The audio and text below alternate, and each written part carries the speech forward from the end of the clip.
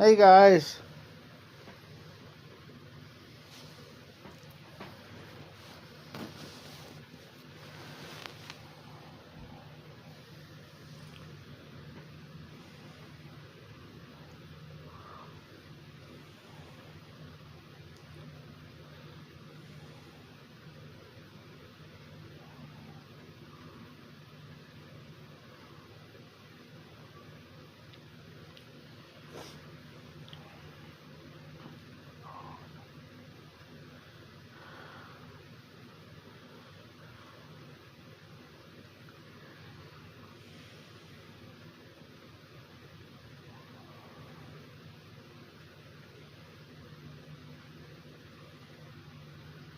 We are live on a Sunday night with the Ohio Piper.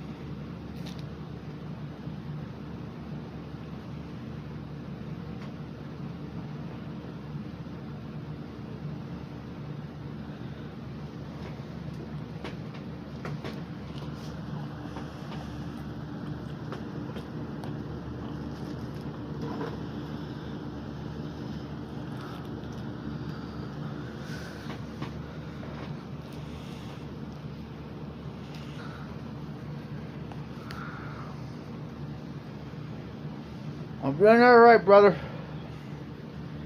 Hey, as I promised, if you remember here a couple weeks back when I did the Peter Stuckaby's Luxury Navy Flake, and you asked me if I would do a thing in the column to give my actual review on it. I actually got it in the column, already preloaded. Coming from a different angle tonight a little bit.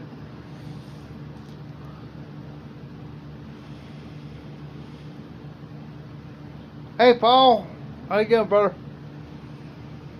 Right now I'm smoking my Medico Crest Apple shape number 11.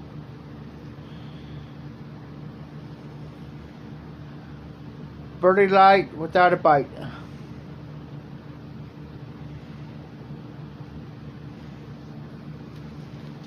I'll just finish this pipe off. Going to do the real actual review of the Peter Stuckaby's Luxury Navy Flake. It is a Virginia Perique in the Street, Virginia. But I know it's actually Virginia Perique. They're actually Twist Flakes, Straight Virginia.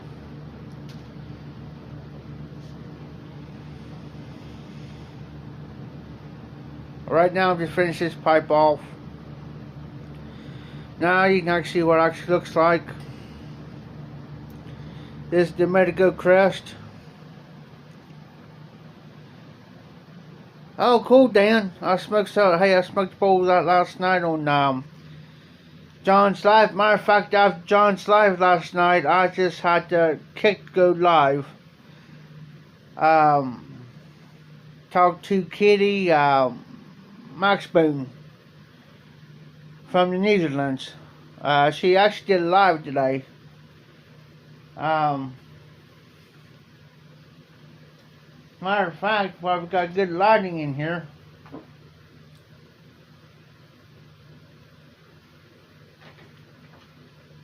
Here's my other magnetic.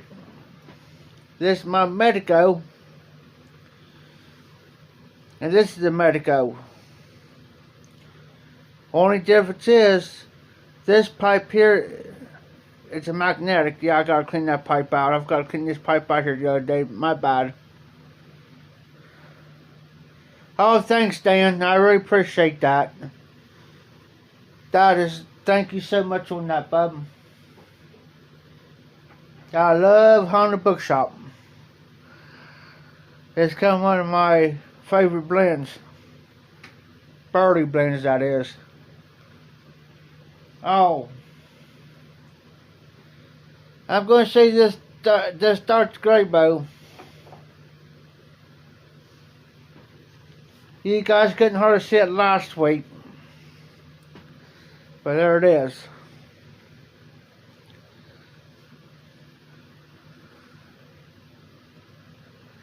Oh, Dan, I'm going to be smoking some here in a minute. Before we get to this.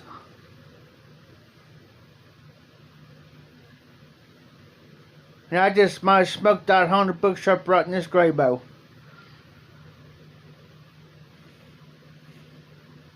Matter of fact, let's do that. Let's do that before we get into the review.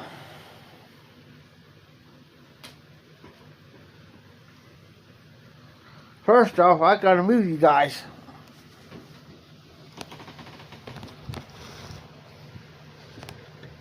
You guys back, because I'm in my chair.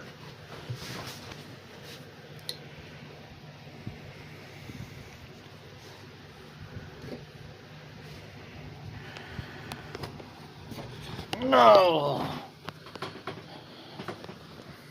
And look at my stand here situated. Get you guys situated. Hey, Dan. Honda Bookshop.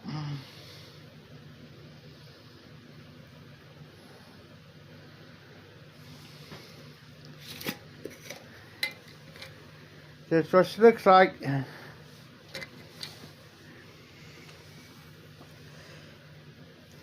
Actually, it's a little dried out a little bit.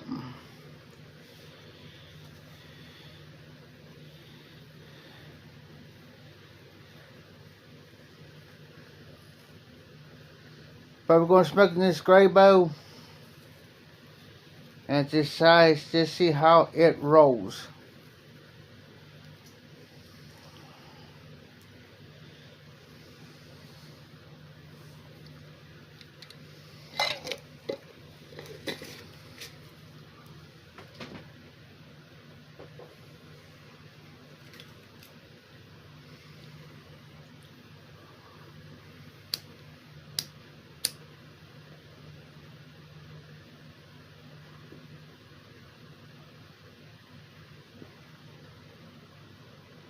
Oh yeah.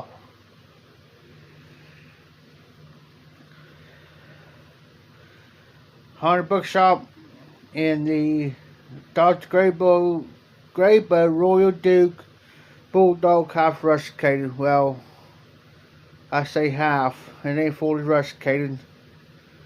Morgan. We're going to be doing that review, Morgan, here in a little bit. But right now, smoking some Honda Bookshop. And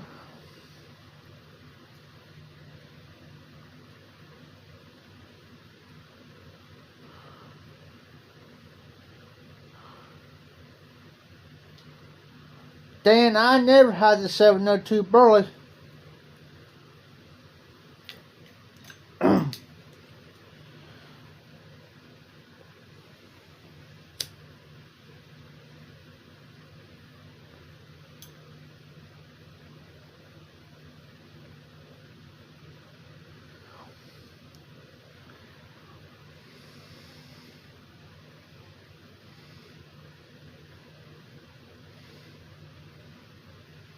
Oh, by the way, guys,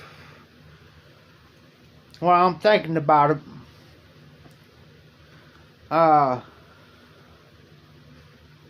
got a job offer coming up this week. There's a guy who wants me to help him build a 24 by 24, I say barn or garage, whatever you want to call it, but it's 24 by 24. So I gotta go catch him in the morning.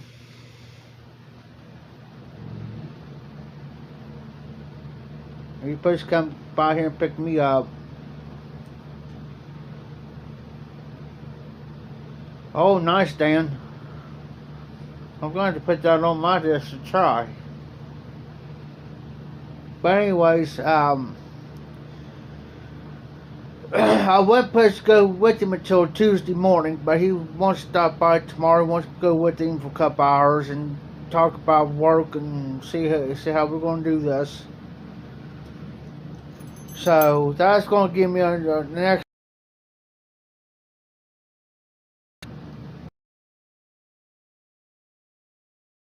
cash in my pocket. Right now, it may not be much, but because I told him, he figured he was going to pay me by the week. Well, I told him I need to be paid by the day. Because the simple reason for the simple fact is because I had to get things to my place. Plus, I'm just about out of pipe cleaners. So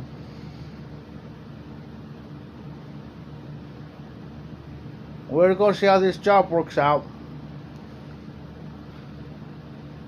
But I got a backup plan on the job too, so on the side. What days it rains and stuff.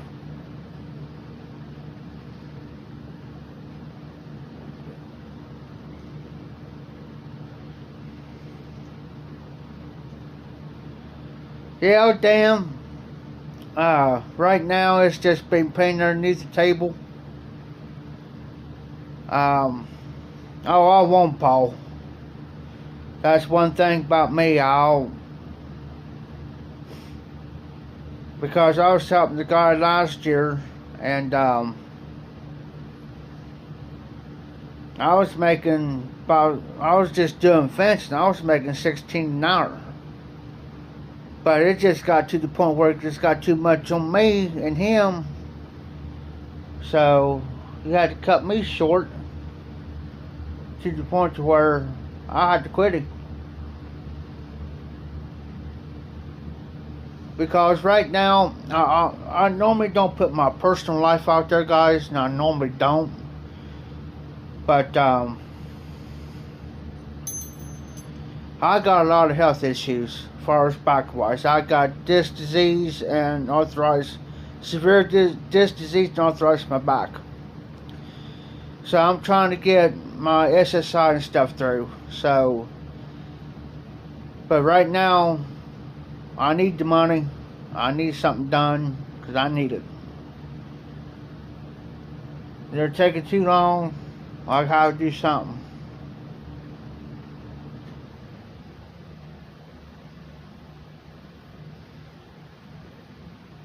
So I got to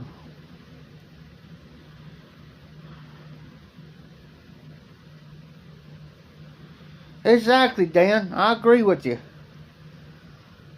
He does these.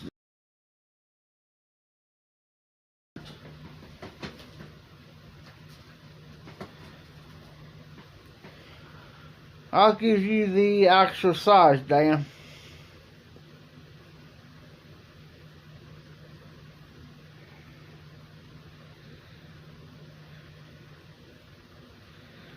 It's a 24 by 24 shed. He asked me if I know how to do it. And I said, yeah, I can do it. It's not my first rodeo. So there's going to be, so he wants to get with me tomorrow, which I've got plans tomorrow evening. I told him, I said, yeah, anytime before 4. So when I see him tomorrow by 10:30, I got to tell him, man, I got to be in town, back here in town where I live, no later than 5:30, 6 o'clock.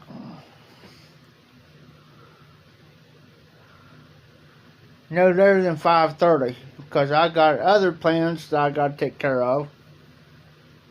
So,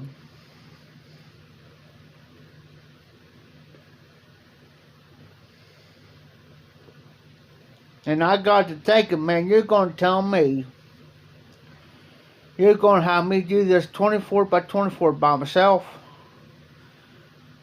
which I could do it, but it'll take a long time to do it. But anyways, he says, well, I'll help you do it. I said, well, that's good, because, you know, I got a lot of issues, man.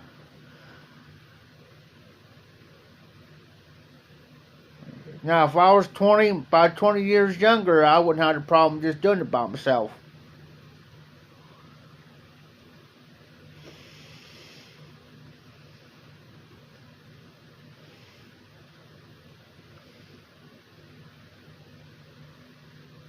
I mean, I'll build it from ground up. But as far as the roofing goes, he's going to get somebody to do that for him. I can't do it. I could, but I'm not flexible like I used to be.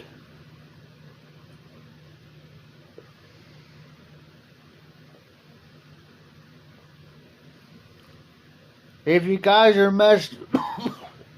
excuse me, if you guys are messaging, it might take a little. Yeah, Dan. But might have a solution to that.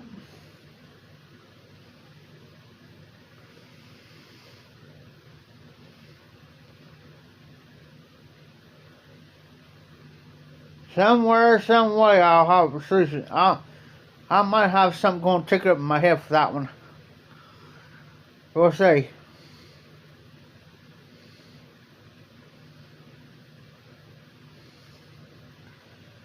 If you, I used to do construction years ago, about 10 years ago, 10, 12 years ago with this guy. And,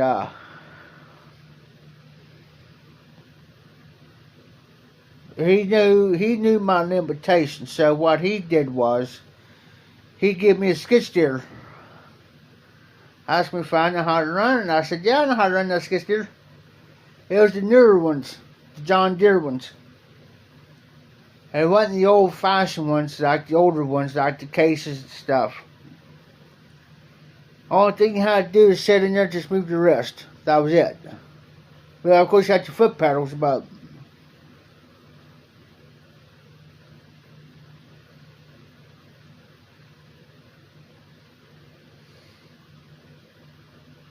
Jose! Hey, Jose, man, I'm so sorry I missed your live, bub. Brother, I'm so sorry.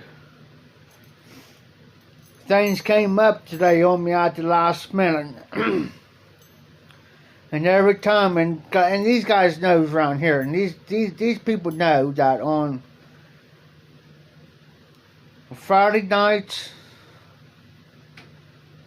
until Sunday nights, I ain't doing squat. I don't care if they come to my door and say, Jeff, I'll pay you $1,000 if you come and do. No, you guys already know my plans for the weekend. I said I'm on these guys' lives. I do videos. I do my own live. Jose, what are you smoking tonight? It did, Jose.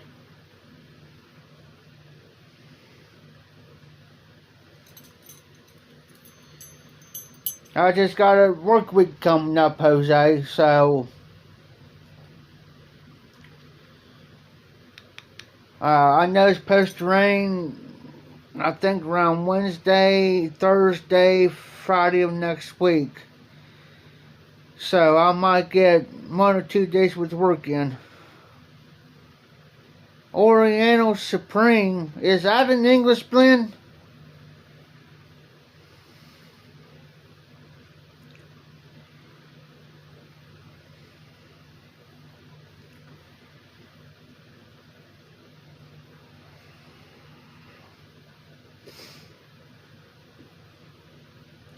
But anyways, I'm smoking this here in the gray, Haunted Bookshop in this gray bow. Yeah, this the chip. Right here. Hey Dan, this is the pipe I was telling you about last night that I was telling you about, Dan, that I got this from a buddy of mine. This he spun to his dad. This is the pipe. I thought it was, Jose. Yeah, Dan, this is the one that... And let me tell you, this is a great smoker.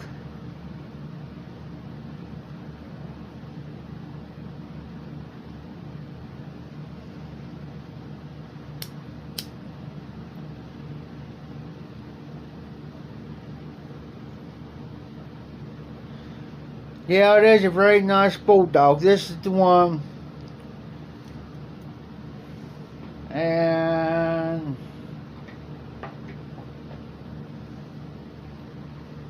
here's the Peterson 999 Rhodesian Bulldog. This is the Peterson.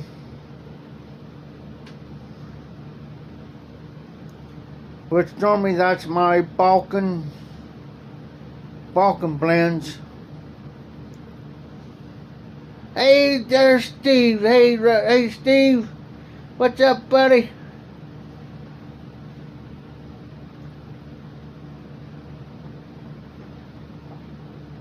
Hey, Steve. Big brother's up in the house.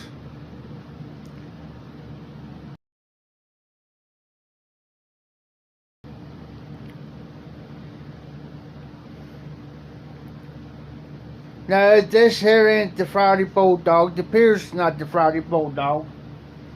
Hey, Paul.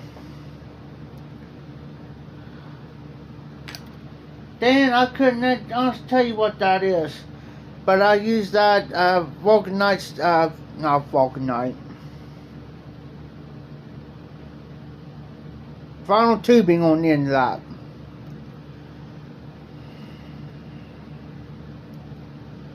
I couldn't tell you what type of stem that is on that Peterson. Hey, Paul. Here's the Friday Bulldog.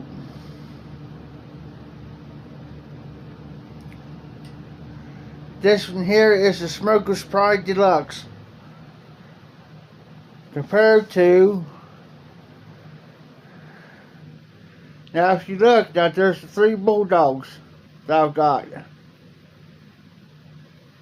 I think it is. That might be a fishtail in there. On the end of that Peterson. Garbage Man Piper sent me that one. This Max first 9mm. 9mm. And there's a guy in here in the live. I'll tell you he's here in a minute. And he's a very close dear friend of mine. And I consider him as a big brother.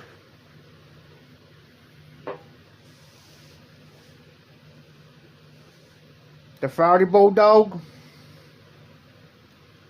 And this Bulldog. The Royal Duke.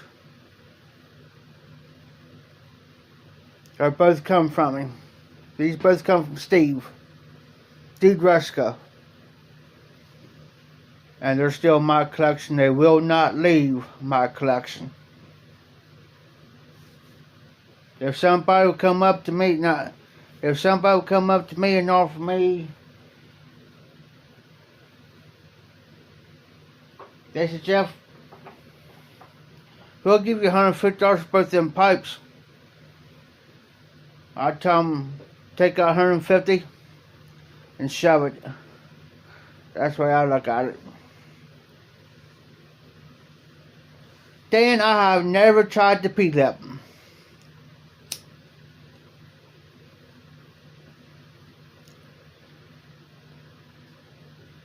Hey Dan, I never tried to P-lip, but I've heard a couple people say some stuff about the P-lip.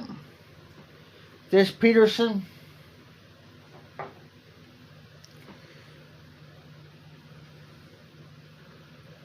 there's no P-lip on that.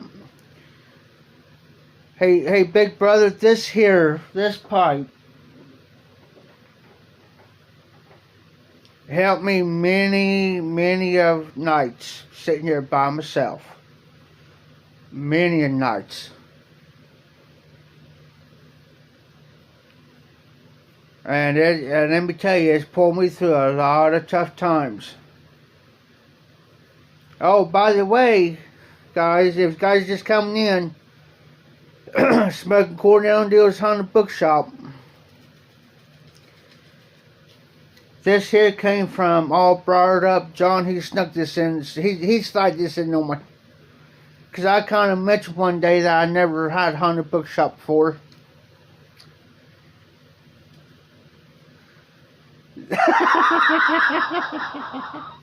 I'd have fought lip.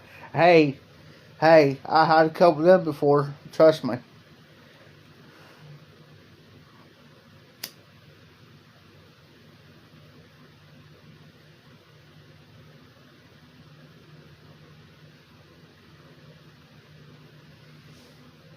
Hey James. Oh guys, never do this to a pipe. You guys ready to freak out on this? By the way, it's 6 mil. Don't ever do that to your pipes.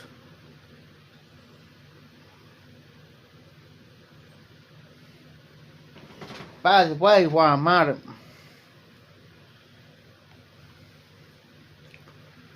talking to you guys, got movie on. Well, DVD.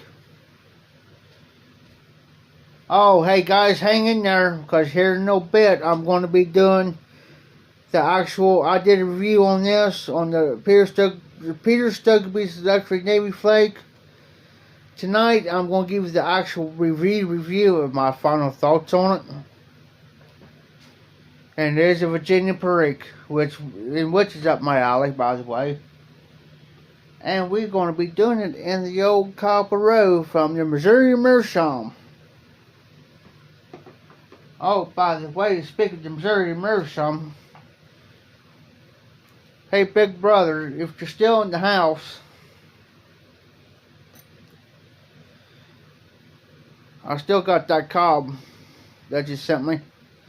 Sticker still on the bottom, still smokable. The only thing I done is change stems on it. So I like the bent now. Easy to clench. So y'all just might want to stick around.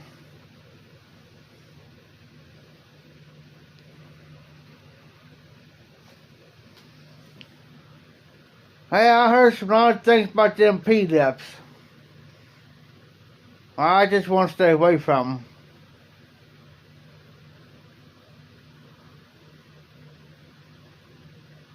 N.W. Piper, welcome. I tell you, if you guys got an Instagram, go over and check out Dude Ruska on Instagram. Yeah, big brother, I'm going to throw you out. I'm going to throw your name out there, bub. Anyways.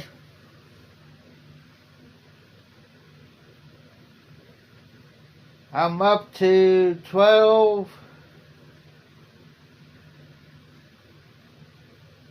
13 bars. I need about, I got a pipe rack over here, I'm counting. I need about 8 more bars. Just kidding. Just kidding.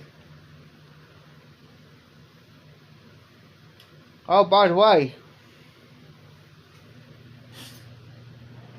that little sneaky dude Ruska, gotta watch him.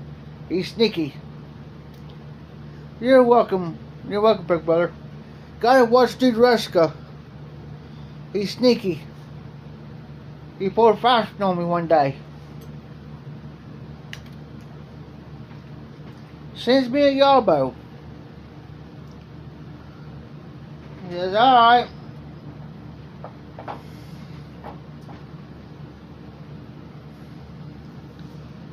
He says, I got some tobacco I'm gonna send you. Alright. Well, this little slide dog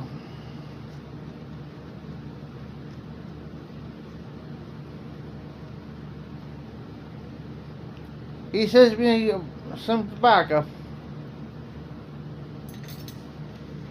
I'm going to see here in a minute.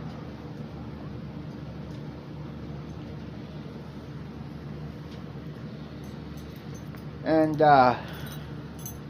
hey John, how you doing? All barred up. This little slide dog size since my first Savinelli. Okay. Shape 506. This little guy. It is a Savinelli Oscar. Hey Craig, time to take. How you doing? It's a 506 panel. My first Savinelli. Smokes like a dream. But I've learned in this pipe not to pocket too much tobacco in this one. I've learned that the hard way. Cool little pipo.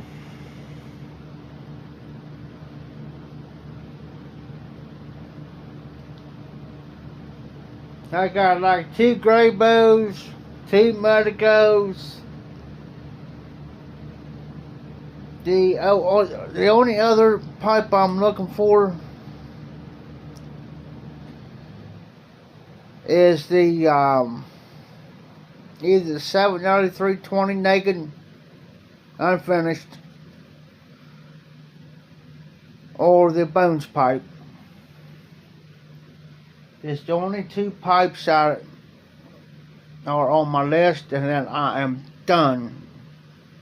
I promise.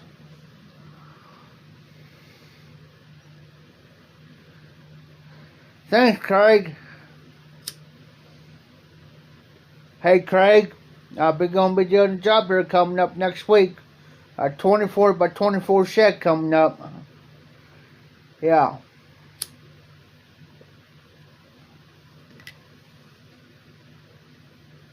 Guys, I'm about done with this haunted bookshop. I am kind of afraid to stand up for a second. Just kidding. I ate today.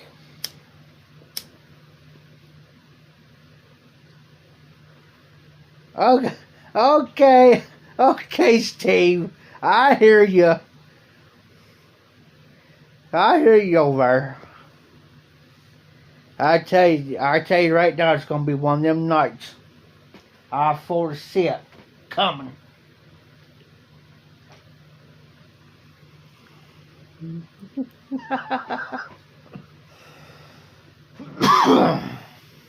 I'm gonna set this pipe down. Let that pipe boy cool.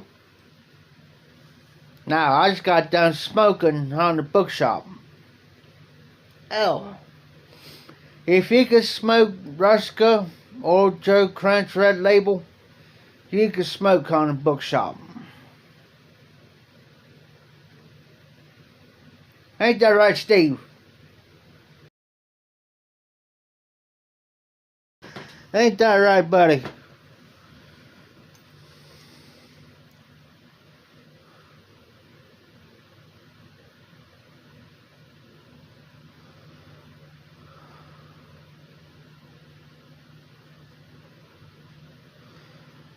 Hey Dan, I've been looking at those Trevies awful hard. I got that one on my pipe list.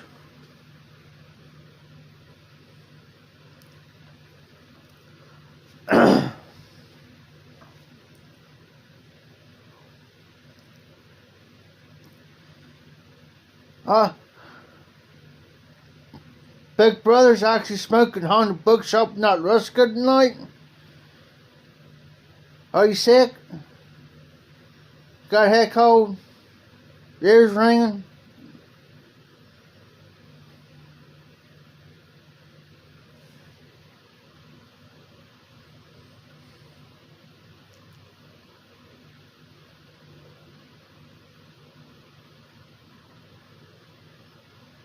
Hold on, guys. I'm backing up to Old Bar Up's comment for a second here, and I'll catch up with the rest of you here in a minute.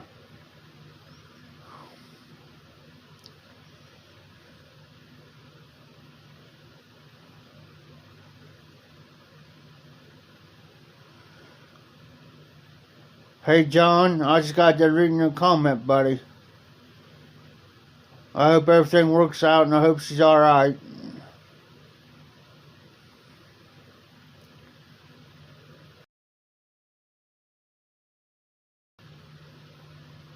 Hey, Big Brother,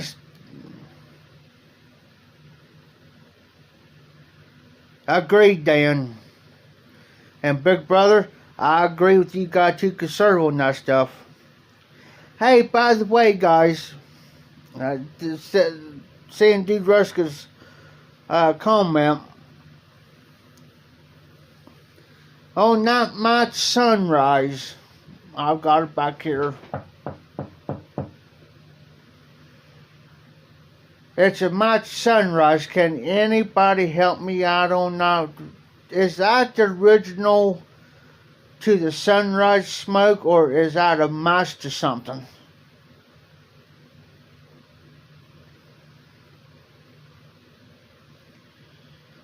Because that's the first blend I ever heard of. I never heard of sunrise, but I do got it right here. Yeah, Dan, that makes 3 people smoking Haunted Bookshop. Good stuff, too. That's why I'm sitting here taking the breather for a minute. Early morning pipe, thank you. Somebody mentioned that to me here a couple weeks ago, and I could not think of it, and I tried and looked. I went on tobaccoreviews.com. I have... Hey Dan, it's the March sunrise is the March 2 early morning pipe. Dude Ruska mentioned it in a comment right before you did. I appreciate that. I'm going to have to write that down. Oh.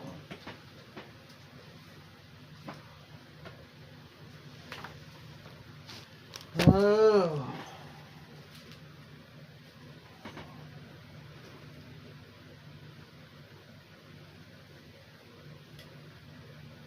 Well, fudge sickles.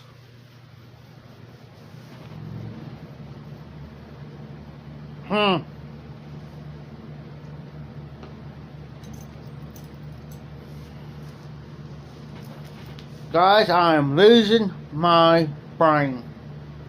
Been like that all week.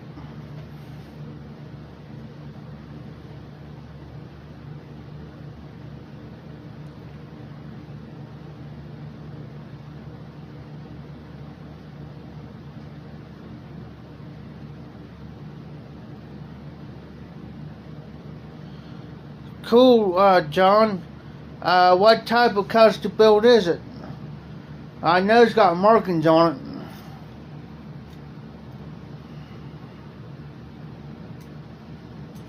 And what I think another custom build too is a gem.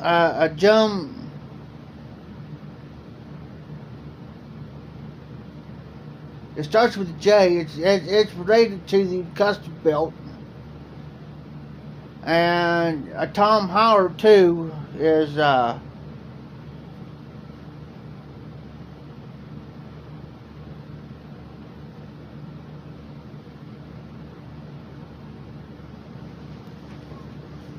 I'm going to lean you guys forward for a second here. I'm going to swap you. There we go.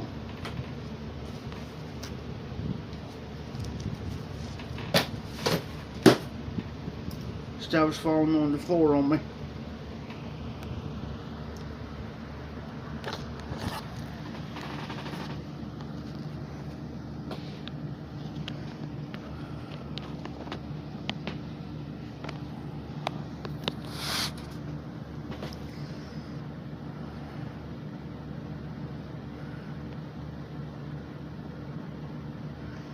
Hey Jose, I agree with that. John, Jose says it's time to kiss yourself. I tell you what, John's got the luckiest woman in this world. And I ain't kidding. She actually was smoking in the house.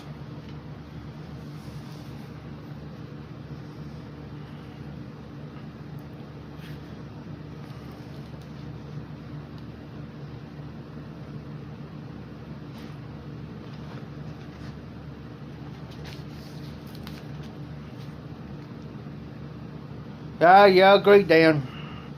If you got a chance to snatch them custom builds up, snatch them. Because Northwest Pipe Smoker out there in Washington, if you don't get him, he will. He'll snatch them. Because that's the only thing he smokes is custom builds. And Tom Howard's, and there's another one he smokes too.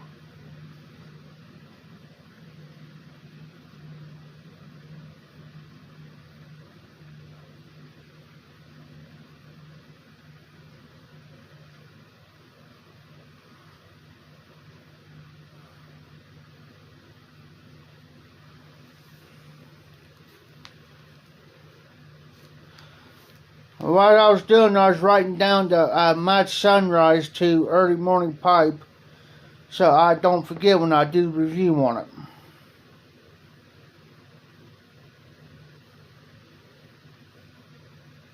Because I will forget.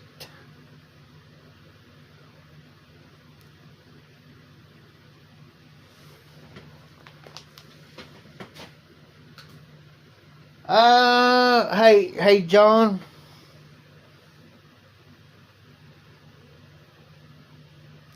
Hey, John, go over on Northwest Pipe Smokers channel, and you'll see his earliest pipes. So I want to know these pipes need by John. I'm going to clean them up and make a killing. Just kidding. I have bought a pipe in almost 2 days. That is a record for Steve. He has not bought a pipe in 2 days or any tobacco. That, well, wait a minute, I can't say tobacco yet. But it's not a pipe. Yeah, John. What's the shape on that? That's unusual for Steve not buying the pipe for 2 days. No wonder. Hey, here in Ohio, we're going to get it cussed up to 65, 70s here all next week. No wonder we're having the heat wave. Because Dude the Rescue didn't buy no pipes for 2 days. No wonder we're having the heat wave. No wonder we had one today. Now I'm just kind of letting my high level of nicotine come down a little bit.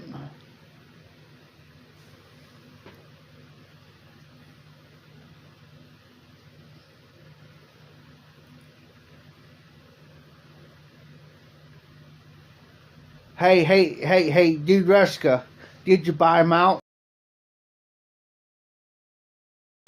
Hey, Steve, did you buy them all out this time? Or did they tell you couldn't get any more?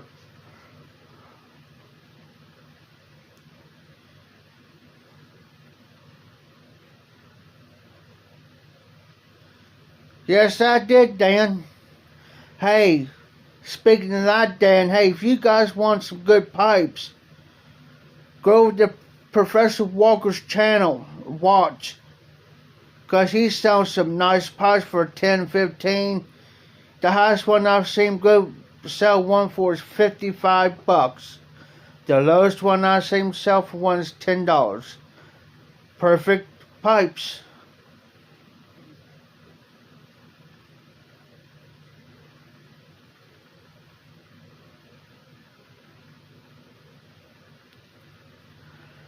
Hey, John. Just tell them at the hospital that you need the pipe. Just tell them, say, I need the pipe.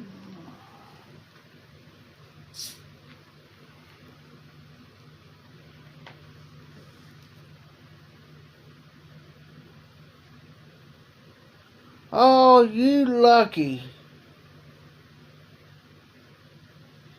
Dude Ruska.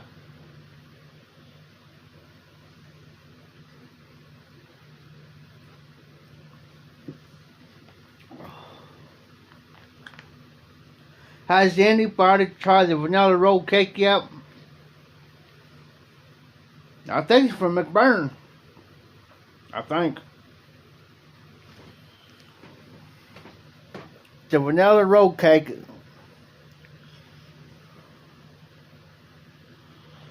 Hey, John. You say a pound right. It's almost like this one.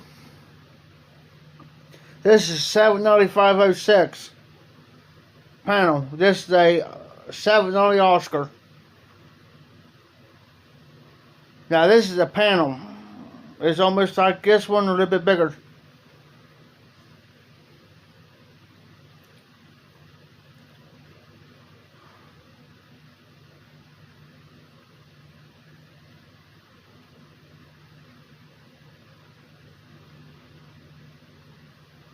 That's what I've been hearing, Steve.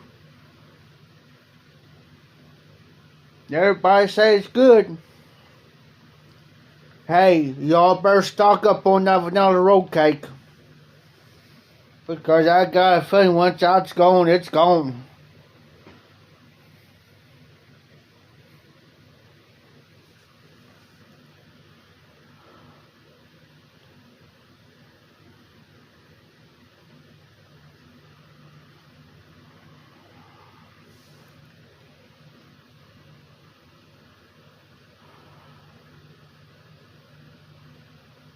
The only new pipe that I've got in my collection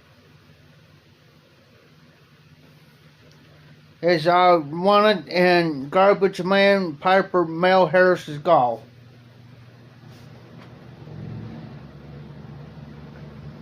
And I'm about ready to show it to you. This Molina. Check out that stem. If I can get it to.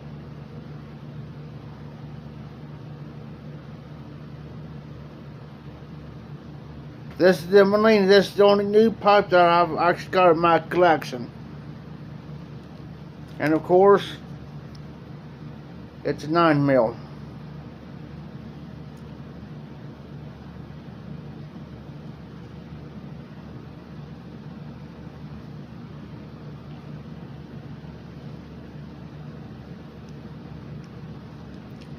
The bowl is a medium-sized bowl, which it goes up to right there. Great smoker though.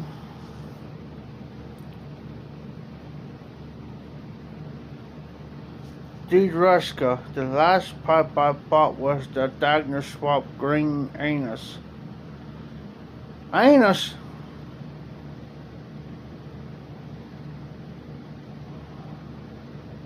I ain't gonna touch that. My mind just went somewhere else. I'm gonna be nice tonight.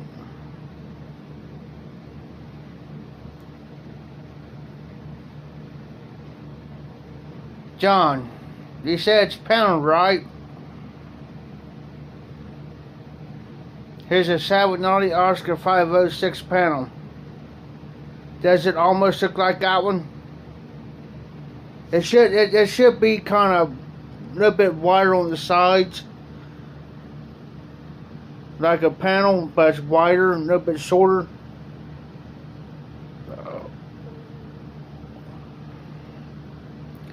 John, I'm going to forewarn you. You don't know DeRusca that well. He's going to fire back at you here in a minute.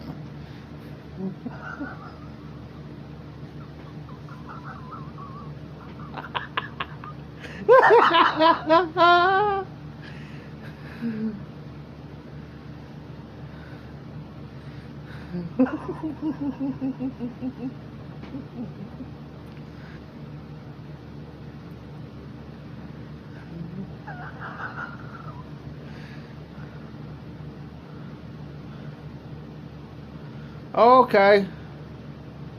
Oh, on the Savinelli? Well, you say bulldogs. There's a bulldog.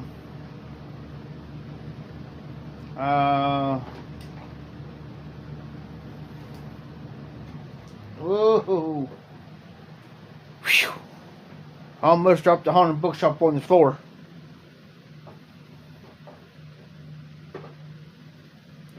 There's a bulldog.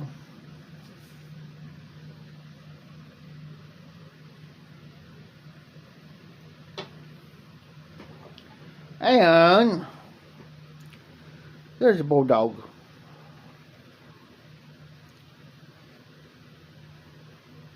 Hey,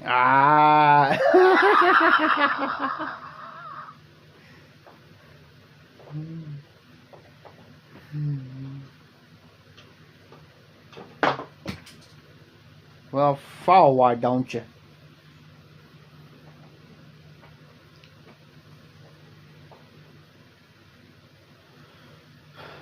Alright, guys. Oh. This Luxury Navy flake.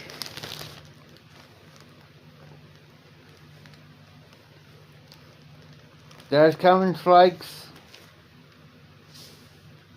There's flake. Virginia Perique.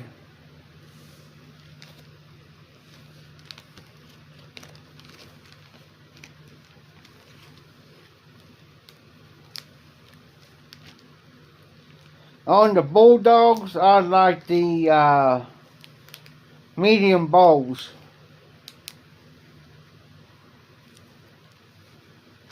It's the ones I like.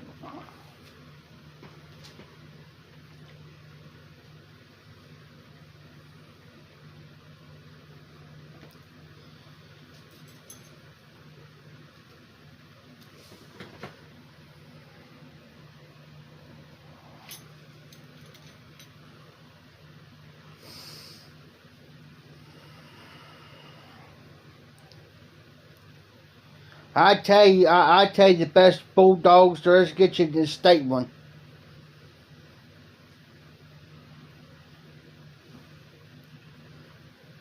Alright, guys, I got that Peter Stokkebye Luxury Navy flake loaded up. I'm going to give you my final thoughts on that while we're chatting.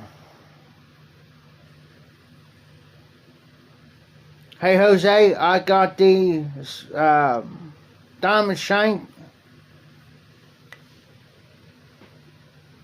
and the Rhodesian. And how I learned about the Rhodesian ones, I learned it from Steve from DeRusca, Big Brother. Because I asked him on one of his videos one time what he meant. So I never seen the bulldog, so that's how I learned it. Okay, John. I appreciate that. I will check it. I will check out after the live.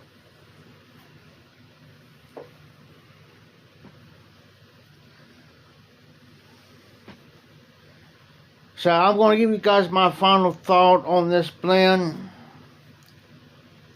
In which anytime that Big Brother Steve DeRusca sends me any type of blend, I know it's good and it's great. And every blend that I've had that he sent me, he never lets me down. Except for except for one. I'm just kidding.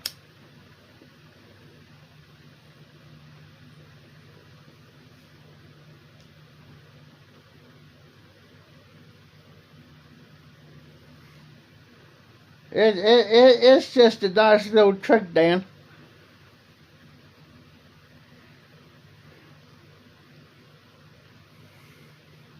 It's just like me putting in the timeout.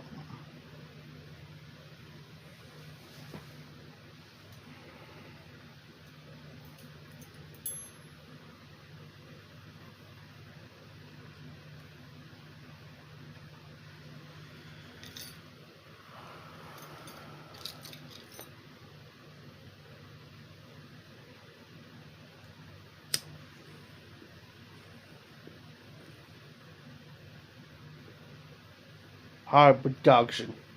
High production. I hear you, Jose.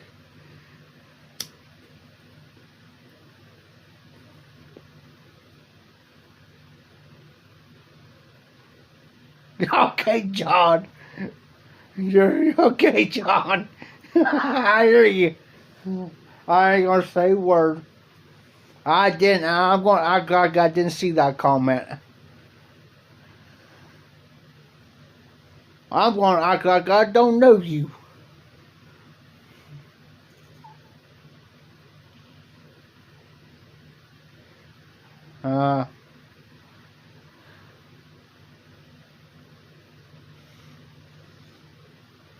I tell you what type fine I'm on.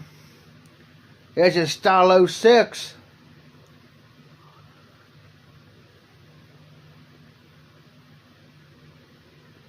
The phone was given to me. It's one of them high dollar phones that was given to me. Guy didn't like it. He let the contract and stuff run out on it. He says, the only thing I want you to do, Jeff, is just take that SIMS card out and destroy it.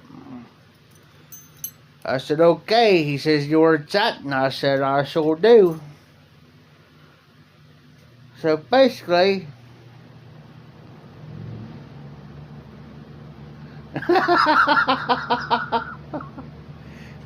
hey, dude Ruska. Hey, I'm glad you did get that pipe. Seriously.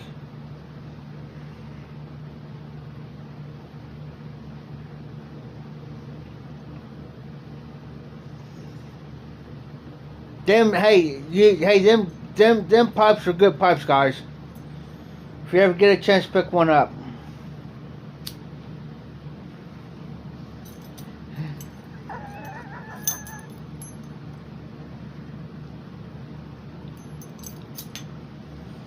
If you guys ever get a chance to get a hold of Peter Stokkebye's or Stokkebye's Luxury Navy Flake, go grab you some, would you?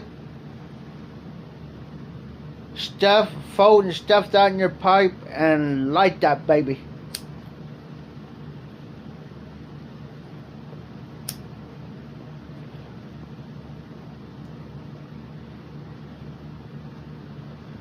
That's fine.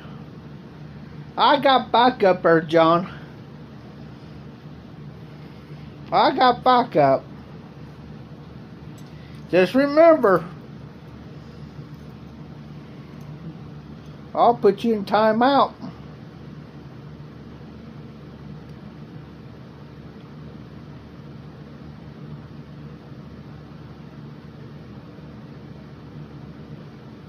Oh, I won't let you forget, John.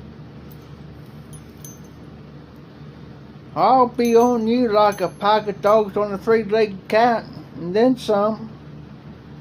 I'll come back.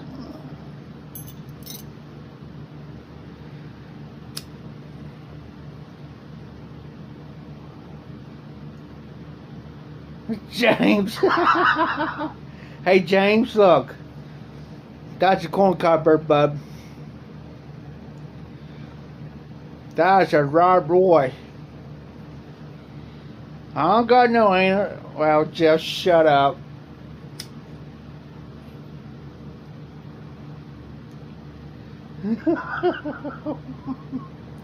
John. Hey, John, if you pick one of them up, I'll notify you.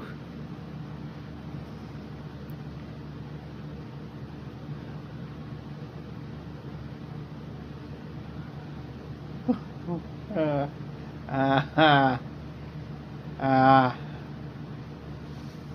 uh.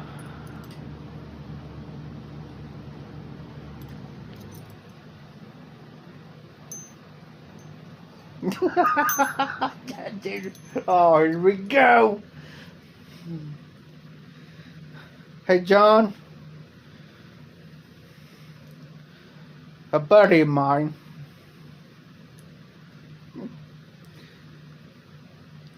He was in prison. He told this guy to bend over and get the bar soap. Now I'm gonna let y'all figure out the rest.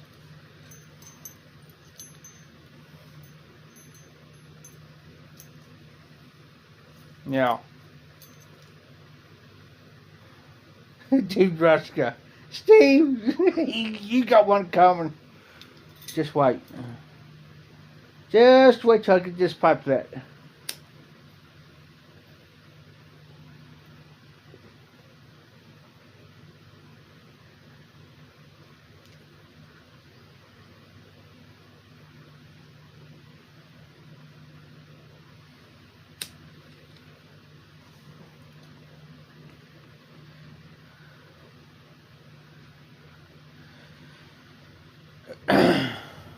Okay, guys, here it is.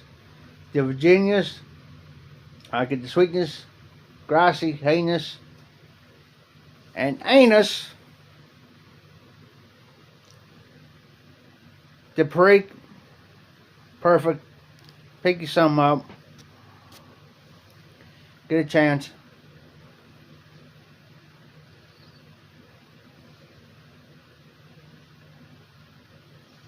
Hey, thanks, Jose, for stopping in, buddy.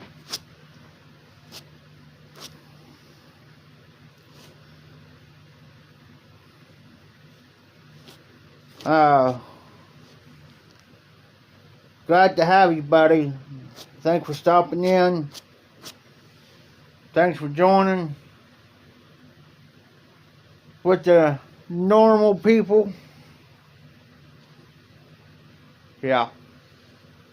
You too, Jose.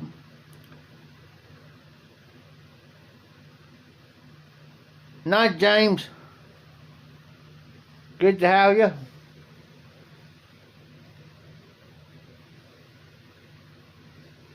But my review on this blend, it's perfect all the way around, guys. If you give it a little bit of a drying time on that blend, it's great.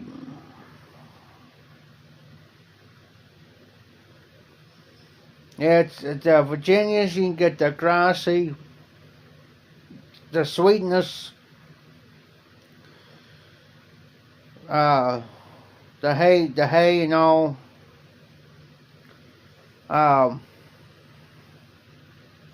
Far as the Perique goes, the Perique's there. Not overpowering. I get the white pepper, spice to the retrohale. It's a great blend all the way around. Oh, John. Oh, wait. You just don't know when it's going to come. You hadn't read me yet. Just wait. I'll give you, hey John, I'll give you about another 6 months or so. We're going to break you in around here. But then you'll be acting like the rest of us.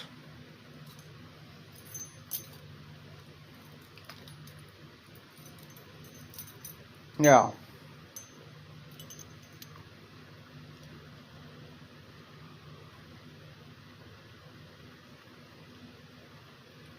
I'm just going to probably smoke about a half bowl of this. Nah, you won't be eye contact. Don't go whining with like a dog with a tail between its legs, John.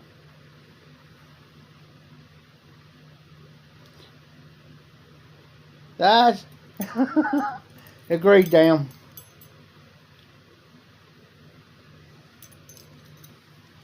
But I like to have fun. But this blend's a good blend, though. I'm just going to smoke a half bowl, guys. I've been smoking since about 3 o'clock today.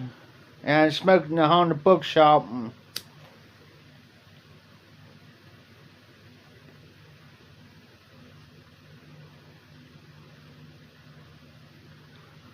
Hey, John. Hey, John. Did Morgan send you any of that Ruska? In my opinion, I'll give it a rating of 4, and that's something. Paul, it's like you definitely could get the grassy hay notes out of it. The prick is the white peppery spice, but it's not overpowering.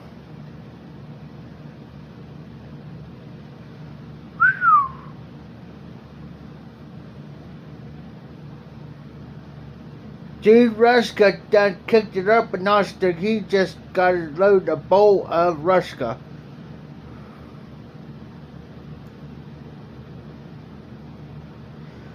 Hey John. Dude Ruska just got done loading the bowl. Now it's your turn to load the bowl.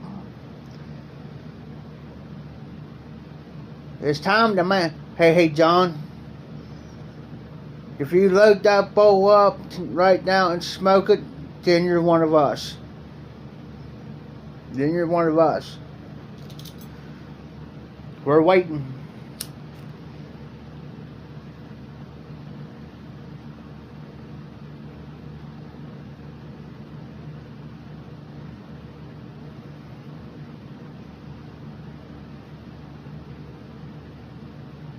Hey Paul, that's one thing I don't got is the black twist.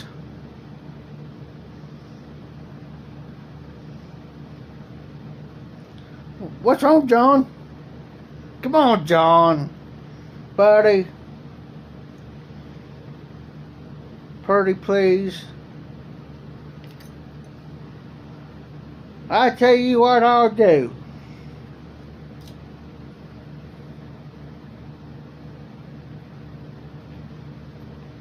Since I already smoked the half bowl of this, give my review on it. It's still a little moist. So I'm going to let. It's still a little moist. So I'm going to let the smoking stuff. Okay, John. I'll tell you what I'm going to do for you, buddy. We're going to even up the ball game up a little bit. Dude Ruska's smoking Ruska. He just got done smoking Honda Bookshop prior to that.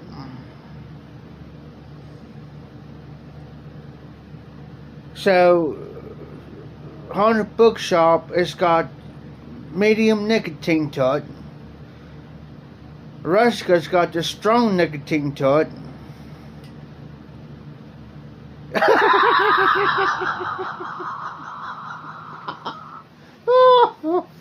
Oh, far out doing a little tap dance.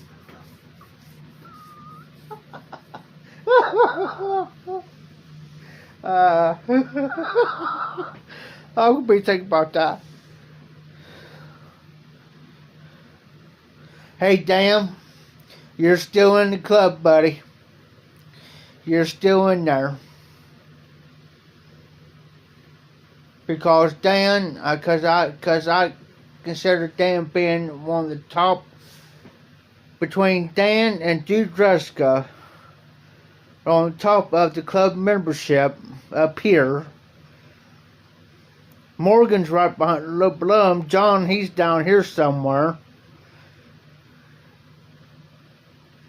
So you got these guys up here, and old brought it up. John, he's got to catch up to the other two guys. So John, you better be catching up to the other two. That's one thing I gotta say. Because them two guys are already in the lead. Dude Ruska done smoked Hunter Bush Shop and Ruska. Dan, he's just got done smoking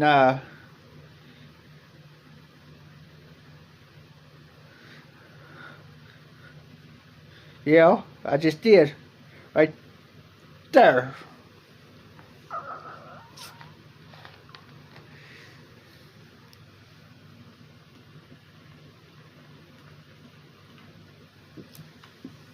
Yeah, I drank out of 2 liter.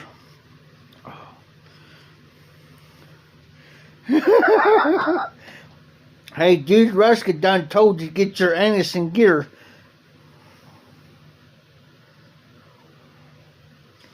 Hey, Dan, if you get the chance to get some Ruska, try it. Just get probably maybe an ounce of it and try it. You know, don't get a bunch of it and then not like it. Get probably about an ounce of it. Try it. I like it. I love it. Dude Ruska sent me some, but he warned me to be careful because it's strong. Because the nicotine's strong. But my advice is, smoke it on a full, don't eat it. Smoke it on a full stomach.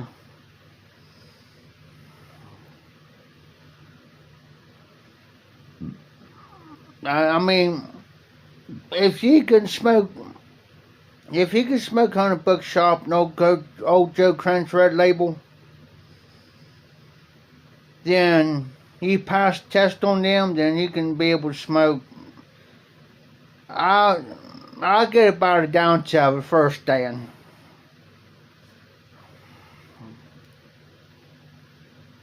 No, John. Pick your ears out. You got what's called selective hearing. You hear what you want to hear.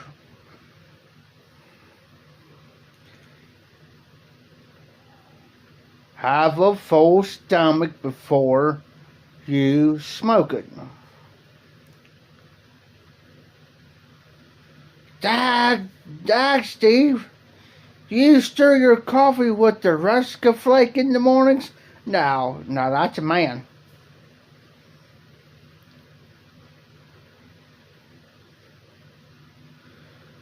Then, Dan, you will love Ruska.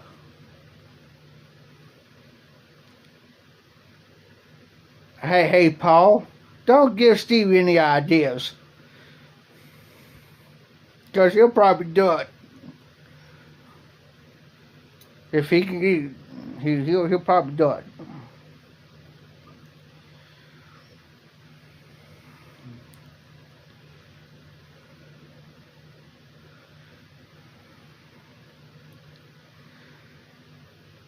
Hey, John, where'd you go?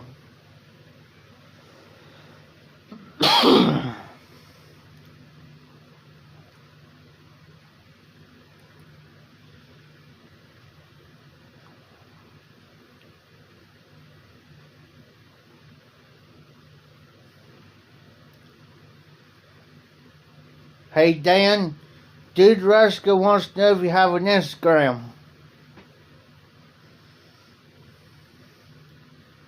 John, did you say you just packed your pipe?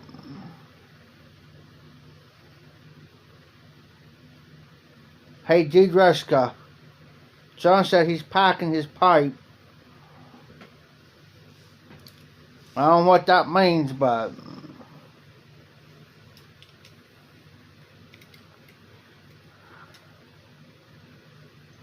he's using them fancy words. I don't need enough for a minute, guys.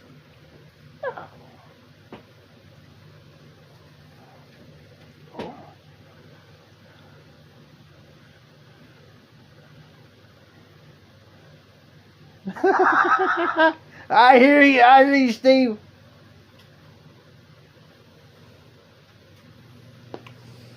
Morgan, you're one heck of a man.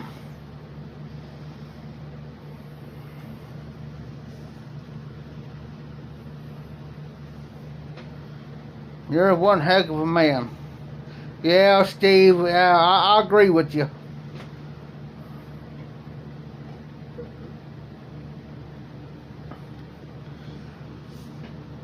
I tell you, on that Navy flag, try in the calm first before you do any brar. It's not going to gust your brars any, but try in the calm first and see what you think. There's one cob I'm definitely looking for, and I got these stores around here. It's called cheap tobacco stores. We don't got no brick and mortars around here where I live. The closest one is 60-some miles away from here.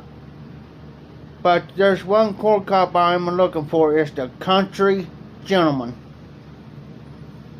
And we don't sell them around here because we ain't a big enough city to have a brick and mortar where I live.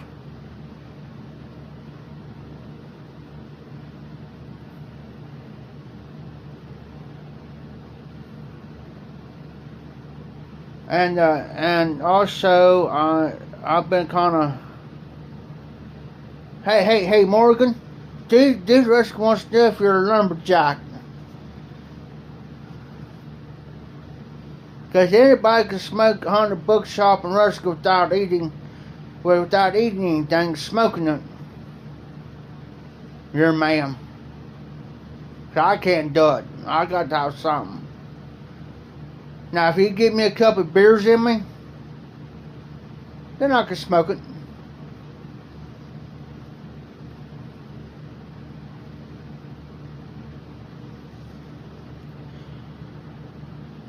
But no, I've been looking for another 7-Ellie too.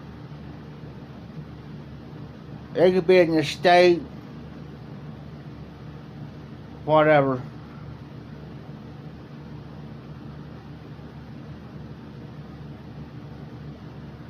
You know, somebody asked me something here the other day. If you look, my eyes are slanted. I've been asked if I was part Chinese, part Japanese. I said no. I said I'm a full-blooded American. You know, and but I said I know some Spanish, enough to make a sailor blush, but you know,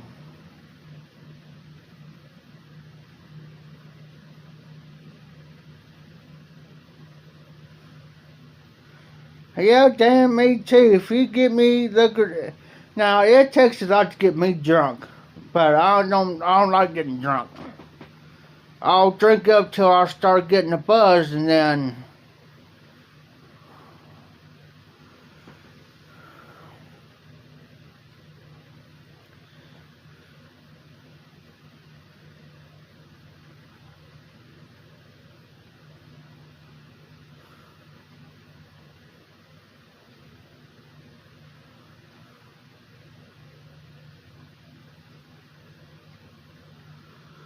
all barred up says, I'm recording you better to show this smoke. He's done lost his marbles. Dude, Rescue, you see that comment? He's done lost it.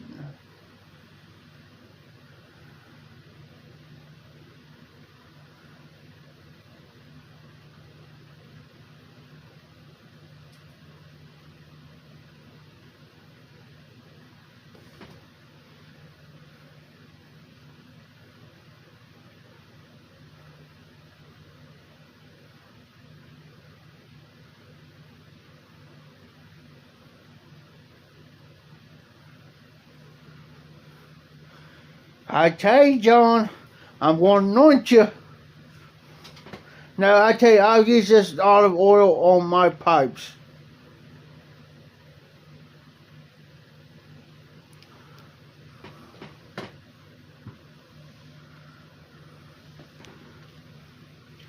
John, are you out there sneaking on outside catching horse manure on fire?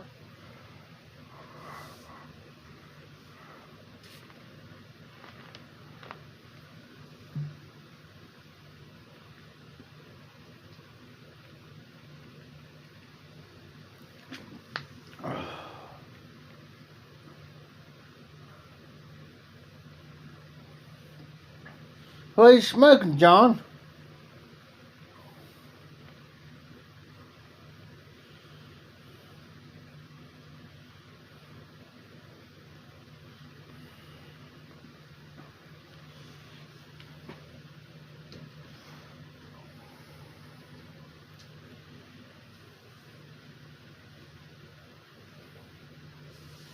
Da, da, da, da.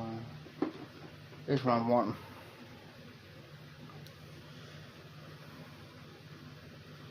Hey, Dude Ruska, Steve.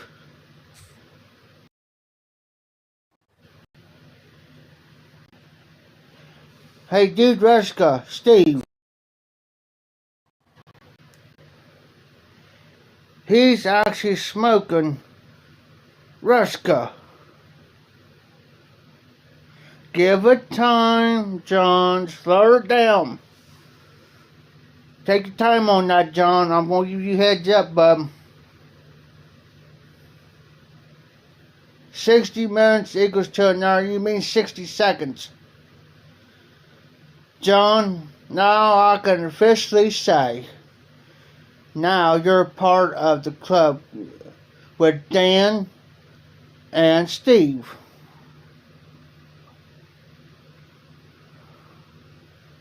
Now you're with the rest of them. But seriously, John, take your time on that, bub.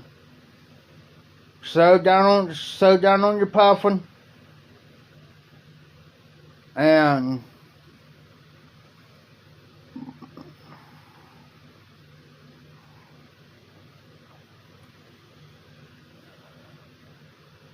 if you start feeling kind of funny or shaky, John, set it down, bub. I'm being all serious. We don't want something happen to you.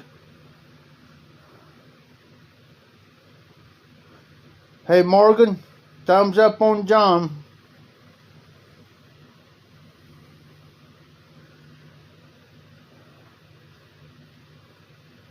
If you still start feeling lightheaded,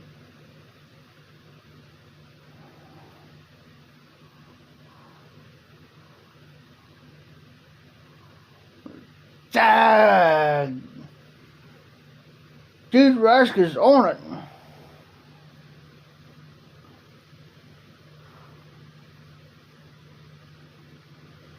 Oh, it's grown on him, guys.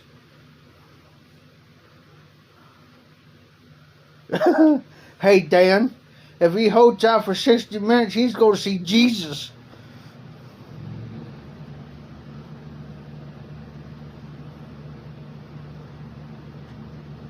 Or meet him halfway.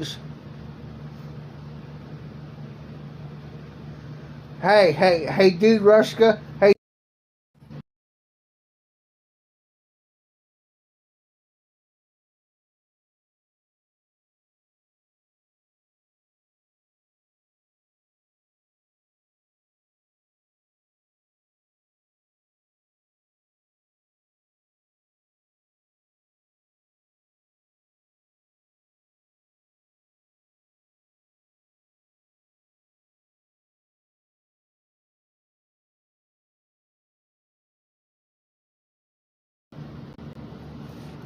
There we go.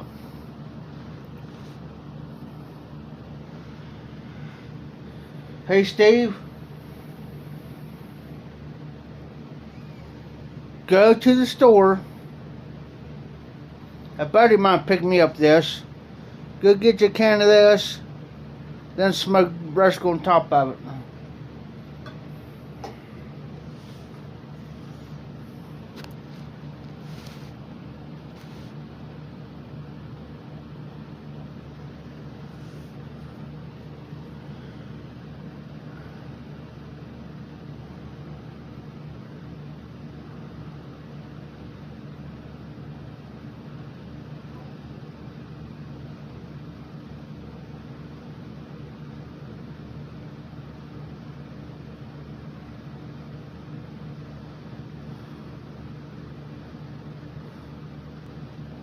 I do.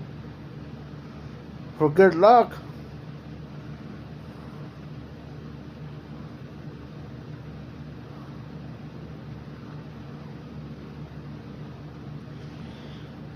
Now if you look at this pipe, it's kind of shining. I just put a little bit of olive oil on it.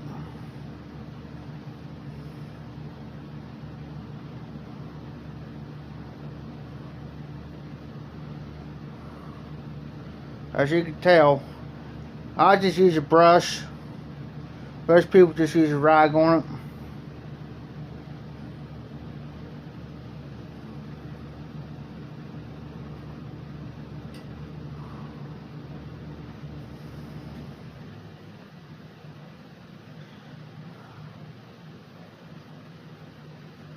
Oh, Dan came back on Steve.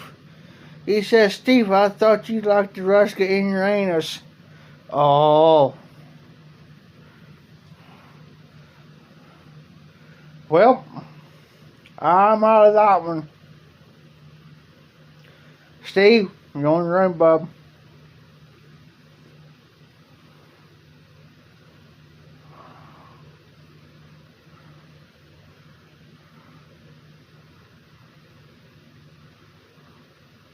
Porn.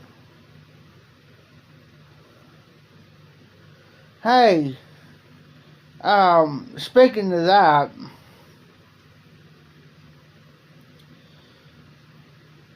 let me think of his name. And no, it's not Hugh Hefner either.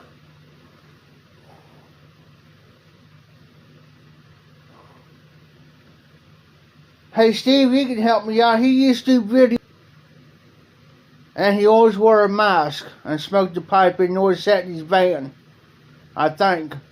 What was his name?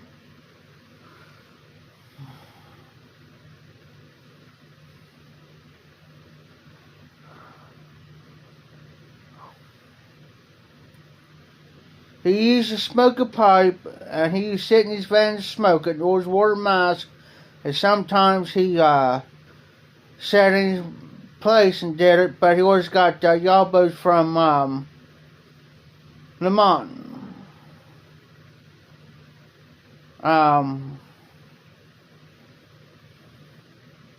Oh.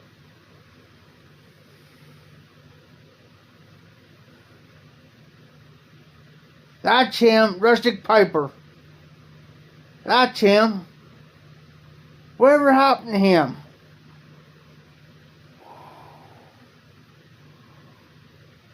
I was thinking about him here the other day and I couldn't think of his name to save my life.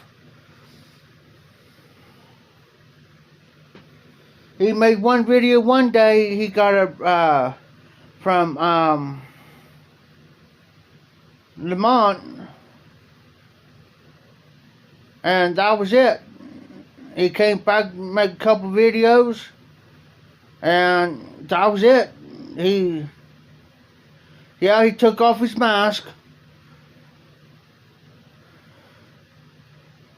I don't know where. There's a lot of them that's. And Steve, I'm not talking about you, bub, because you're still active. You're still with the YouTube pop community and Instagram, but there's some that is just like, there's some just completely dropped off. And some of them has never came back to, like commenting or being on lives or Instagram, interacting with a lot of us on Instagram, so forth and so on.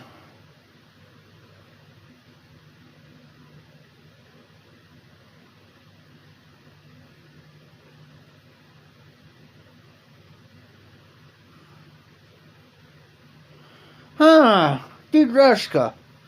I wonder if I ever happened to old California Piper. That old fart. I'm going to have to go over there. I'm going to have to message him and see if he can come back and make a video.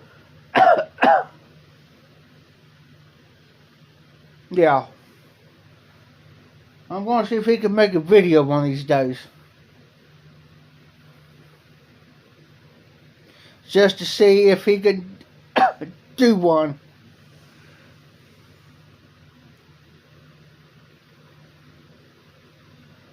Hey guys, there's a guy used to be by the name of Cal Dr. Piper.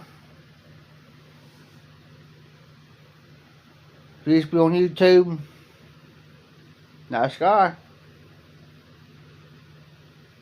Cool cat. All of a sudden he just went poof. Disappeared.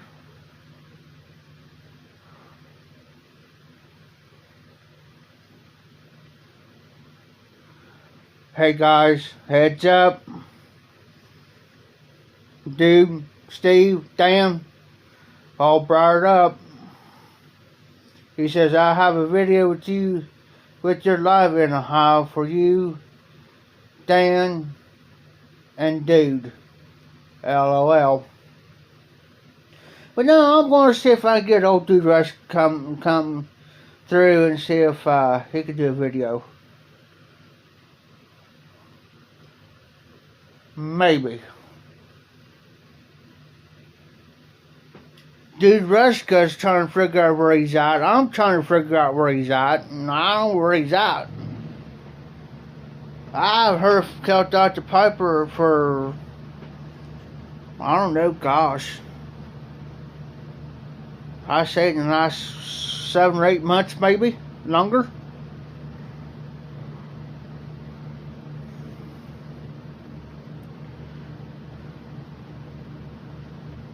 Dan, I will not touch that blend to save my life.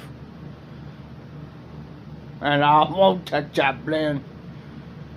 I had a small ounce that given to me once, and I just, let me see. Matter of fact, I smoked it in this Dr. Graybow. And this here's the Grand Duke. I smoked that in this pipe right here, and I almost doggone near ruined this pipe because of that stuff.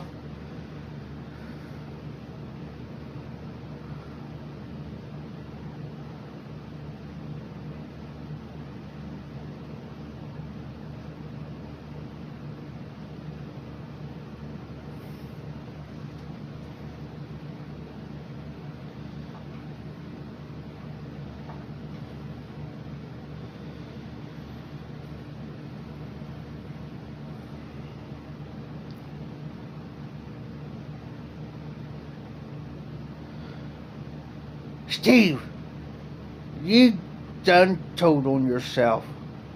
How rude.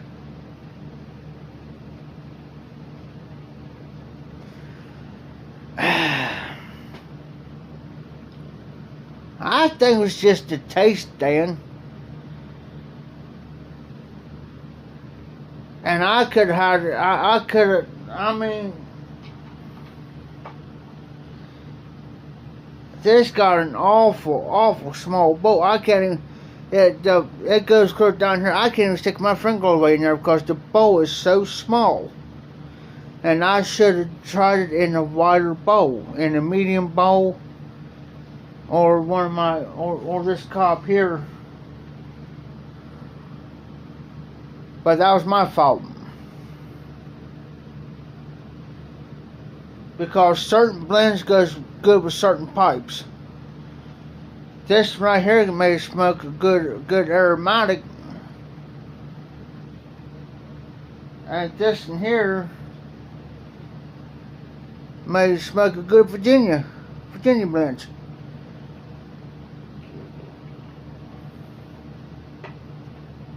Yeah, speaking of videos,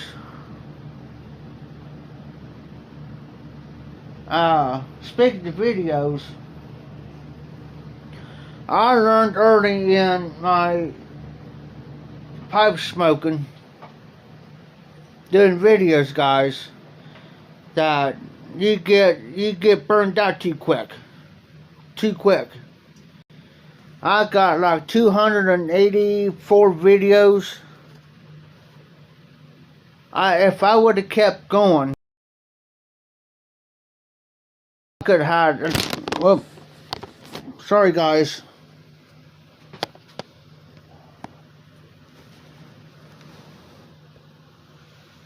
Hey, dude, Ruska. Hey, Steve. Steve, I never heard of that blend before. That's it. See, there's another blend I never heard of.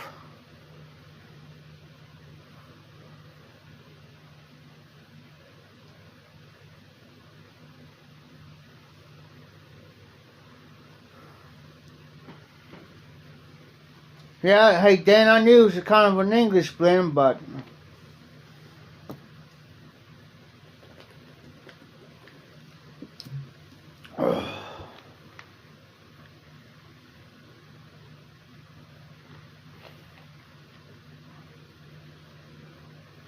nah, John. If I would have kept going, because see, sometimes here's what I learned from me. This is just me talking. Everybody's different of doing videos. I was getting to the point where I was trying to put the videos in. I was working for the auction house, and it was getting to the point, and I was doing the Friday Bulldog edition, and try to keep up with everybody's goals, everybody's videos, commenting, and it just got to the point where I got so overloaded and overburned with it that I was getting totally burned out. There was 1 month that I did not do any videos at all. I was literally getting text messages. I got a couple from Curmudgeon Piper and Garbage Man Piper. They was texting my phone and say, "Hey, you alright? Everything okay? You know, are you alright? We're getting kind of worried. We haven't seen you on." But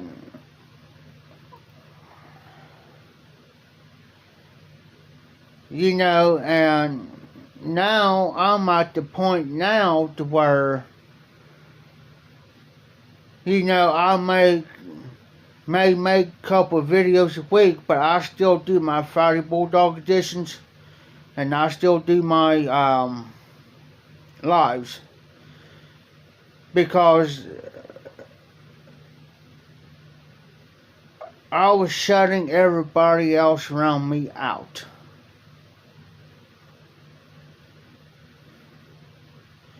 Exactly, Steve. Exactly.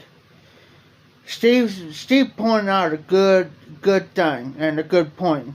He says people don't understand that making videos isn't as easy as it sounds. And it's not.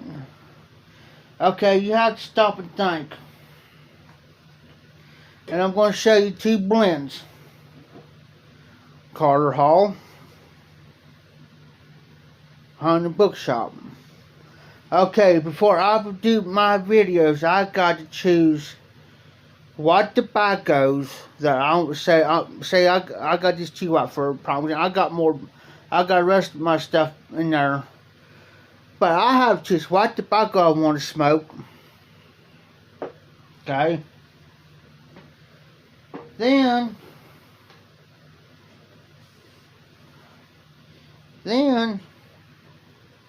I gotta figure out what pipes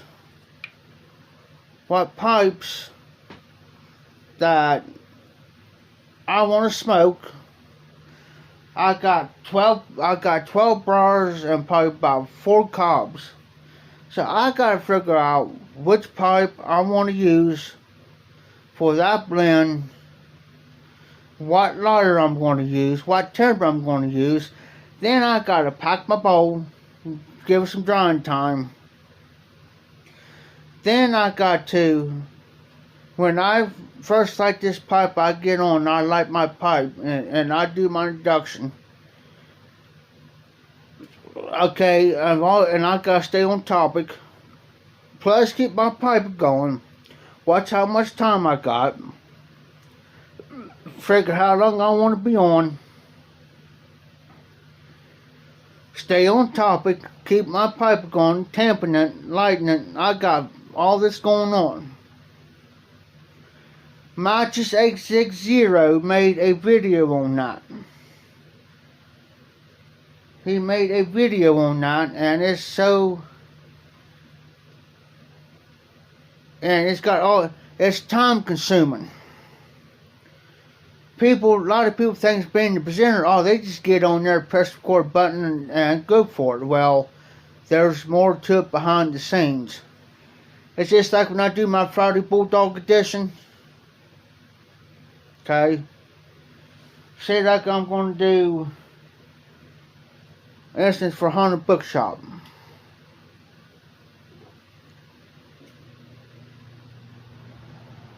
Okay, I have to go. If I never smoked the blend before, never had it, just like this blend here, for instance. Peter Stokkebye Luxury Navy Flake. Never had this blend before. Never. Sure, John. You can ask me anything you want to ask me. I'll give you my straight, honest answer, buddy. As long as it does not got nothing to do with anus, then we're good.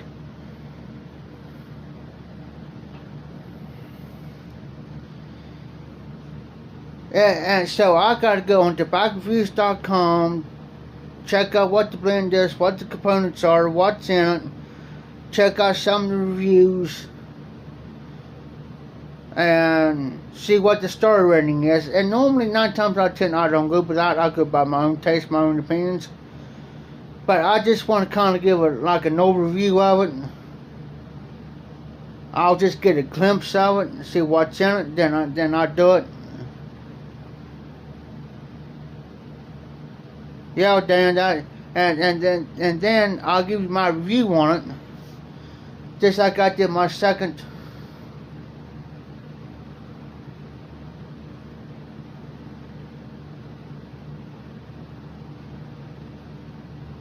Sure, I'll do that, John.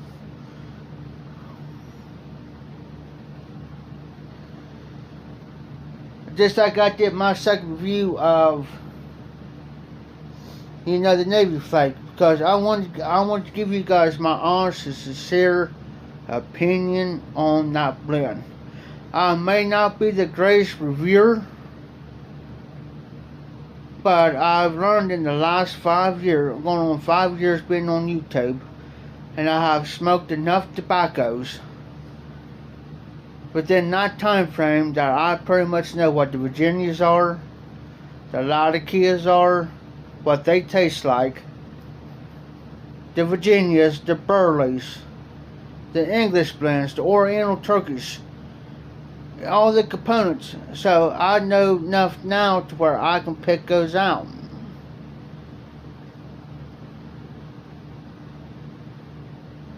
But it's just, yeah, oh cool, John. So that's what I do. And there's so many. I'm not putting anybody down, but I don't worry about the views. I don't worry about the subs. I don't worry.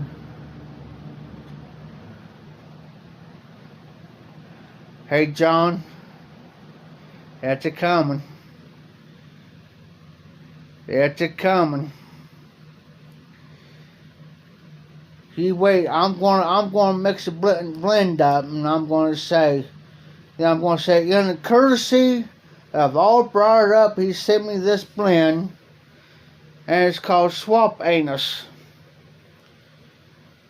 And I'm gonna try it, and I'm gonna be the guinea pig. And to be the first one to try it, all the courtesy of all brought up.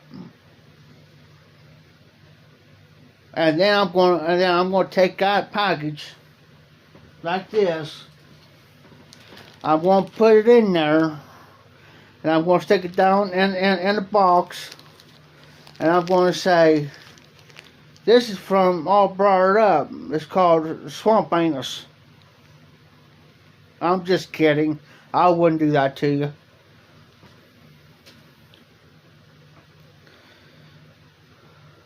Captain Black Grape, I will not touch.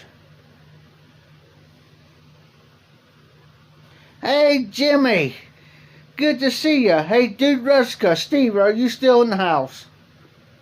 There's Steve. Hey, Steve, Jimmy's up in the house, bub.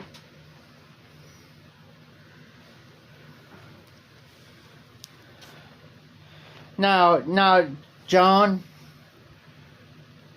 another dear friend of mine, along with Dude Ruska, another good dear friend of mine, I'd like to introduce you to, Jimmy DeBaggy.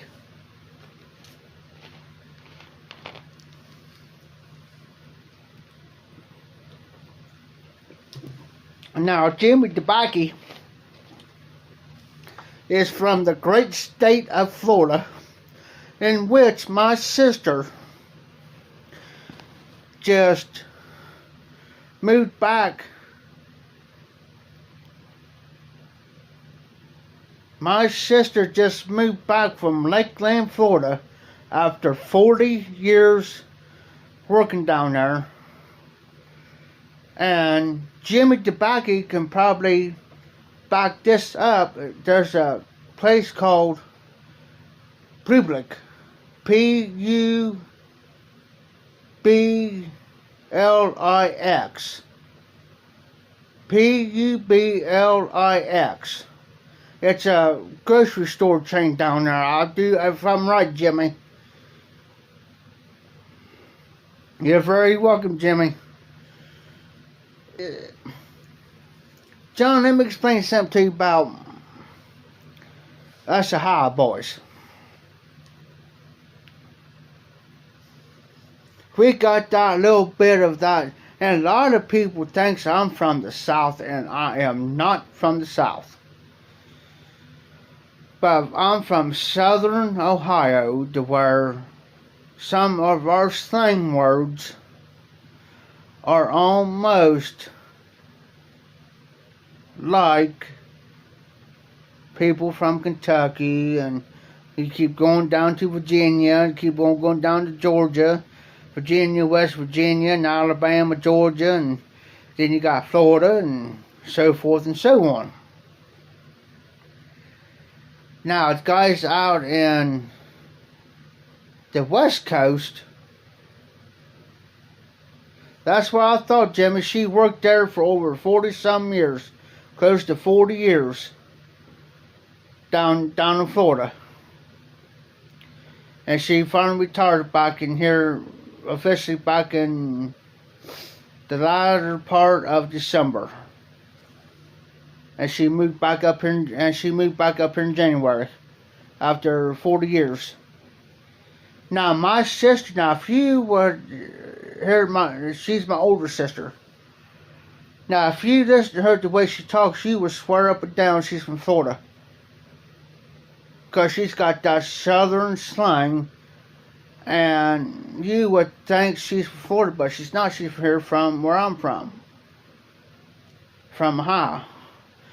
A lot of people calls Ohio, we call high. Or you all may call creek, we call it creek.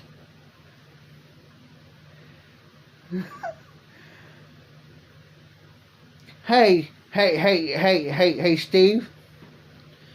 I ain't gonna say anything bad because this technically is not a what I call a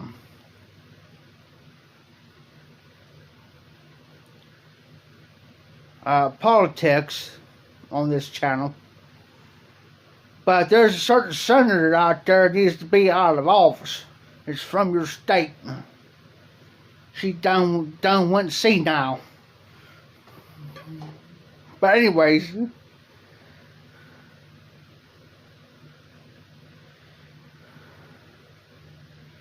well, I'll be darned, and if I were you, John, you better sit there for a minute.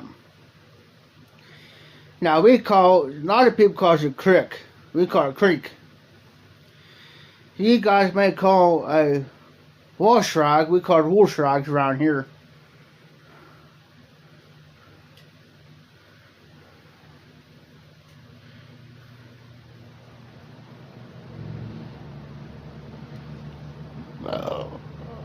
Deed Ruska says, what do you really think of it, John?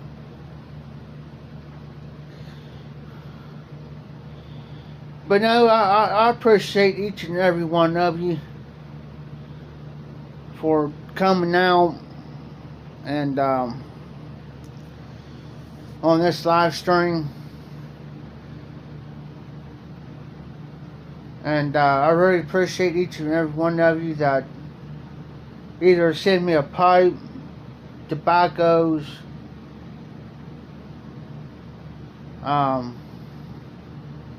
it really means a lot to me. And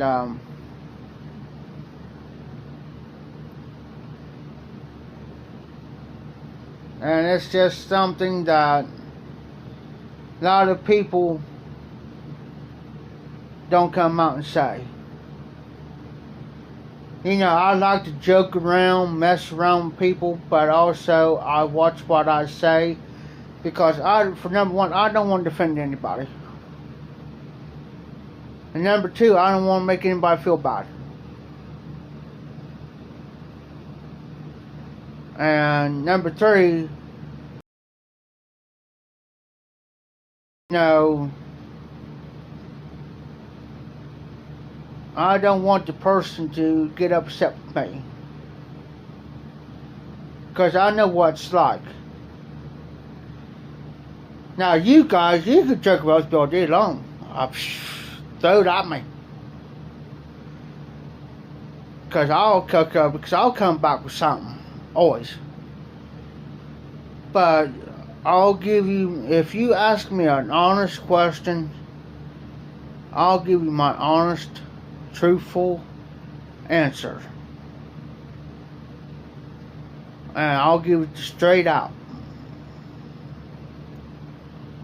If there's a blend out there that I don't like, I'll tell you, hey, I don't like this blend. Or whatever, you know. And that doesn't mean if you send me a blend, there's certain blend that I don't like, I say, hey, I don't like this blend. But yet I'm still going to smoke that blend because for the simple fact, waste not, want not. Okay? That's what I do.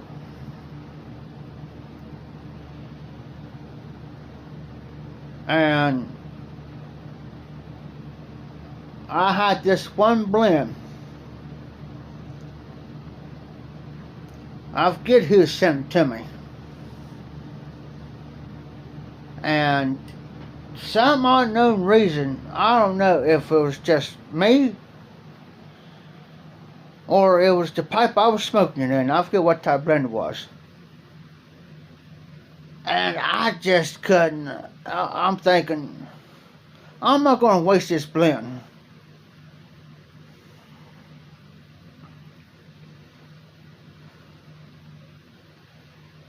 And so I was outside sitting one day.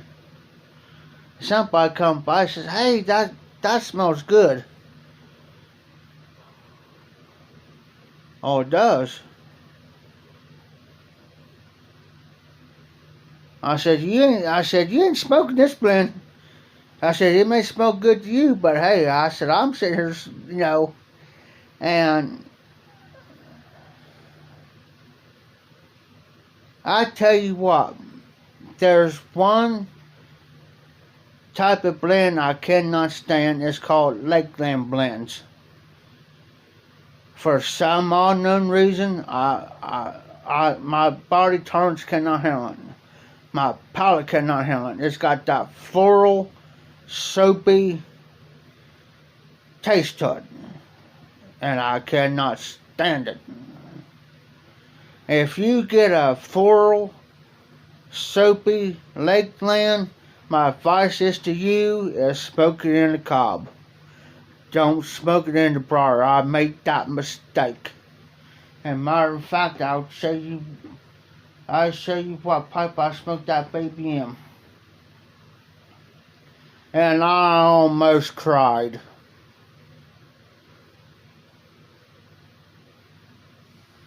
And now velvet, I can smoke velvet all day long. I can smoke velvet all day long. And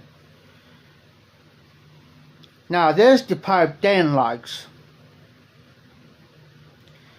This is Stanwell Danish. Now it's got that brush design on there.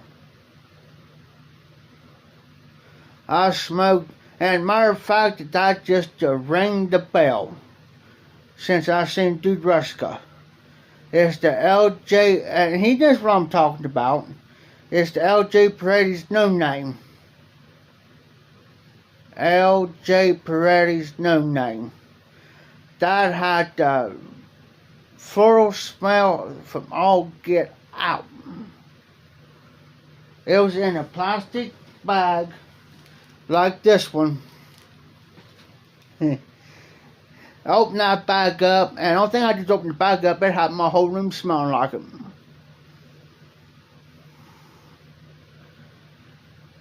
And I'm thinking, because he warned me. He warned me ahead of time.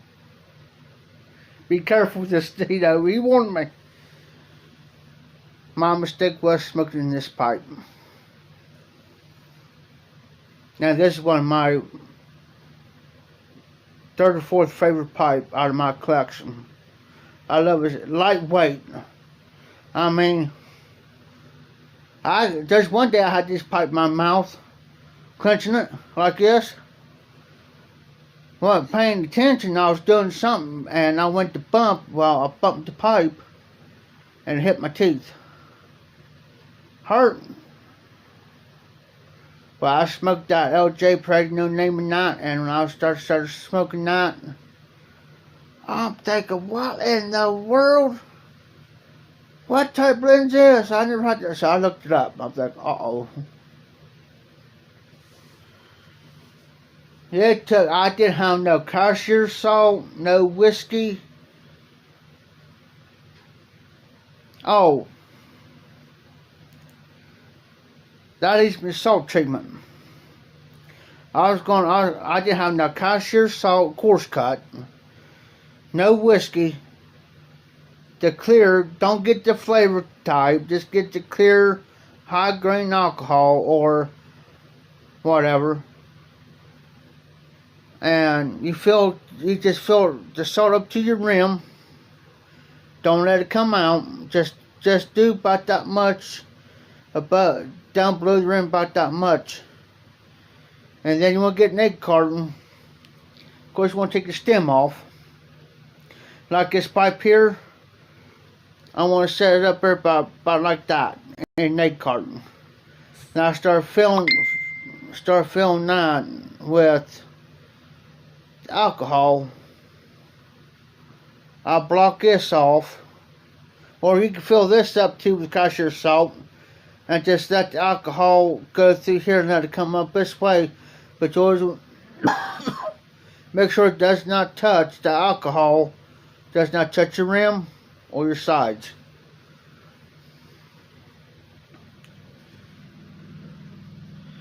But I smoked it though. Smoked it all the way through. Now I had another leg blend, and it was good. And I forget what it had, leg blend in it. It was good though. But there's something about LJ Paredes No Name. I don't know, because this is a medium-sized bowl. It goes up to my knuckle right here. So I don't know if you can smoke out of a smaller bowl.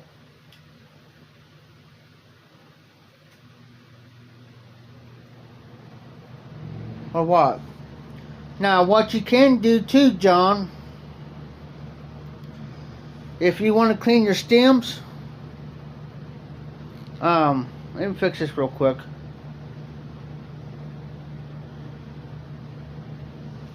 If you want to clean your stem, get OxiClean.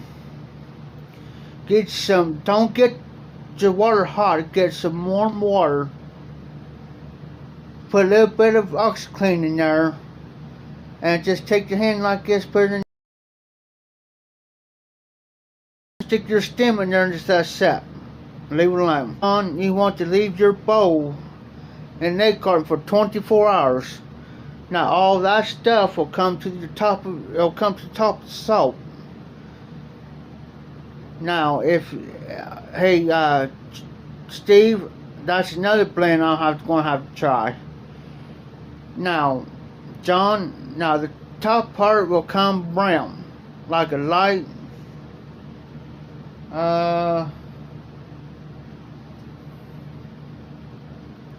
almost color of tobacco of this. I'll show you this Carter Hall.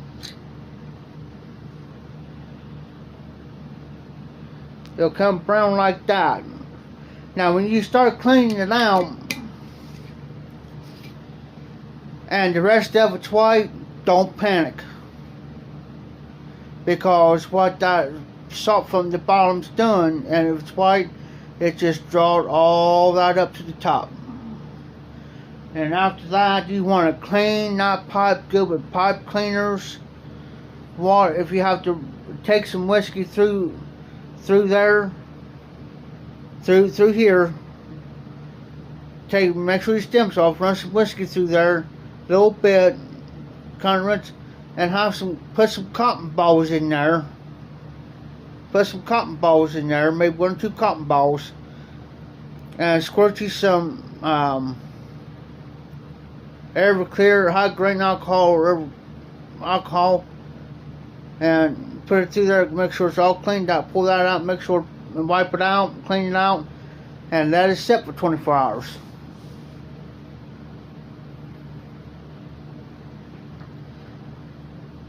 Your stems, let them set for about 4 or 5 hours. It just depends on how much oxidation's on there too. So that's what Dan was explaining to you last night, John. So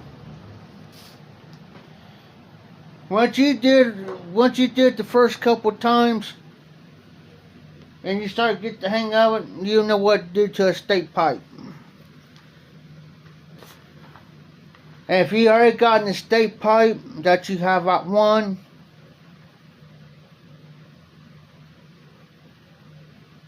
if it really does need nothing to it, there's no smell in there or nothing, it's pretty well clean, I wouldn't do nothing to it. Now that stinger in there, I take those stingers out. My Friday Bulldog, it had a stinger in it. The Smokers Pride Deluxe had a stinger in it. Out.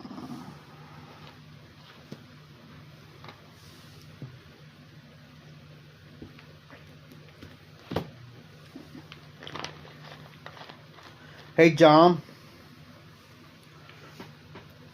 you want that taste out of that pipe? Get the Curacao, get the coarse cup. Get that rub, same thing's rub. Do a salt treatment on that and it'll take that out.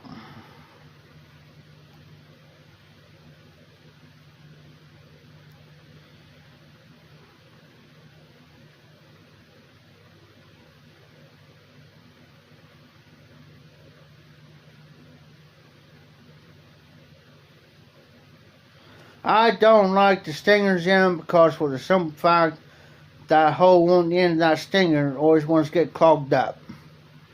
That's why I don't like them.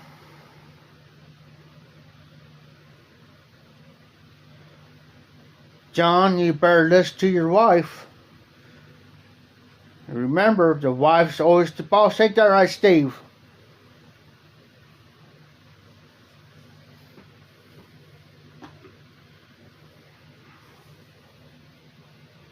If Steve's still in the house. I don't know if he still is or not. Jimmy, you still in, bub?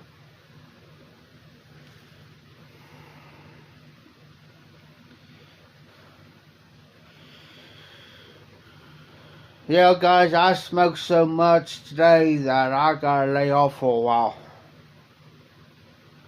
Oh, Steve ain't commenting.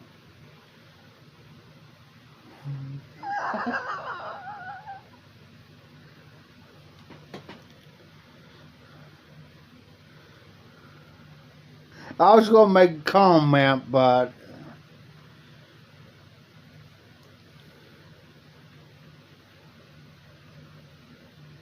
hey Jimmy, how you been? I seen you made a video here one day.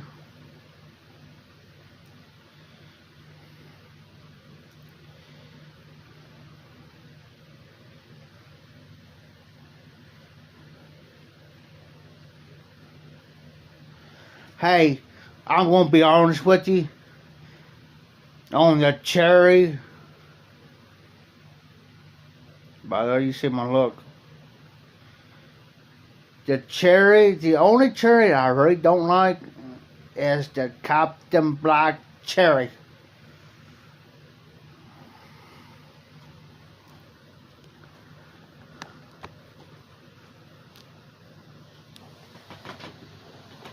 I'm going to leave you guys right here for a second. I'll be right back.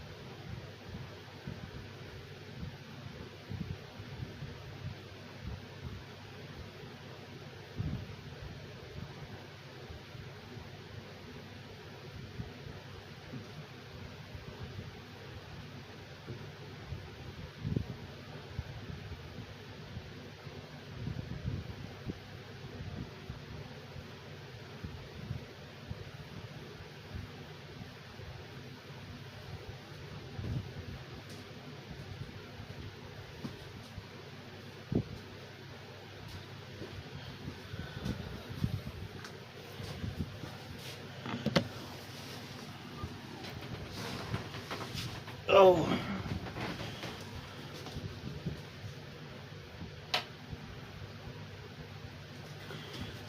I was going to show you guys. I don't know if some of you seen this or not.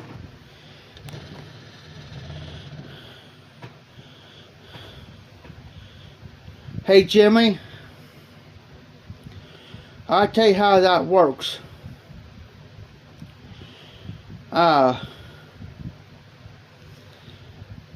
Download your YouTube Studio. That's how I do it on mine. That's how I do my lives.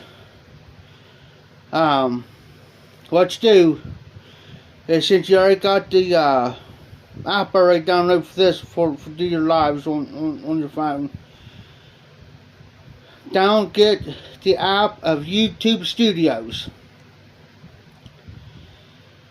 Okay, once you got that on your phone, pull up this app here to do your videos on. Then you type in, it'll say new broadcast, and you want to make sure that's selected. Then what you do is then you type in what you want to say for your live, like I'm here or this is Jimmy Tabaki. Then you'll wait. Then the button down here will say go live. Hit it. Now it might take you over to YouTube. It'll take you over where you're at, or you go live now. Make sure that your mic's on and your video thing's on, like you see me. Now your comments, like right now, I can see myself. You guys are seeing me. Now I'm seeing myself. Okay, I'm seeing your, and then your comments will pop up. Will start popping up, like I'm seeing Dude Ruska's, I'm seeing yours.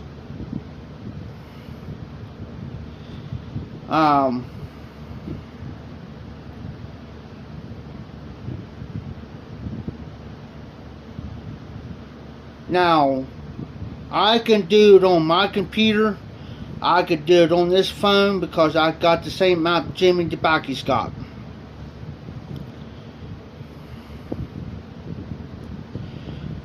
Here a while back, I want to say this real quick. Here a while back, Steph and Skip sent me a Yabo, and here's part of the Yabo. Look at that. I could take bags of tobacco and stick them in there, and pull this thing, tighten it up, and I can carry. And of course, as you can see, and also, and I thought this was so neat.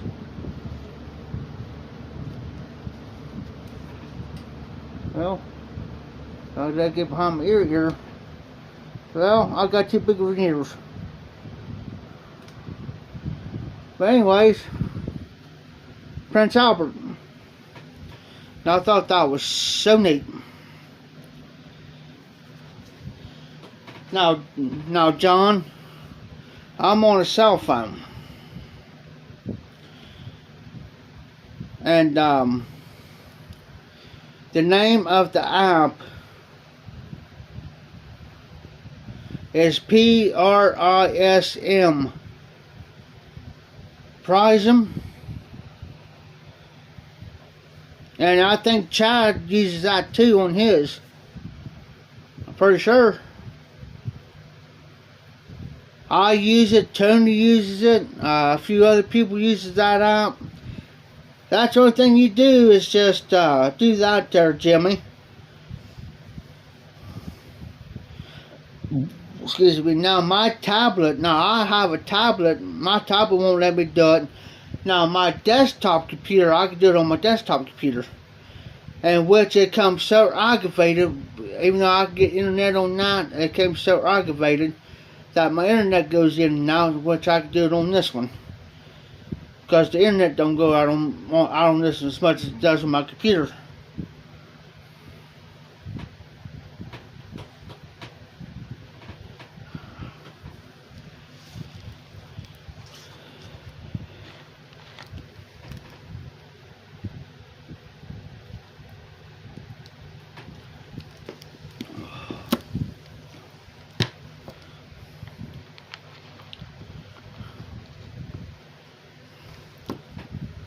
John, that's the best thing to do, man.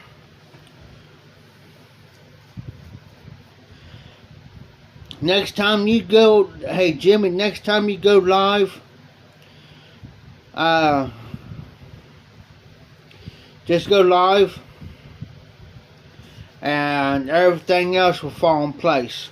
Everything will just Falling place for you, buddy.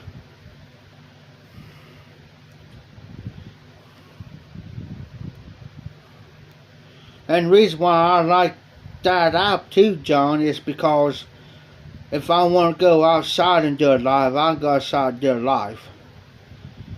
I don't have to be stuck in here if I don't want to be in here. I can be, cause see, I live in Washington Courthouse. I'm originally from Greenfield. Okay, so if I want to go to Greenfield and do it live, I can sit right down at McDonald's somewhere, as long as they got internet.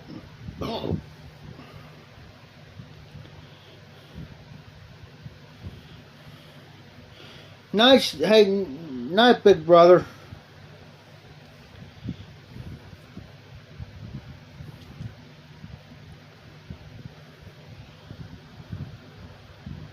Hey, thanks, big brother. I appreciate that. You have a good night and have a good week, man. And I'll probably send you an email. Or I'll get you on Instagram.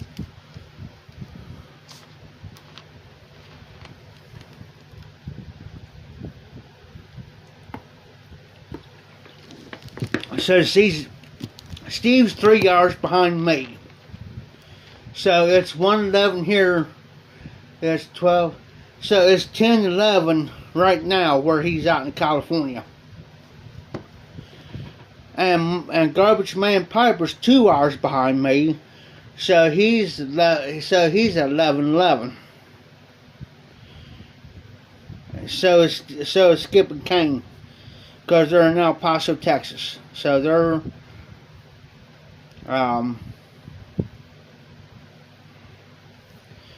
so Steve's like 3 hours behind me, and Mel and Skip and Kane's 2 hours behind me. And all brought up, you're about an hour or so behind me.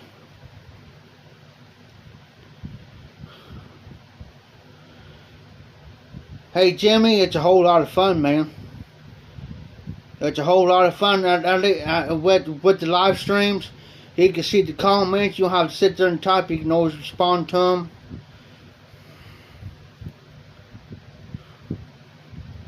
Hey John, now follow me. Okay. If you can get the YouTube Studio app, download it to your phone, because what it'll do when you hit that go live button, it'll take you over to your YouTube Studio. Once it takes you over to your YouTube Studio, don't do nothing. What it'll do, you'll see this thing at the top, like your live thing up in your left hand corner of your phone, like up here. You'll have like a long bar. It'll be right next to that live button. Then you'll see your live chat come up. Once that live chat comes up, X out of that, then go back to the Prism app that you just said go live on. Go back to it, and then hit that go live button, and you're good to go. It took me a minute to figure it out, but once you do that, you're good to go.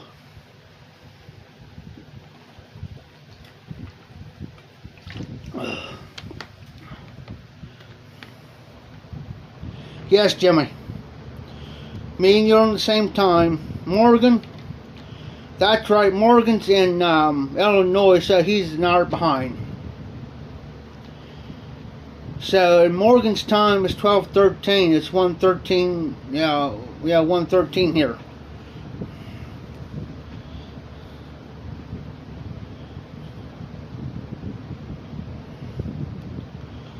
That's one thing I don't do, John. I don't do the destination. Well, see what it does for you.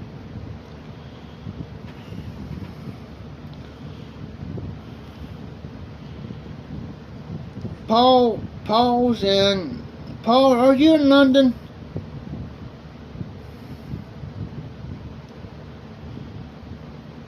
Because I know in London you guys are like 4 hours ahead of us.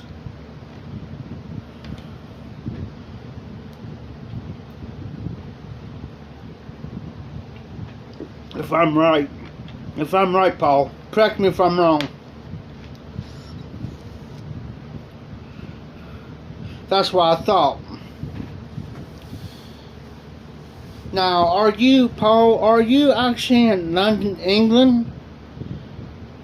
Or just London? Or is London part of England?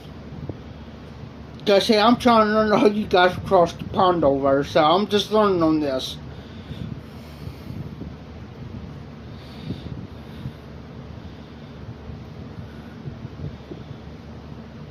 Now, I think Simon's also in London too, ain't he?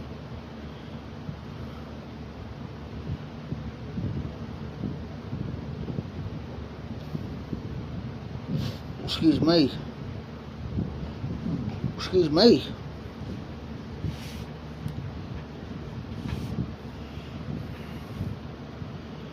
Okay. Okay, so London is the capital of the United Kingdom. Okay. Are they still doing that exit thing over there, Paul? Because over here in the States where I'm at, I watch the news, and every so often they'll have that going on, so I don't, I'm trying to keep up with.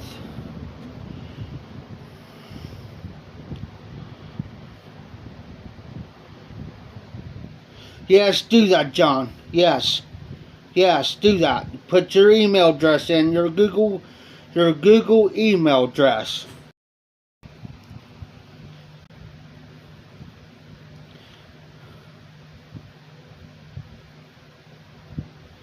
Oh, that's right, Jimmy. Yeah, I forgot about that. My sister used to confuse me on that. She'll say, it's she like, you just said 2:15, and I look up the time, I said, nuh-uh, it's only like 1:18, 1:15, 1:18, and I said, she says, no, Joe, she says, she says, I'm an hour ahead of you. Oh.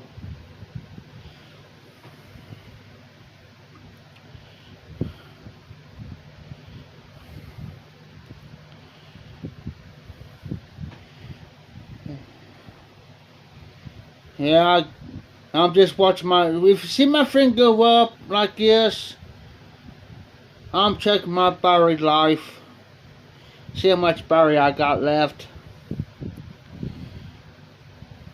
But, and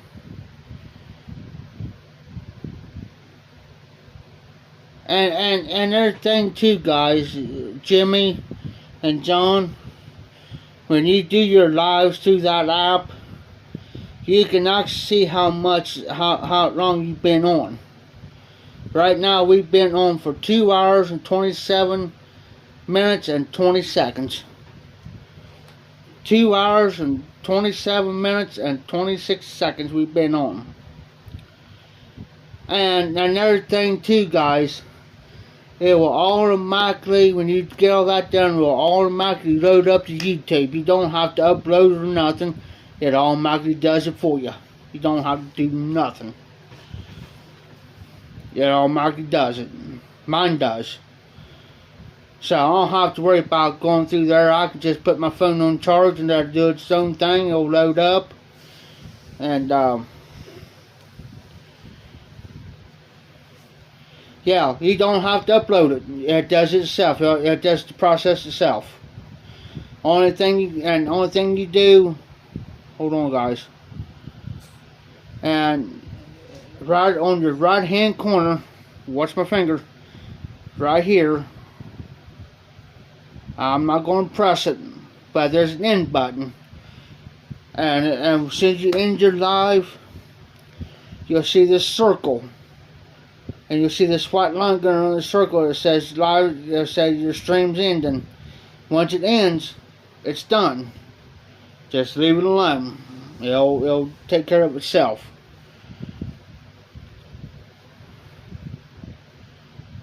And I had more views. Just remember when you go live. Oh, Kendrick, welcome in, buddy. Always well, always here. Just remember, when you go to hit that app button, takes you in there, make sure you want to do the broadcast, not the chat. Broadcast. It'll say new broadcast. Then hit it. Then you type in wherever you want to make your live stream. Type in wherever you want. And then it might take about a minute, but then that yellow button will come up. You'll have this thing down where it says go live. Wait till it lights up. As soon as it lights up, hit it. Then it might take you over to YouTube Studios. Okay, wait till everything pops up, and make sure that your chat pops up. Your chat will pop up. Okay, X out of it, then go back over to your Prism app, hit it, then hit that go live button, and then you're on. That's the only thing you do. Oh, he wants to do an all-nighter.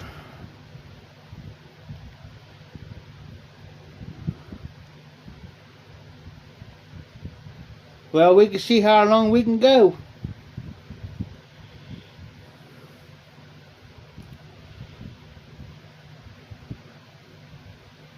There's one, I think somebody did an all-nighter one night.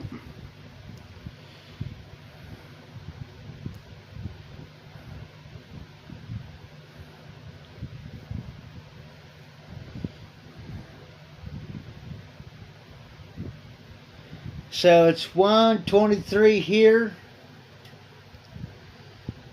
Let's see. Yeah, we could do her. Let's see how long I can last.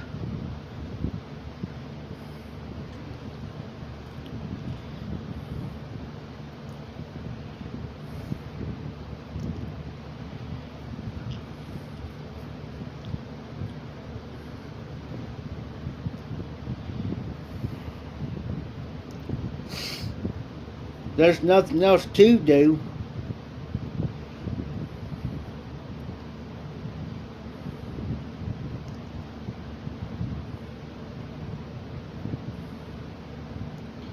So what y'all smoking now?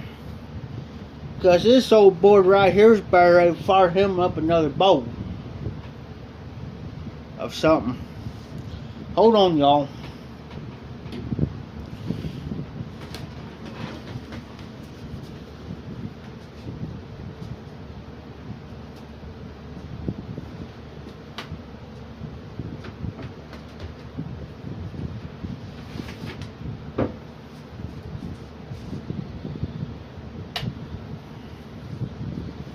I want to show you guys something.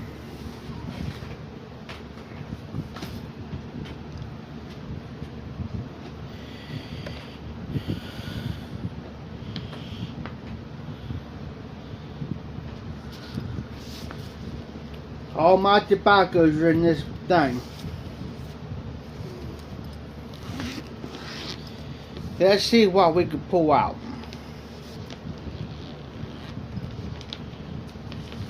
Oh, excuse me. Let me do this here real quick.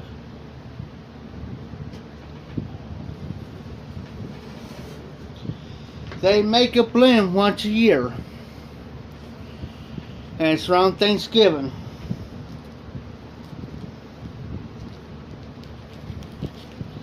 LJ Praise Thanksgiving.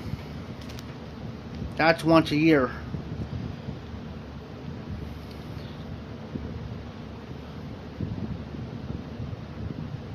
Oh, cool, Dan. There you go, buddy. You can make your live stream as long as you want them. As long as you want them. You can go 2 hours, 3 hours, 8 hours, 10 hours, 20 hours, 20 now. But I'm only saving this for Thanksgiving, guys. So I will not be smoking until Thanksgiving.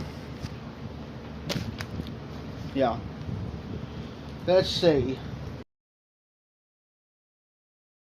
This my sunrise goes to the Liz. I got it written down. Here's one John sent me. Sutcliffe aged Maduro Cavendish. I don't like how one bowl that.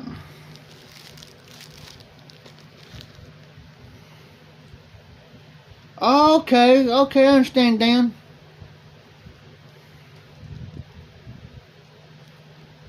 Hey, Jimmy's got an idea. He says all you guys should have a contest to see how many days you can stay on live. Hey, well, I tell you what I can do, Jimmy, is I can get on my computer with my camera and mic and we can go all night. Now, I've been smoking this off and on, is the Sherman Smarts Bridget Air Black. I've been smoking off and on it. I love this stuff. It's got that maple rum in it. I love it. That maple tastes like pancake syrup. I love it. Oh, nice. Okay. Hurton Holmes Harvest Moon, and I'll tell you what, I'm not crazy about a cherry blend, but I'm telling you, dry this out. Don't, it's moist. John, you hear me over there? Dry it out, and I'll tell you what, it'll taste 10 times better. It's almost like a cherry pie. And I'm not crazy about cherry blends. Oh, I ain't done yet.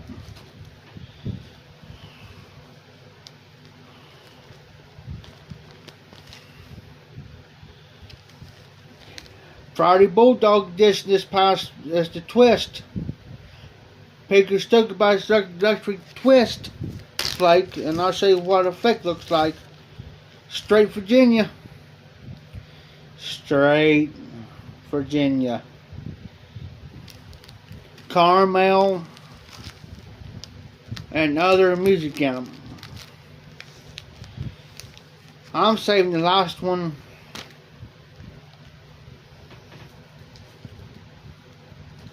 for last. You guys ready for this? When I open this box, I got this box from somebody.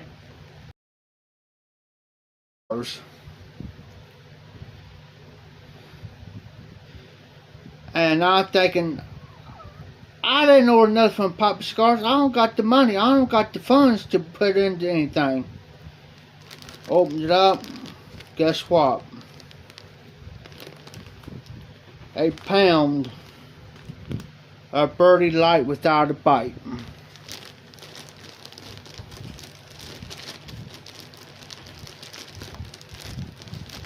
So some little stinker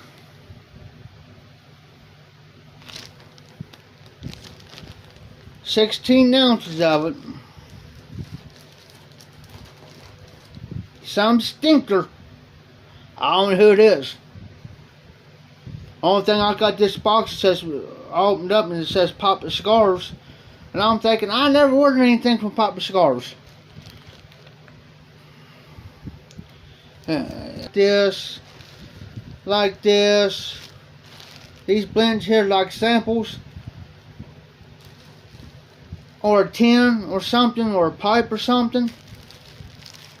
That doesn't bother me. But since something like that,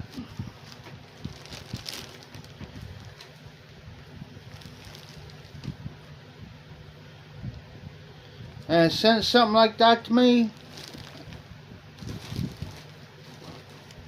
Come on. You could have used that on your own self. You know what I'm saying? Hello. Hey, Mike. How you doing, buddy?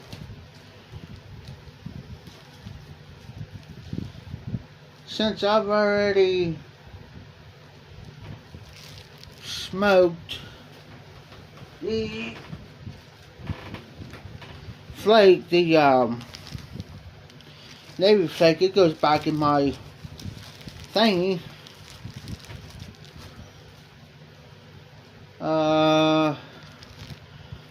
I might smoke some of this. This the Sutliff's Aged Marlboro Cavalry stuff. It's got a year and a half age on. I might smoke up all that. Usually what I do, guys,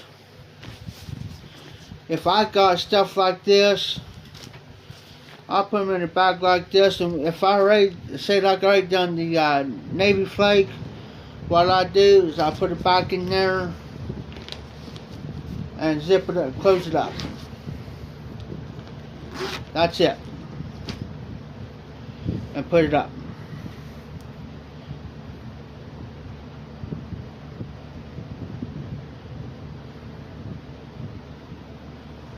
Which live are you talking about, Dan?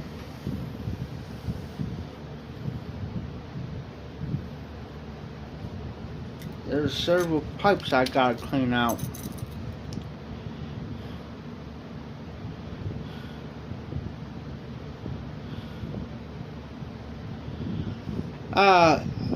Hey John, when I get done with this live, and I end it, I'll walk away. It does itself. I don't have to worry about the processing. I don't have to worry about all this stuff. It automatically does it for me. I don't have to stress it. I don't have to go through all that nonsense of YouTube Live and go through all that headache. YouTube is getting weirder every day, y'all. And I'm sitting here losing my head. Brandon, sorry Brandon. I thought you was Mike there for a minute. That's my bad. You see where my brain's at today?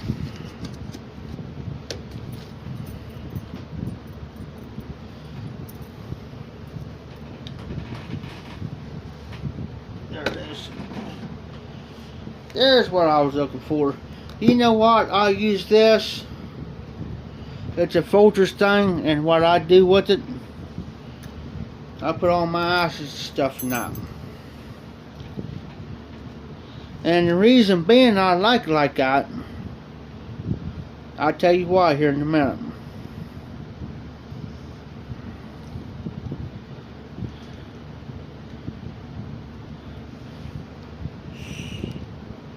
Oh, I understand, John. I mean, not John, Dan. I understand. Hey, there's sometimes I don't get John's notification to his live until the last minute. That's the reason why sometimes I'm late, because sometimes I don't get the notifications till the last minute. He can go live at 11 o'clock. I might never get the notification till about a half hour later. And that's all John's on. The reason why I like using these because of the lid.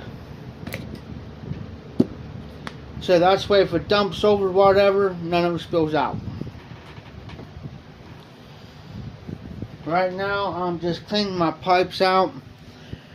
If you guys use softy bits and you can't get any softy bits where you're at and you don't want to go online, go to your local plumbing store and get Vital Tubing. Get the 3/8. Will fit a standard bit. If you get a half-inch Vital Tubing, it'll fit your cob. That pipe's cleaned out, so I can put this one back up.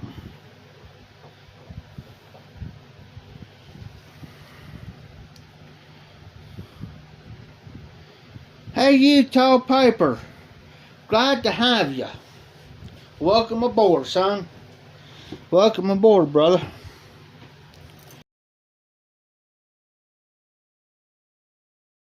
Everybody's having a good time tonight.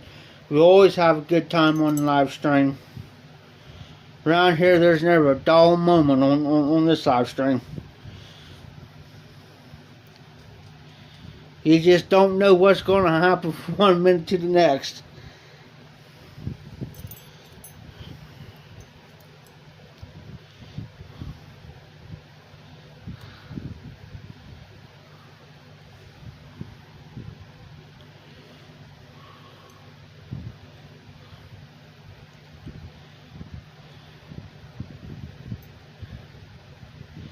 Hey, Utah, that seeing these small batch, that is some good stuff. I had 2 tins of that.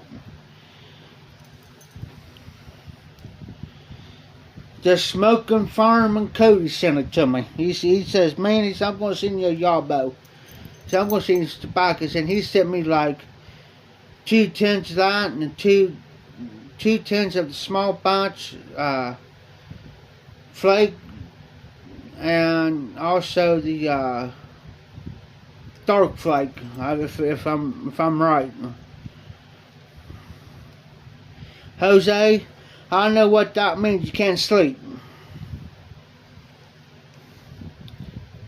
In the summer, yeah, you can't sleep. I got that.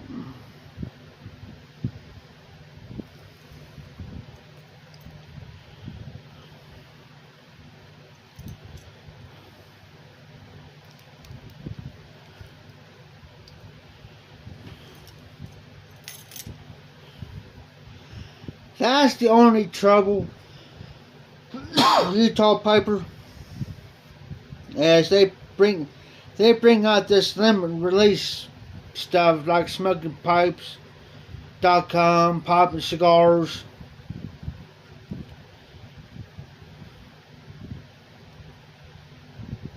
That's the only thing I hate about it. Hey, Utah. That Ruska from the McBurn, good stuff. Dude, Ruska sent me some of them flakes, like 10 of them flakes, by yay long, by yay thin, good stuff.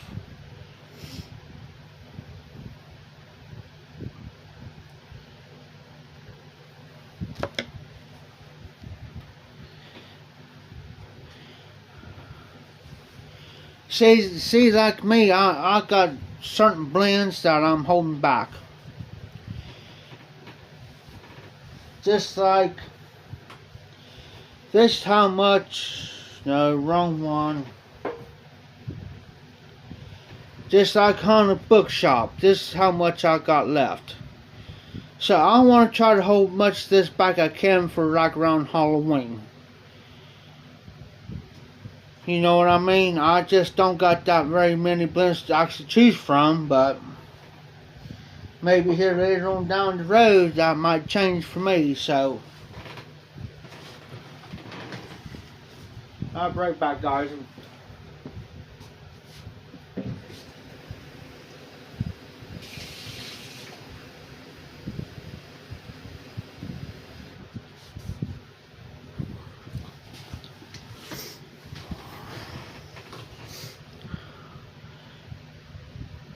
No, Brandon, I have not. That's another new blend to me. I have not tried it. Been wanting to.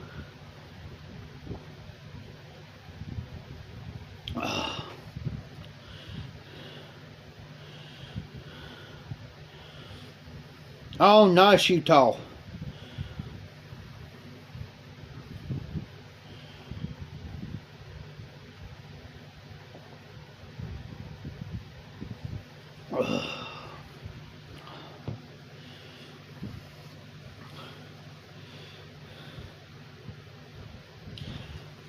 Yeah, Jose, I forgot to change it. That's my fault.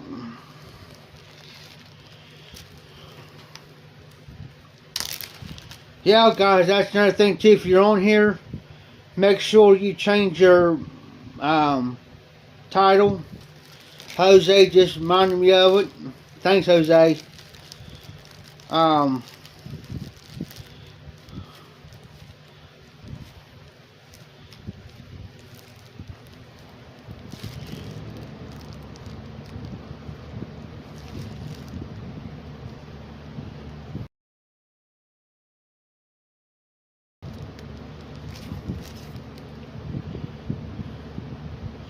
and seeing just for him and the 90 Irishman, I haven't tried. And I've been wanting to try because everybody's been talking about it. And always remember one thing, guys. And I've learned this.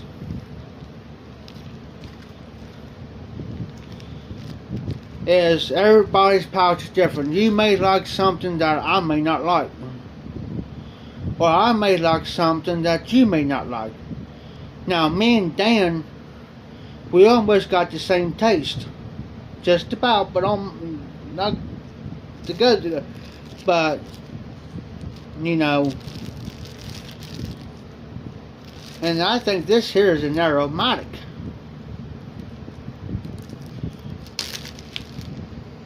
I think. We'll find out. Sutliff's aged Maduro Cavendish. And I might switch you guys over here on my table so I can charge my phone up.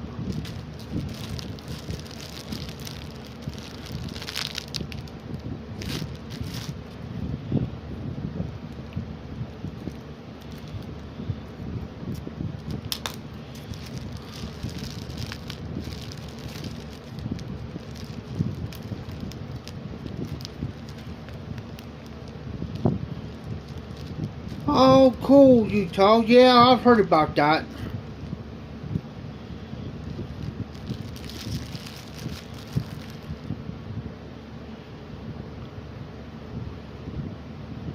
Jose, you ask what the favorite burley is. Mine's Big and Burley. And I haven't had that. It was so good, I smoked it all. And I had a hefty bag. I made a big sample of it.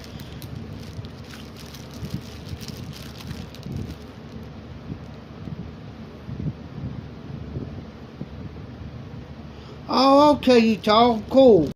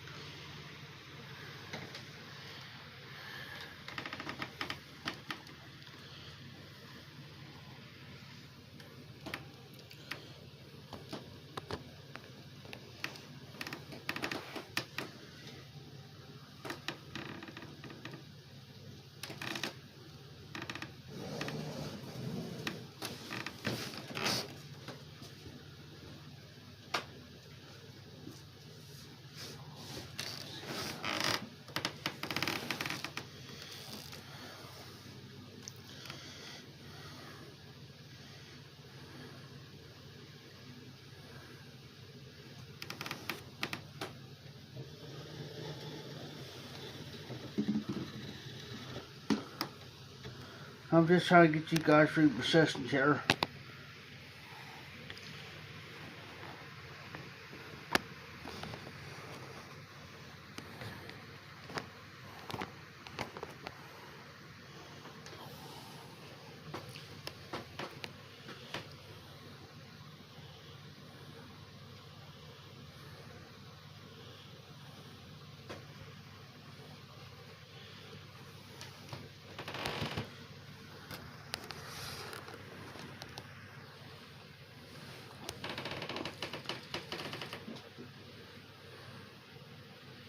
Right now I'm smoking some Maduro in my Medico Crest Apple number 11.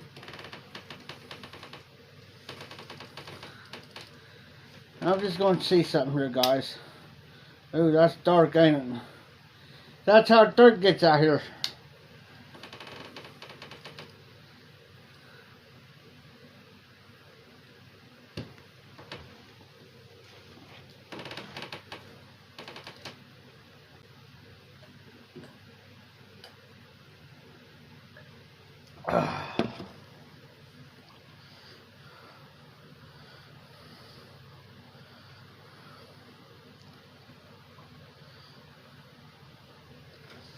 Yeah, Jose, anything happening on this show.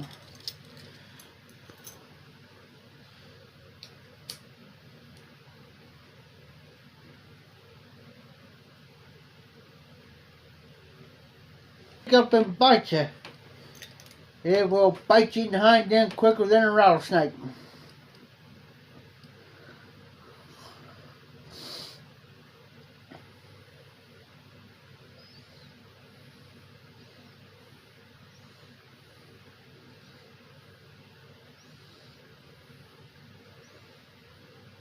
Oh, yeah. Especially if you try to stand up.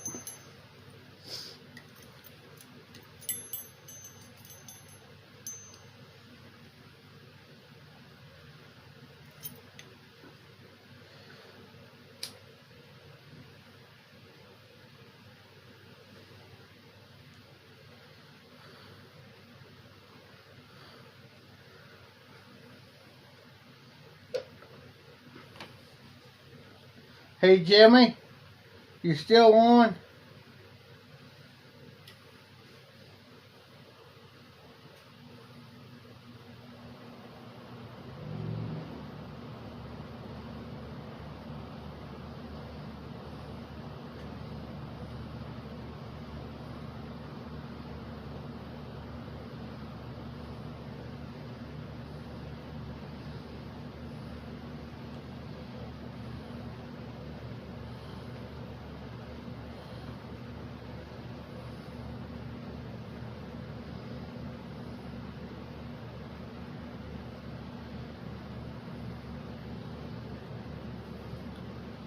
This pipe here,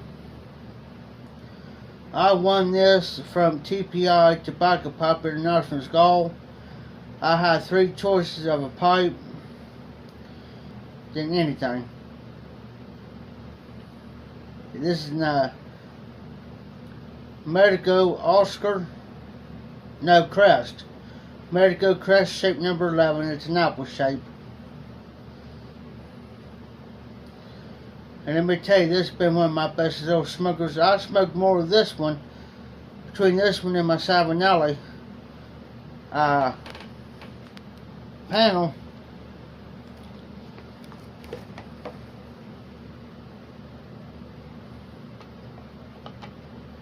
This pipe right here, I've been smoking this one and this one more so than my other pipes, besides my Friday Bulldog edition.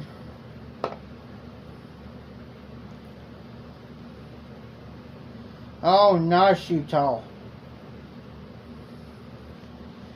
Yeah, sometimes you get lucky in them antique stores, thrift stores, antique stores. You get lucky.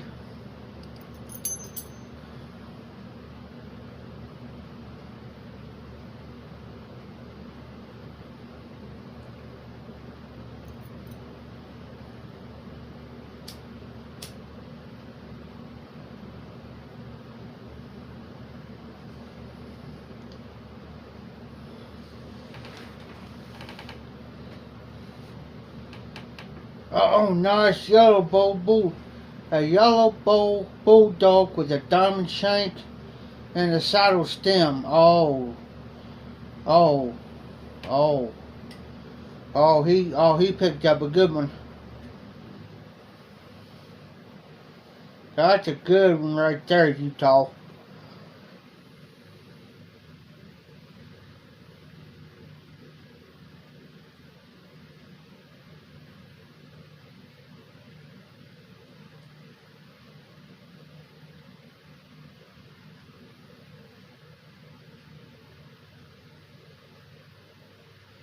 Oh, that's even better, Utah. Never been smoked in.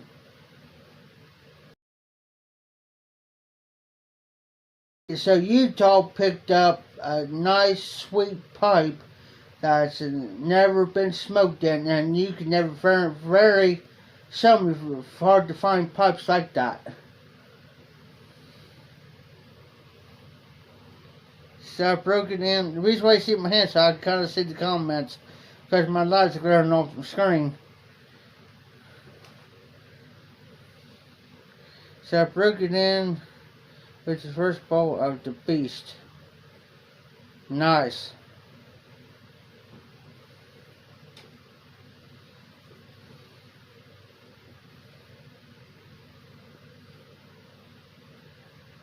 No, I do not, Jose.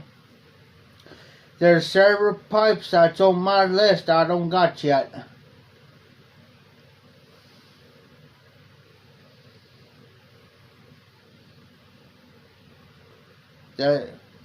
Dan's got one that's on my list.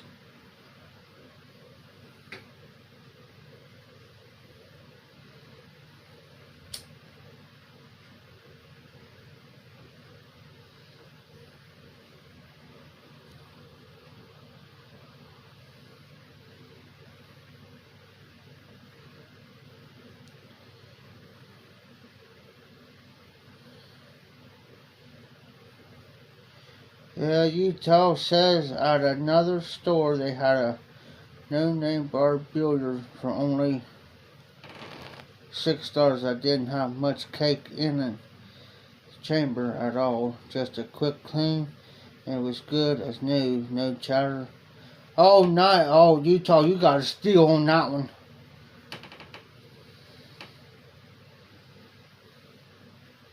You got a steal for $6. There's no cake in the bowl. He wipes it out. No chatter marks. No nothing, guys. He got him another 2 deals in one day. Can't beat that.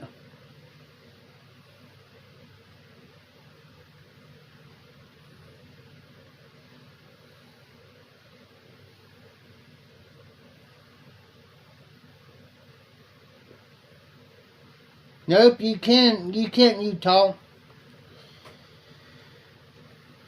You can't argue with that.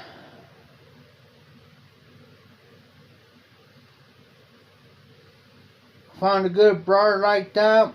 It looks practically almost brand new for $6. And you got a steal on that, and them guys in that store don't know what the value of a pipe is anyways. So they'll just sell for that cheap just to get rid of it. And then if you go back and tell them I bought this is how much it cost. Then you know, I can hear them for 10 miles. You guys, calling everything but a white man.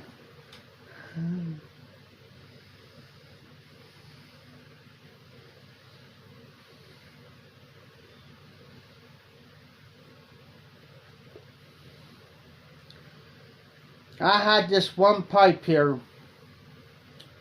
I ain't tell you where it came from. It came from a fellow presenter. I didn't like the shape or the style of it. So my neighbor down here below me needed a pipe one day. So I hooked him up to it.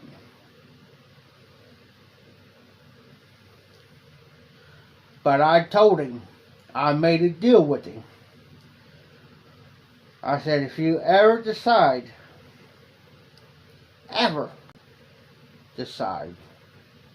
to give that pipe up, I said, it comes back to me. Don't sell that pipe.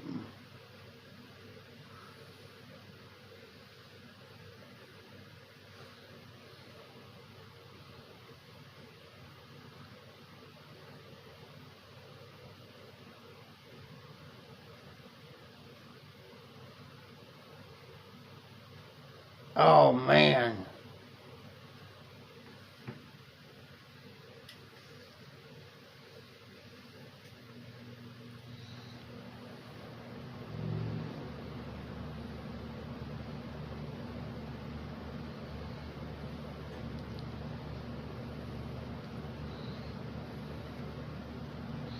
And I tell you another thing too, Utah. And I've learned this. Go to flea markets. There's one over here at Caesars Creek. It's probably about 20 miles away from me. You can go over there and these guys on the outside be selling stuff. You'll find pipes. Where I live, they have what's called Scott's Flea Market. He comes up here 2 or 3 times a year at the fairgrounds. Only thing you have to do is pay $1 to get in. Dude, you go in there, I could take you this one spot. This guy will have 3 long tables. I wouldn't say long, they're fold up, medium-sized tables. And he'll have pipes on there.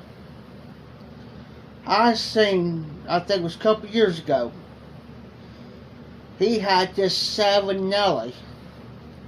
I think it was Savinelli Trevi. You could tell it's never been smoked. Hardly no cake in it. $20 for the Savinelli Trevi. $20. Now, I didn't have the 20 on me, or I would have snatched that pipe up quicker than snot. And I would have. Any type of pipe, so bad. I said, man, I don't think I had them was $3. $3. I said, man, I'll give you $3 for that $5 pipe. That's the only thing I got. You know he would not come down on the price for me. Would not come down on the price.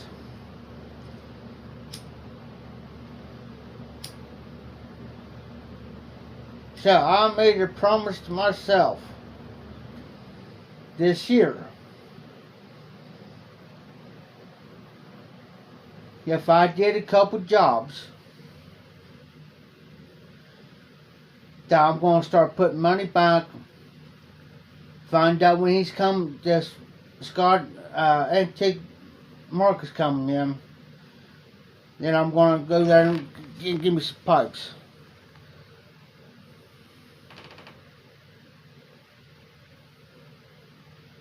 Oh, nice, Dan.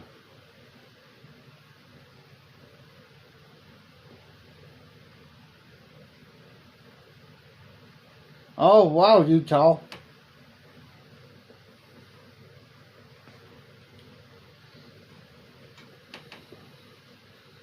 So, I got a pipe rack that holds 24 pipes, 12 on each side. I used to work for an auctioneer. I told Tim one day at the auction, the auctioneer, I said, hey, I know what that is, and I'm needing it.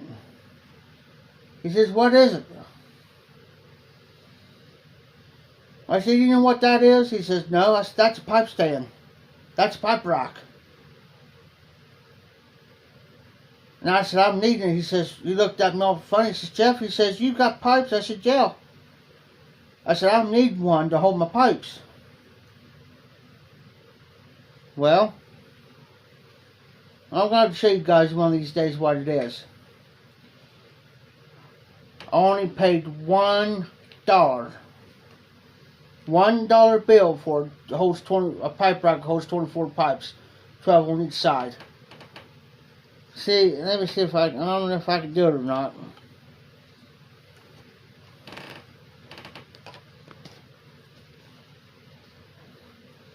Let me see if I can do it.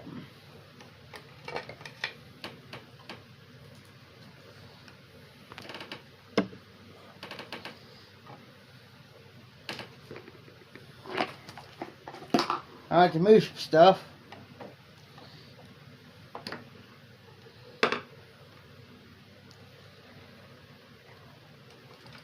Pipe rack.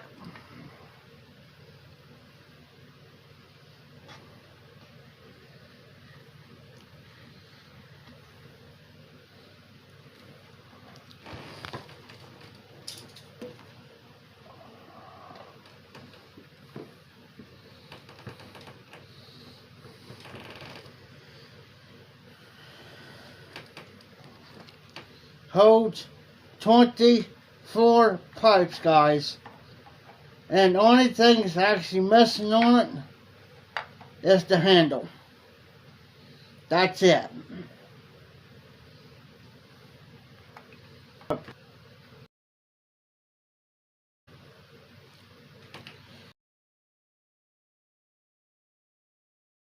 Like that, check auctions.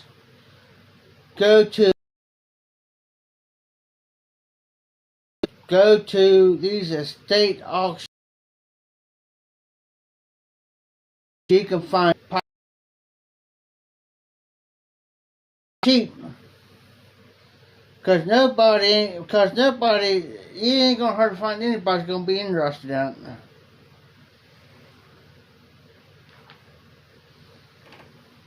it. In that type of stuff. If you see it, and nobody else sees it, and let me tell you a little bit about an auction.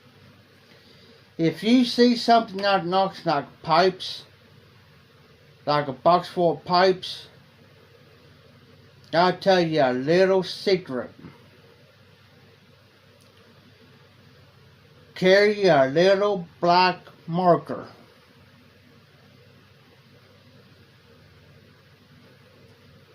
If you see it and nobody's really ain't paying attention to you, mark all four sides with a certain marking.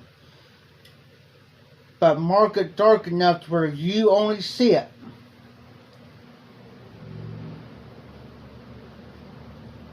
Or ask, when you get done marking, ask whoever the auction markers are, ask what lot that is.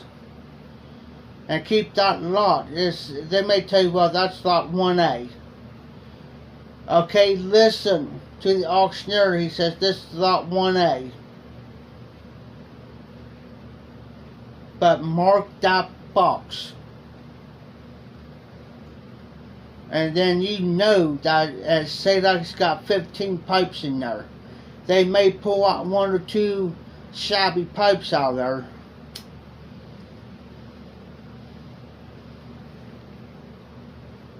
Jump on them.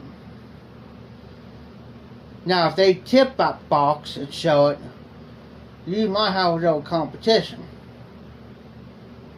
That auctioneer may say, oh, let me look. Oh, there may be about 5, maybe 10 pipes. But you may count it out 20. Jump on them. Jump on them. Because I tell you why. Because there may be a couple of pipes in there that's worth money. Worth some money.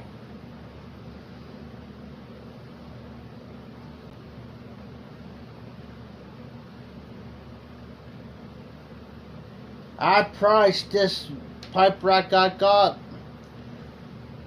It's about a about $65 to $70 pipe rack. If I had to handle with it. So check eBay.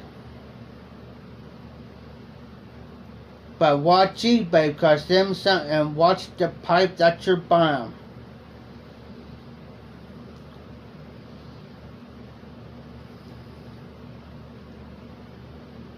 Yeah, Jose, I just got done drinking me a glass of water, buddy. Better get me another here in a minute. I might drink me a cup of coffee. Watch eBay, because I tell you the reason why I say watch eBay. I know the guy. This is a regular standard Medico. Well, this guy had a complete set on what it was, what Medicos. But it was a complete set, and the way it looked like a regular sized pipe like this one. But when he got them, they're the little tiny, short, tiny pipes. Almost like a novelty pipes. They're smokable. They're smokable pipes, but they're like the novelty pipes. They're real small, tiny pipes. But the way he had it so up close like this, you know, selling them like close. But when he got them, they was real tiny ones. Oh, you talk about mad. He was mad. And I forget, it was up in like $60, $70 that he paid for this. It was like a set. He talked about something about being mad. I would be too. And he couldn't return the pipes. And that's another thing too you got to watch.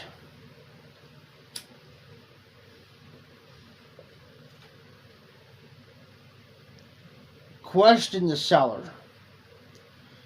Get the dimensions of the pipe, the length of the pipe. Ask questions.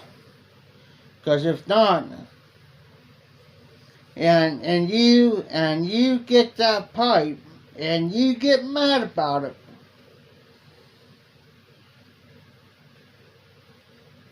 because you didn't ask.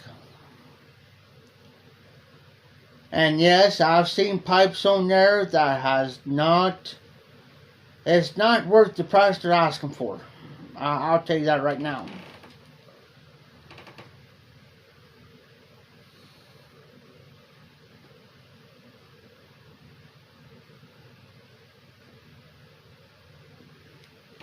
Hey, all brought up.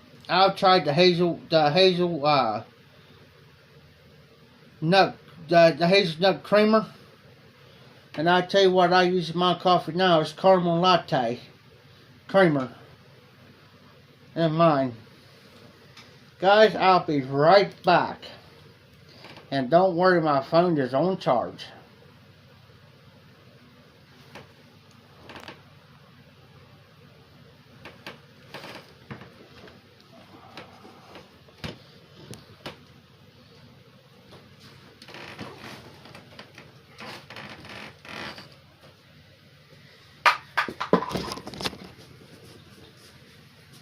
Oh no.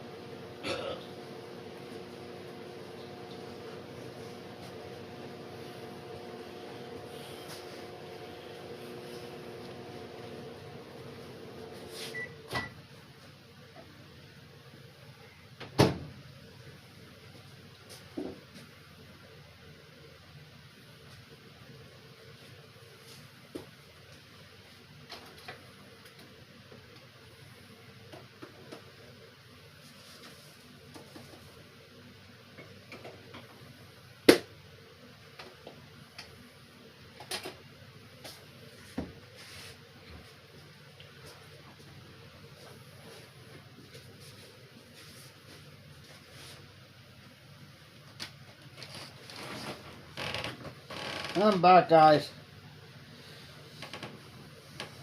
Coffee, of course.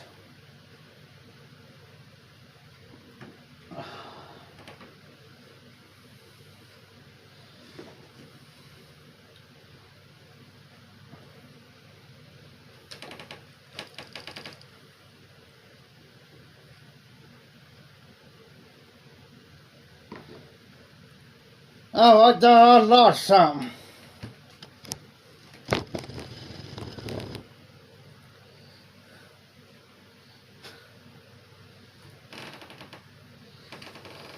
I hear you. I tell you one thing, guys. Yes, I do too. If a friend of mine bought me a couple cans here the other day. And the reason why I do this because there's a lot of places I go to that I cannot smoke my pipe. And so I'll stick one, say like like I go down to the auction house. I can't smoke in the auction house, so I'll stick one of them two in. If I lose this can, look out. You told pipes I thought I was done with 30 pipes, now I have 32. Whew, he's got more pipes than I got. Hey, that's about his PAD, pipe acquisition disorder.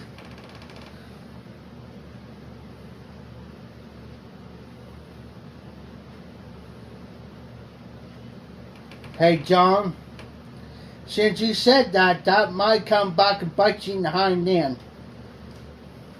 That just might happen.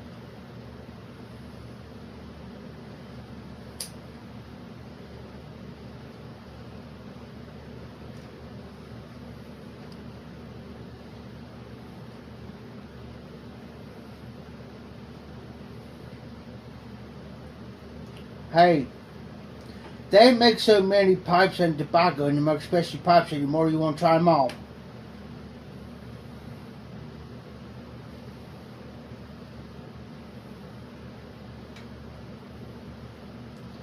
Like me, 2 more pipes for me and I'm good. I'm good.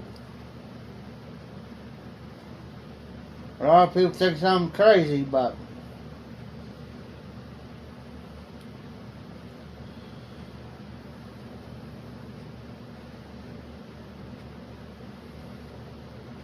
now, Tide tobacco acquisition disorder will be a bad idea for me.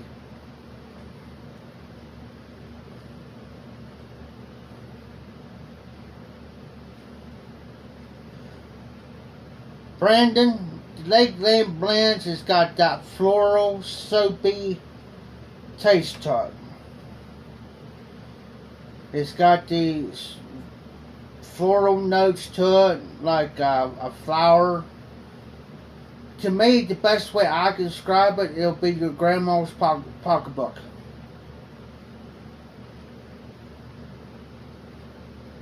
Or, you know, I'm not trying to say this in a bad way, but you know that type of floral of flowers in a funeral home?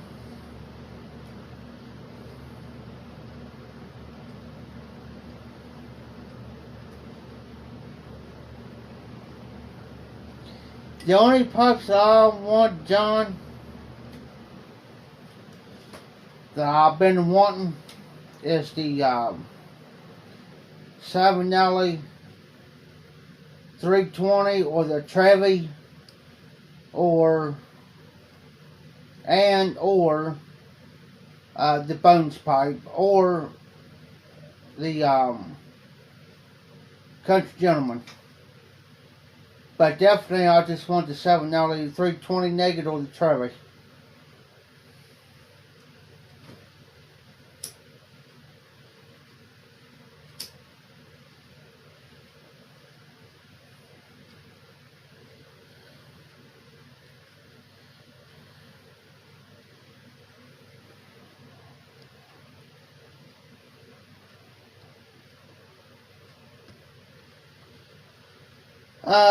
We got Sue Dunhill, Hugh Herverville. We got Kitty McBoone. We got Steph.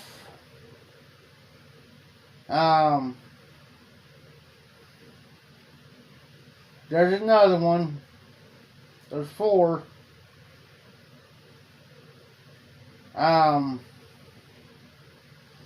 There was another one, but she's no longer on YouTube anymore.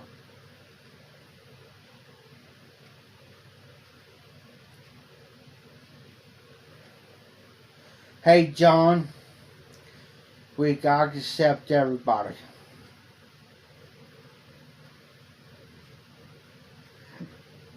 We have to. If they do that and they come into the YTPC, brother, hey, if they songs are, you're smoking one of these, and they got a blend in there, she's awesome.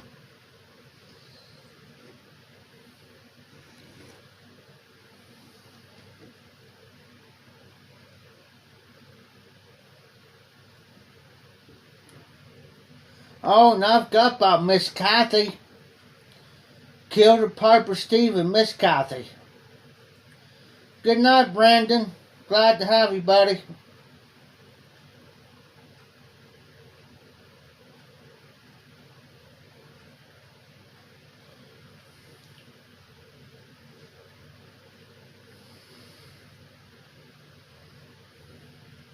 Yeah, it's just...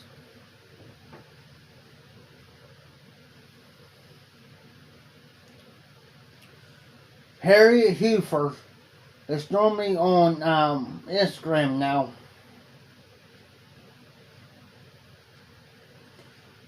Nice. Yeah, I remember that, John.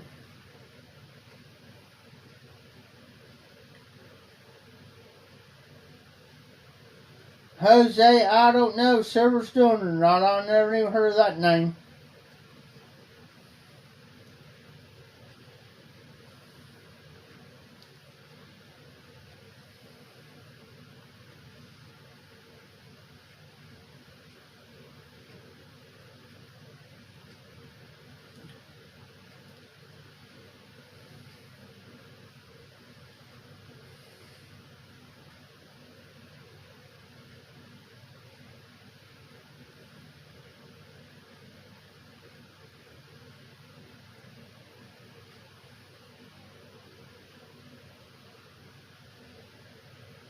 Yeah, Kathy, yeah, she really is.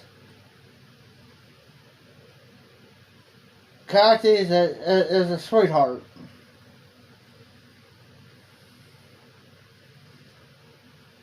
And she'll probably the one to tell you like it is too. Well, it could be a sweetheart too.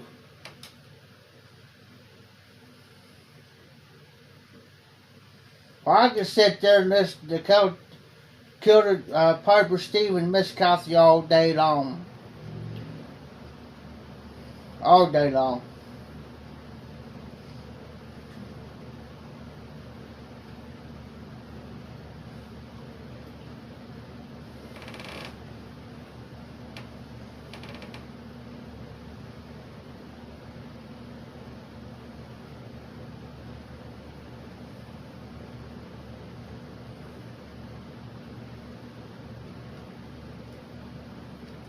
Yeah, John, once you get her on your next live after you get everything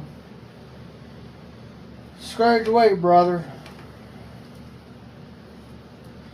Take your time. Don't get yourself stressed out. So, well, I gotta check out YouTube. I gotta be here and there. No. Don't fret over that. Don't let that get to you, man. I used to be like that. You got to remember, you cannot catch everybody's lives. You can't watch everybody's videos. You can't, you know.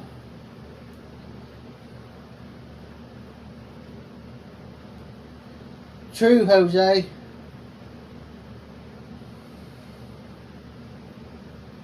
You never know who the next couple's going to come on. Now, Garbage Man Piper,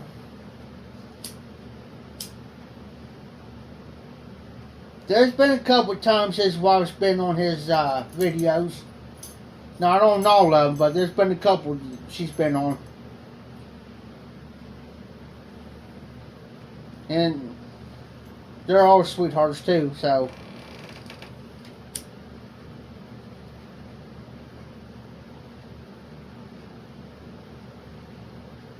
Hey Jose, don't forget about me. I'm single, hey, I'm single and ready to mingle.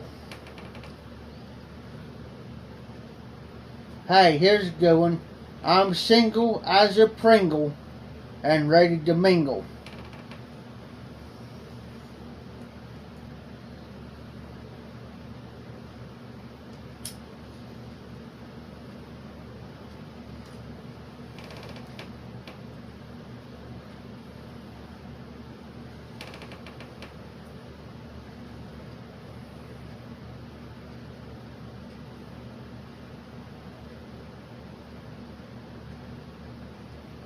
Oh, you young'uns on here.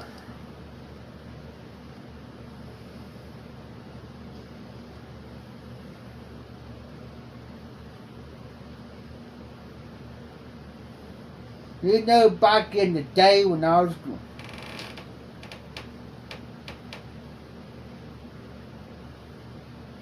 there you go, Utah.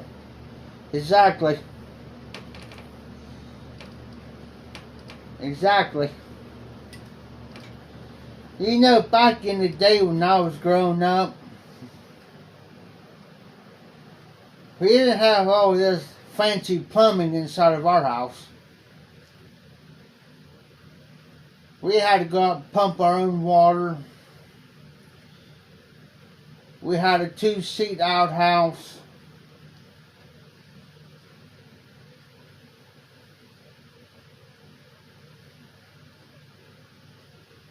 I say the only thing we had in our house was a TV. Be lucky to get maybe four to 6 channels, if lucky.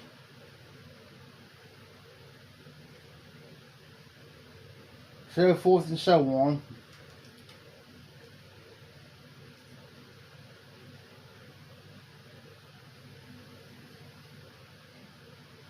Ran a farm.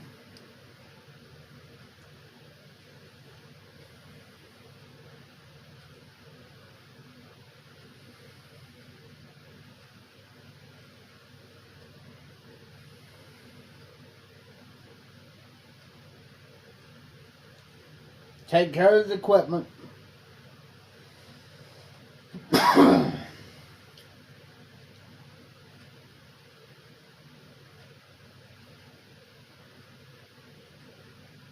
Family owned.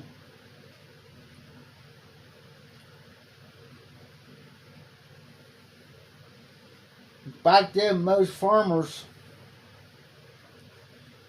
would have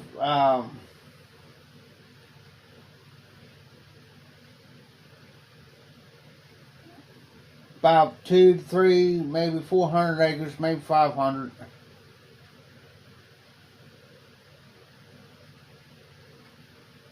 We have about 550, about 600 acres. But we went and do these other farms because some of the farmers didn't have the equipment, necessary equipment, so they'll get us come up there and we do theirs. But we make the money off of it. Nowadays, these kids don't know what it's like to work.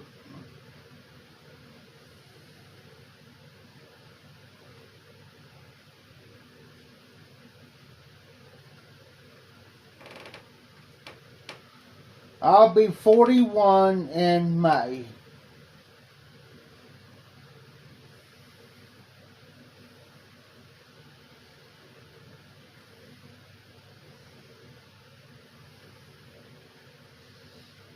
So by the time I was 12, my butt was sitting in the tractor seat.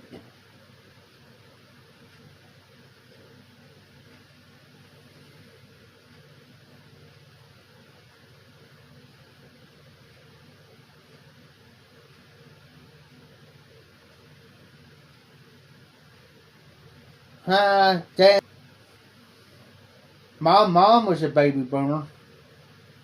My dad, well, I'll give the year my dad was born in. He was born in 1930. If he was still living, he would have been 91 this year. But my mom, she was a baby boomer.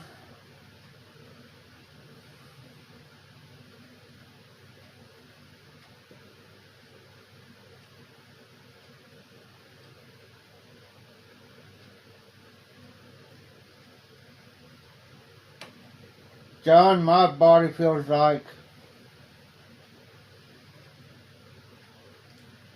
a 60-something-year-old. There's a guy that's older than I am. He's in his 50s, and he can outwalk me any day of the week.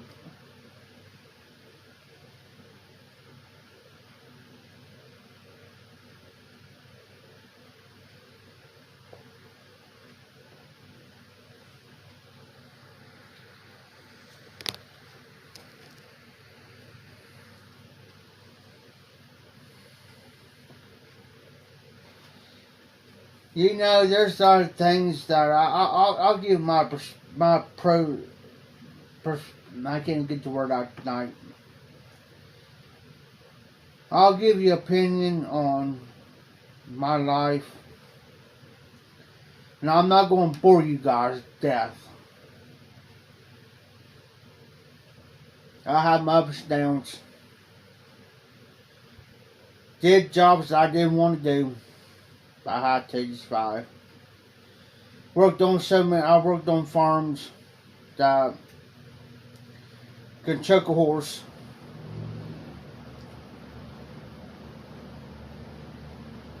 So I did enough farming and worked on enough farm equipment. And the ones I'd like to use to work on is the old International harvesters before Case took over. We're talking Farmall Bs, Farmall Cs, Farmall M's, the Super M's, and which some like them probably will know what I'm talking about.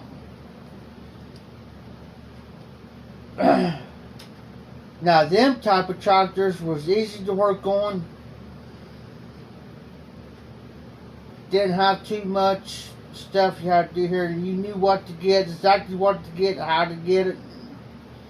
Now they got this farm equipment today. The only thing you have to do is go around, got a GPS in it to mark your field in it. Press your field in there, go around one time, the rest of the time you just sit there. You don't have to put your hands on the steering wheel.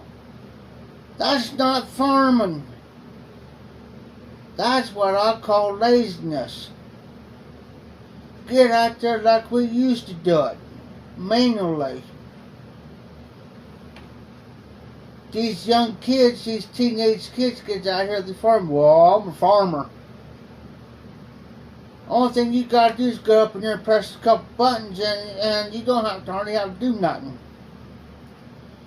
Maybe have to raise the no disc plow, the plow up maybe, just here and there. Make sure you're getting everything even, but other than that, you don't have to do nothing. That's what aggravates me. But anyways,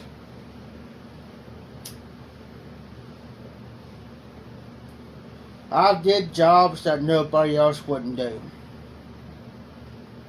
Wouldn't dare step. It's like going out to a hog barn, scooping up hog manure, cow manure.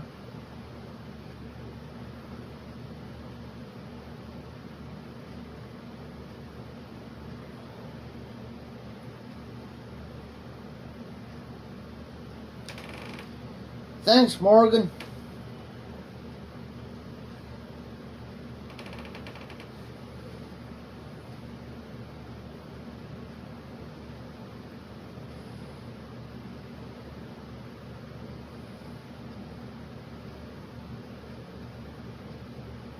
And you know, I've did stuff that is beyond crazy. I did some crazy stuff on the job. Night, Todd. Thanks, buddy.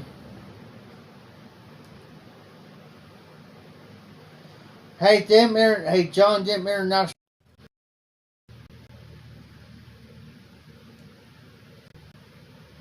Them international harvester H's. Worked on those many a times. I tell you what happened one time. I was working for a buddy of mine. He grew up around my mom and dad. Well, anyways, he had this Super M International front loader. I just put new hard drug lines on this sucker.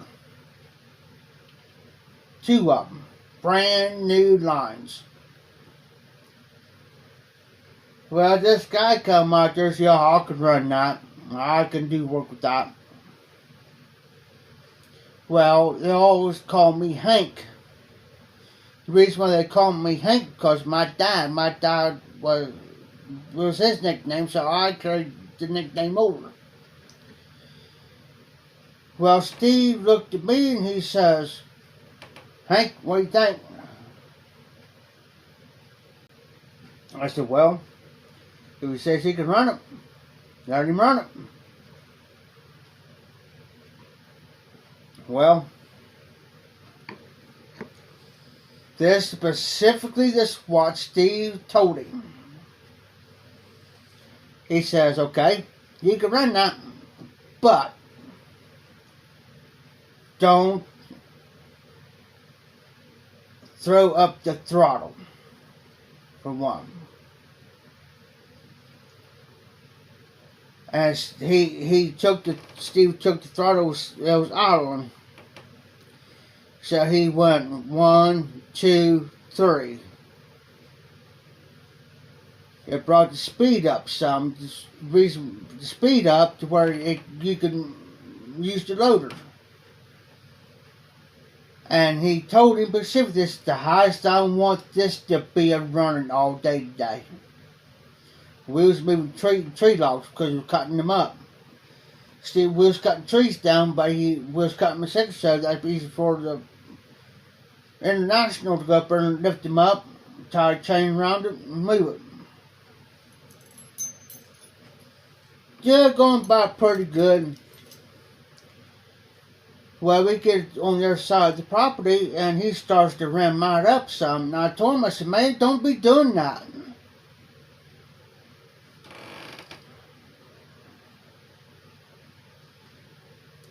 I understand that, John. I totally understand. And went on, and I told him, and I yelled at him. Pissed me off. And I said, man, don't be doing that. Throw that throttle back down. Don't be ramming that. Don't. You're going to bust them new lines, and then I'm going to get my butt ripped. He didn't pay no attention to me. Oh, hold on, guys. I gotta lean that for a second. But, anyways,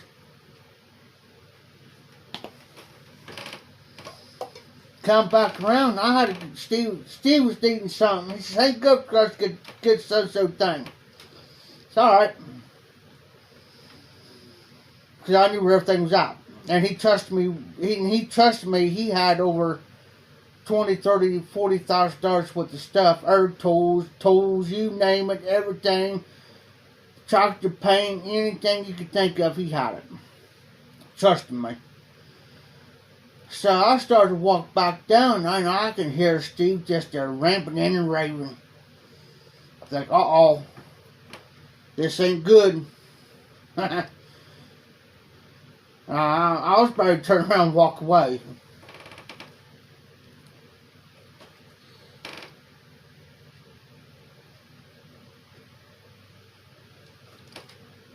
The newest one I've tried Utah is the Hunter Bookshop.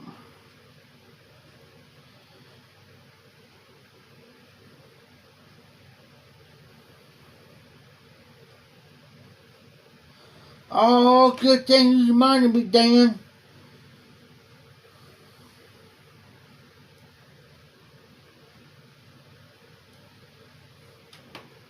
Hey, Utah, I appreciate that, buddy. If you keep an eye out. Because right now, I don't got the funds or anything right now for anything. Right now, so I'm just trying to do a couple jobs this week to see what I can do. The newest to me, Utah, would be the Peter Stokkebye's Luxury Navy Flake and the Twist Flake. So I went back down and he looked at me and he says, Hank, he says, I said, Steve, what's wrong? He says, go check them lines. And the first thing came to my mind was, oh no. Walked over and I said, well, I don't see nothing. He says, look again, but look going the opposite direction. He says, kind of look underneath. Looked underneath and it had a slit about this long and about that wide. I took my hat off, now threw it down here, I'm rubbing my head like this, now I'm thinking. I told Steve, tell him get that tractor up there, and I said, park it by the garage. What he do, he takes the tractor up to the other garage and parks it. So, got up there, and Steve told him, Jesus, man, Steve was so mad, and I was so pissed off, so mad, that I literally had to tell him, get him away from me. So I had to quickly go over and get a 5-gallon bucket, drain all that off, hard drug foot out, all that tractor, and what was left of it. That was one bad ordeal.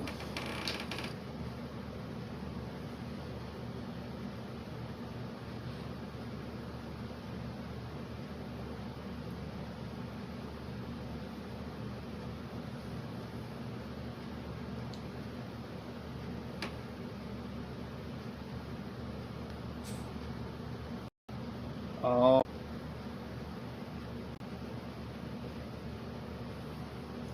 Me too, Utah.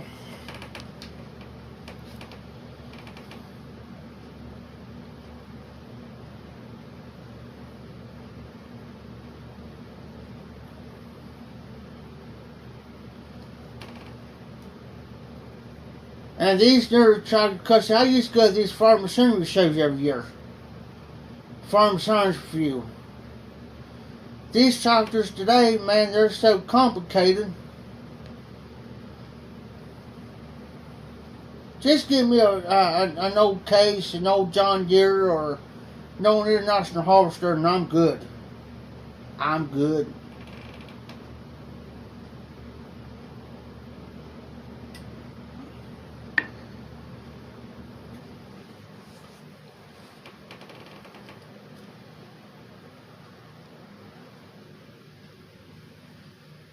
And you know, it's just crazy. There's some near Utah that I'd like to try, but right now it's just everything's tight.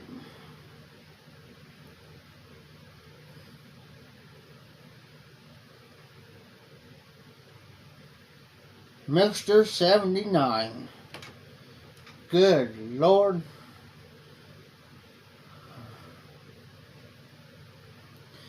There's one of them blends, I don't know if it's Mixter 79 or 679. It's one of them mixtures that Sergeant Salvinelli does not like.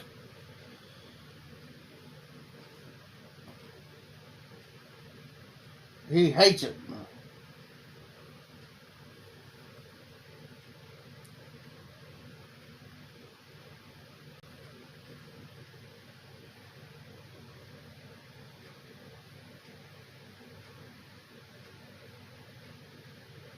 Oh wow, nicely tall.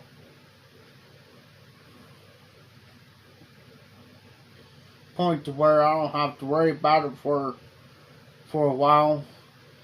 what little bit I've got right now, I'm just trying to stretch it out as much as I can to where I don't have to worry about it later on down the road.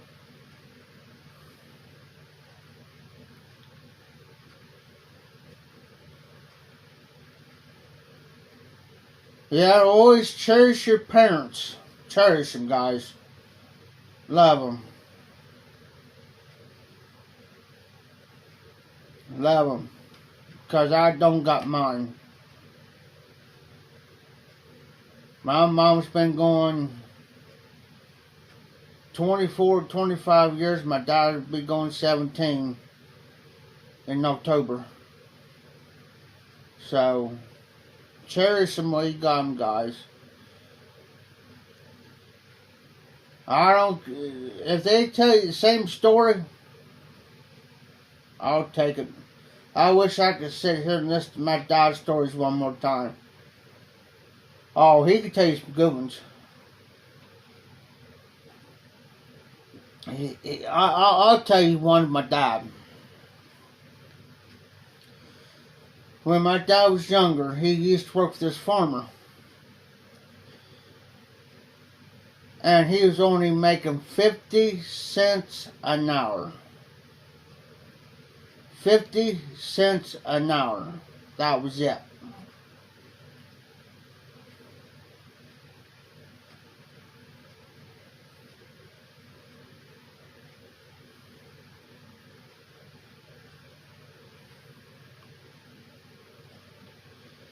Yeah, John, it does to me too sometimes when I'm typing pipes.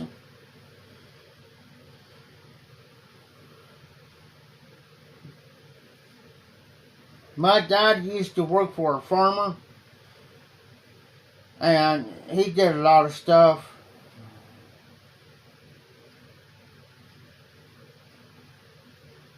Thanks, John. There's not a day goes by that I think of him. I got a picture of my mom, and I got a picture of my sister just passed away back in August of last year. And I do got some of her ashes. But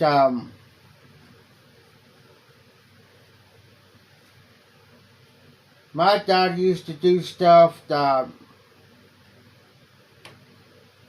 nobody else wouldn't do. And then when my dad had got his own farm, that's how I learned a lot of stuff.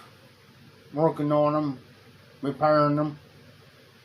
Then when I went to Laura Oaks, when I took agricultural industrial diesel mechanics, I also well advanced. My instructor couldn't believe it. He says, "Why do you know so much?"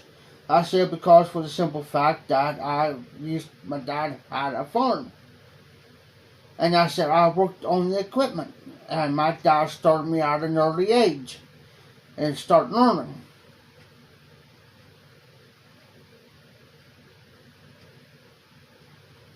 And I told myself, if you don't believe me, I said, go there and take that riding mower, strip it clear down to the points, and not let me look, and I could put that thing back together and make it run.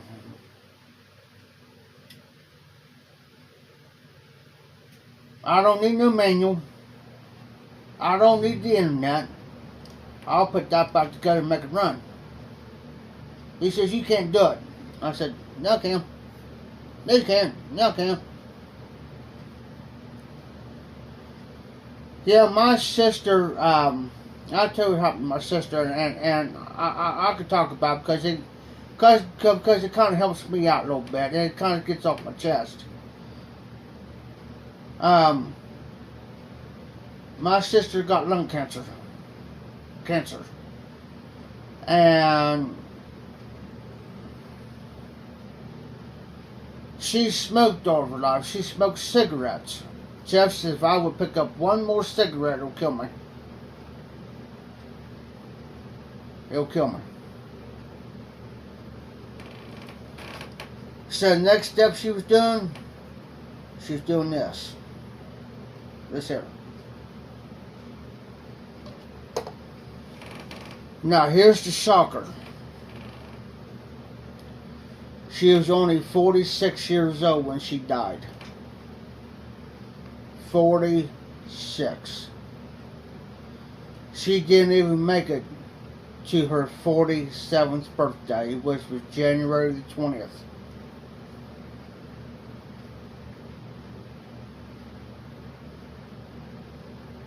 And the only thing at the time was keeping her going, was helping her.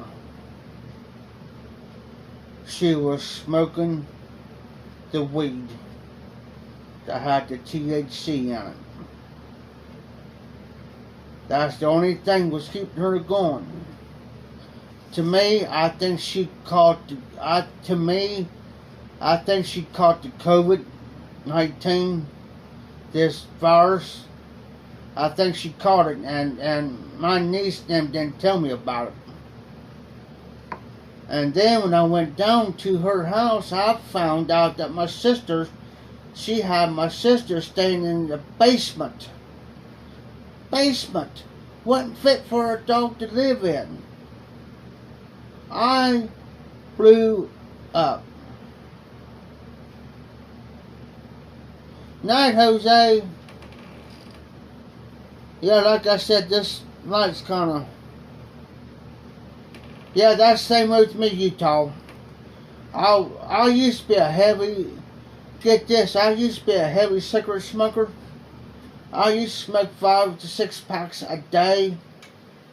I quit. I'll go to the doctor now. My lungs are clear.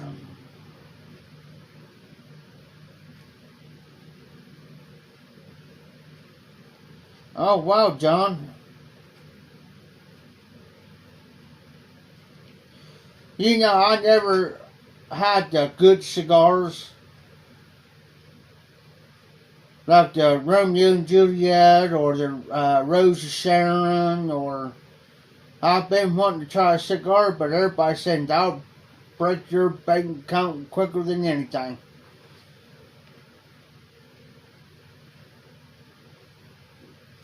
And I can see why about the Romeo and Juliet.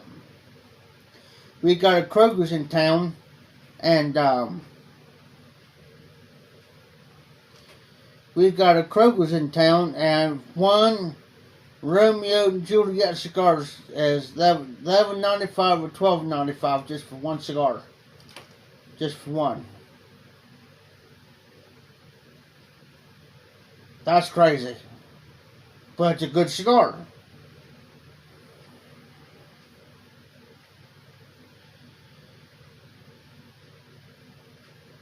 I may, if somebody would send me a cigar, yeah, I'll smoke one. You know.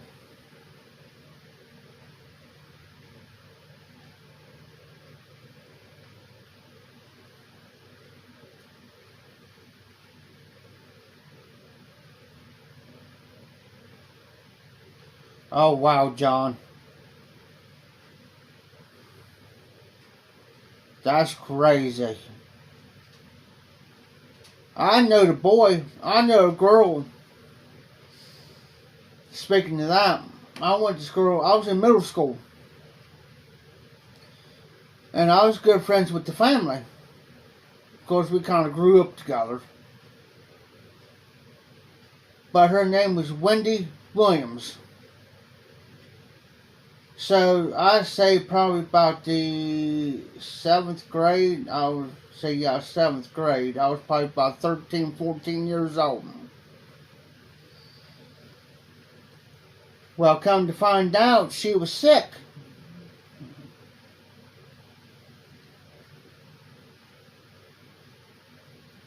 Nobody in there didn't know what was going on.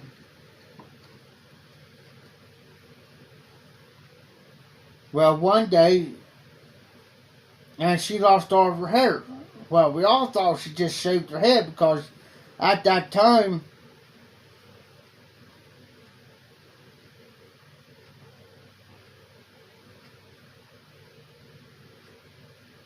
Oh, cool, John. I mean, Utah. And, because at that time, head lice was going around real bad. Real bad, head lice. And we all thought, okay, she must have contracted it. Well, there was a couple of days she didn't show up for school.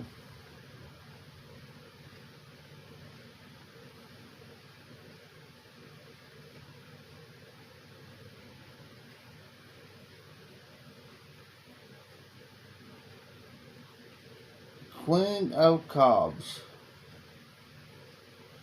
Utah, I heard about Queen of Cobs, but I don't see much videos.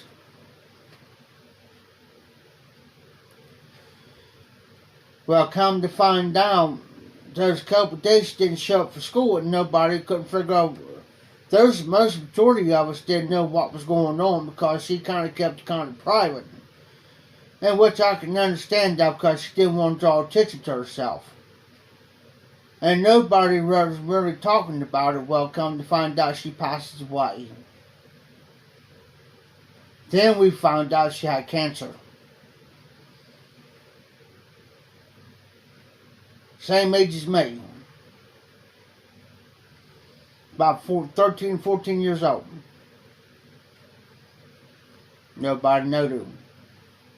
So what we did, what the school done, they that us middle school students, we went to class for half a day because day of her funeral. We went half a day and we took the rest of the afternoon off, and everybody in the middle school that knowed her went to her funeral.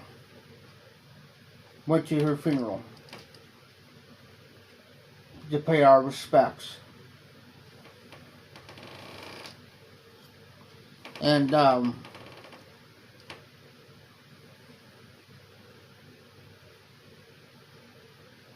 it's crazy anymore. I know the boy, healthy as a horse, healthy. He was in high school. He was good friends with my sister.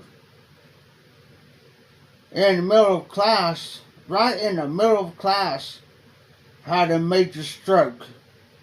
Died right there on the spot. Boop. Crazy.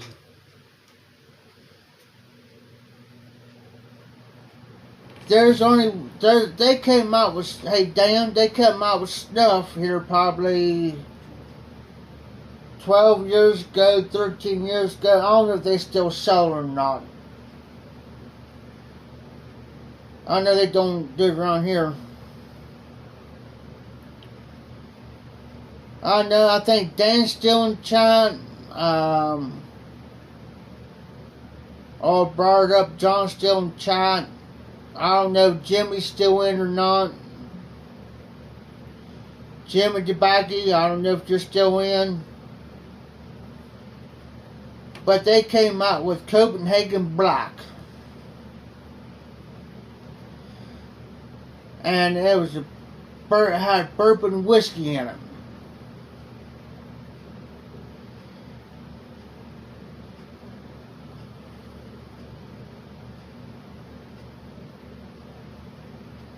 And what happened, had the bourbon whiskey, and you could smell the bourbon in it.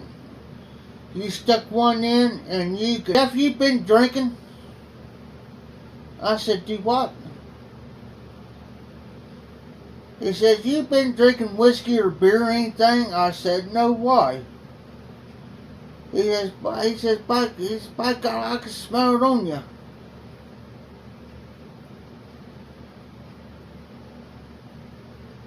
Then it dawned on me.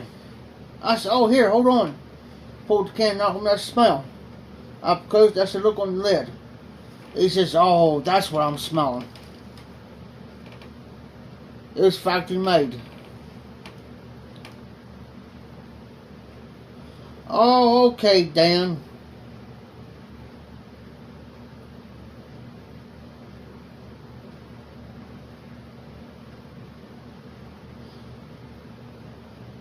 Thanks, John. Okay, Danielle, I understand now. Yeah, John, it's actually 4 hours and 10 minutes and 22 seconds, brother. It's an all-nighter. What can I say?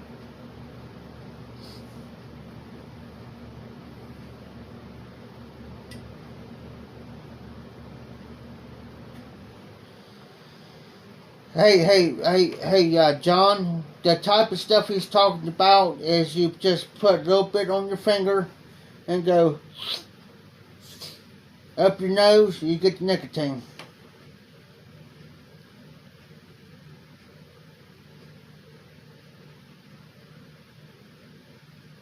Damn.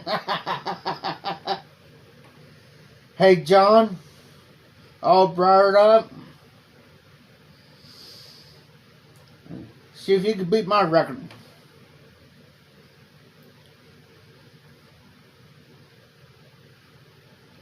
Oh, another half an hour, hey? Not a problem, brother. Not a problem. It's 3:03 here in the morning. I can go till 4, 5. Exactly. That's when you're all better, John. And you're guaranteed you can do it. Don't push it unless you know you can actually do it.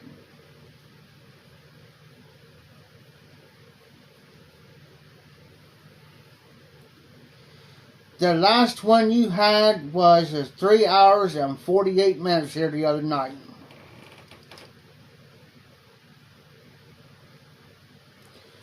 I don't know nothing about too much about it, John. I've seen Paul Shellbutter do it. I've seen Herman Piper Tim do it. A few other people do it. Herman Piper did it on one of his videos, I think. Don't quote me on it. He said he had to quit for a while because his nose started kind of bleed a little bit.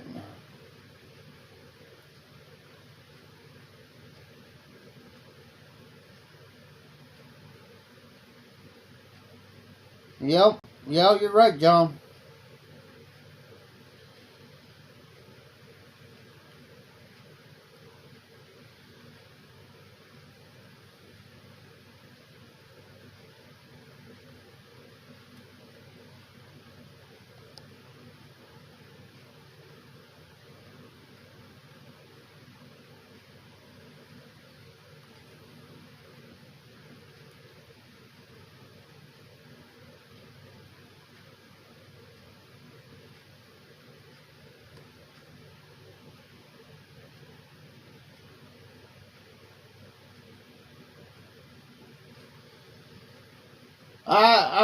I'm very leery about doing it myself. I don't really like doing that type of stuff where you snort up your nose. Of course, back in the day, it wasn't the snuff either. It wasn't cocaine or anything like that either. I never did the hard drugs. The only hard drugs I ever done was smoke a little bit of weed and did the pills. That was way back. But other than that, I didn't, yeah.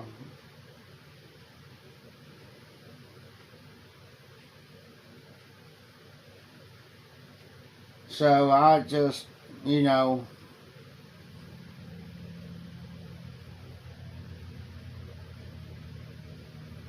Well, good to have you, Dan. I'm glad to have you, brother.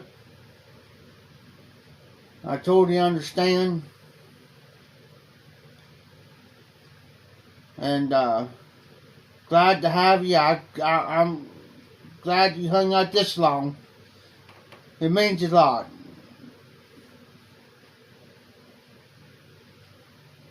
It really means a lot, brother. I gotta get up and I gotta get up at about 5 or 6 hours, so I mean, I can still go, because I don't sleep much.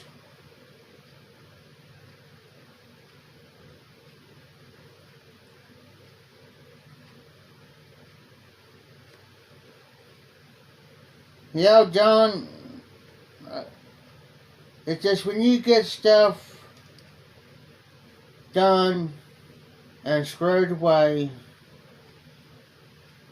and take care, look out for yourself. And that's what I taught a lot of people. Look out for yourself. Look out for number one, and that's you.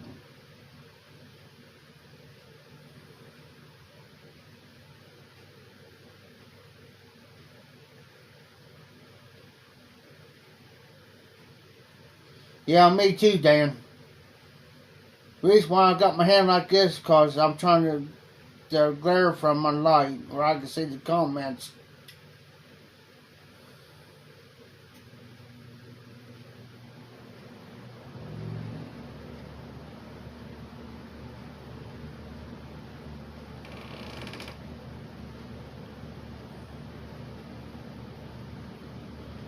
I understand, Utah.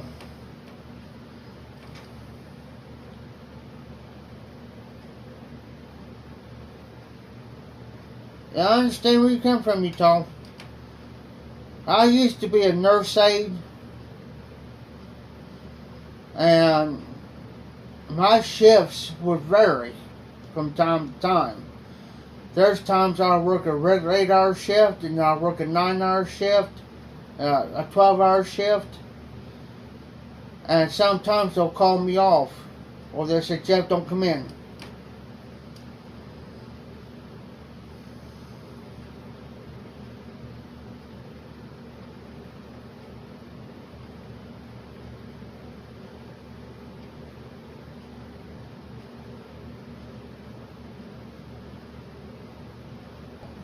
Now, I got a friend that lives out in Utah. It starts with the P. I don't want to say Pago, something like that. It starts with the P. It's out in Utah.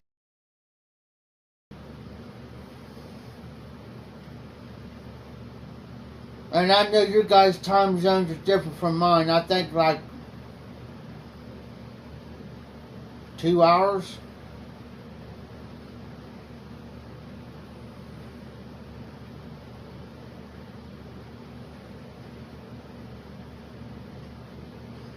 Oh wow, Utah. That's crazy. That's messed up.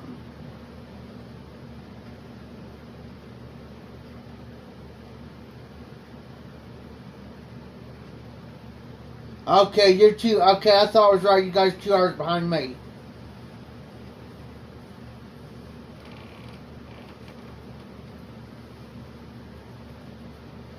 You're 2 hours behind. I thought there was another 2 hours right in there somewhere, but I wasn't too sure.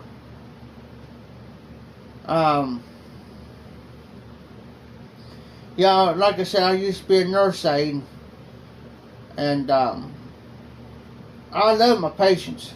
I love my patients. There's 2 patients that I took care of was the oldest people in the facility.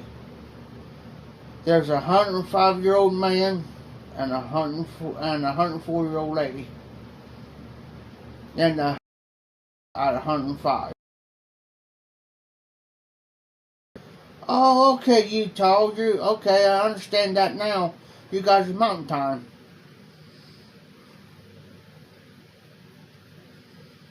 But, yeah, he was still chewing tobacco. And then the 104-year-old lady, she broke her hip. But she was still in good spirits, though. You wouldn't believe the stories that she used to tell me. And I sit there, on my days off, I'll go in and talk to her.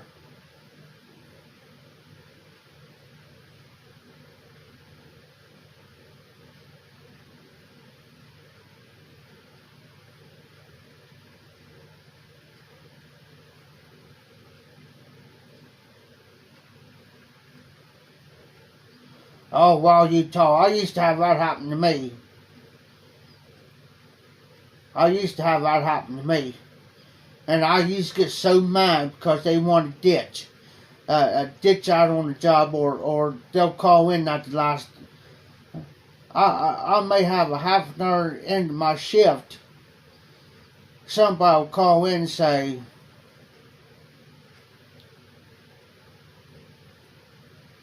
same here, Utah. I used to do my reports, and I used to get so mad. So mad at them. Because here I am. I'm going in there, and I said, well, does anybody got any reports on anybody? Because they'll tell me who I'm taking care of. And I'll have 15 patients to my name. And I said, does anybody have reports on my patients? No.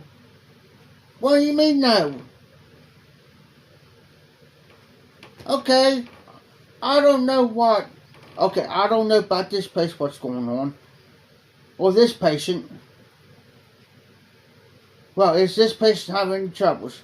And then the supervisor, and then my supervisor said, well, no.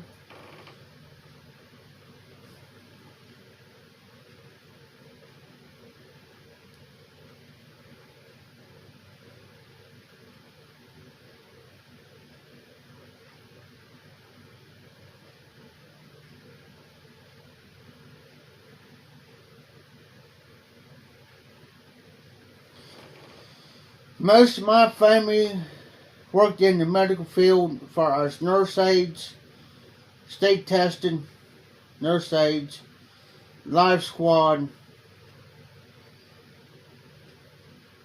or a hospital. Now I've done the nurse aide job, I've did the life squad job, worked for the life squad. And I've seen some, I'm not going into no details, but I've seen some gruesome stuff. Trust me.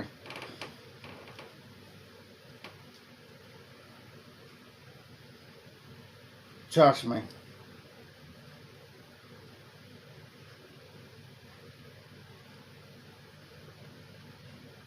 Exactly, Utah. Ah, cool.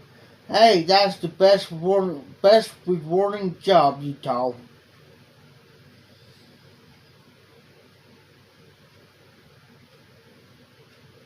Best rewarding.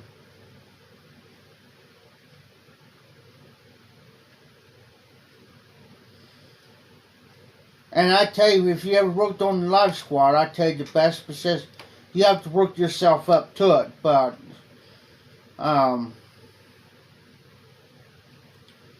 I came up far as being a paramedic.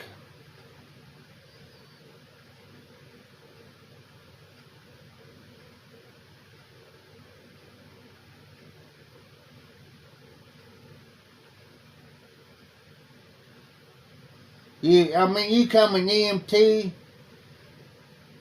and there's like stages to that, then you can work your up to paramedic positions.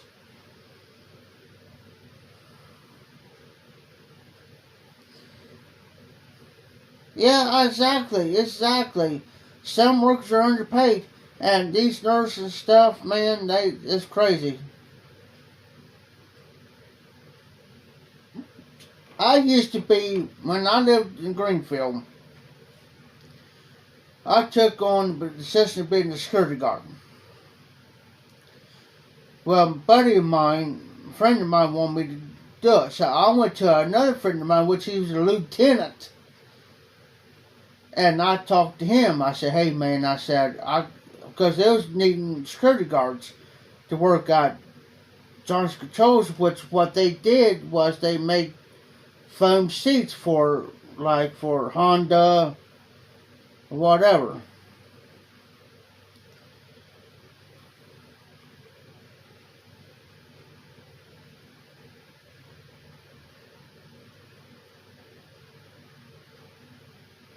Yeah, it takes time. It takes time, all brought up. Says, all right. But he says there's only one thing to this job. I said, okay. You got to get your carry concealed.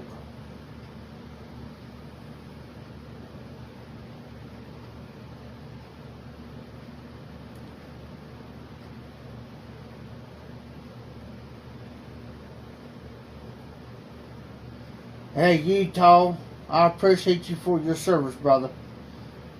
I had a friend of mine, he was in the Army. And when he got out, that was the first thing he did. He went and become law enforcement.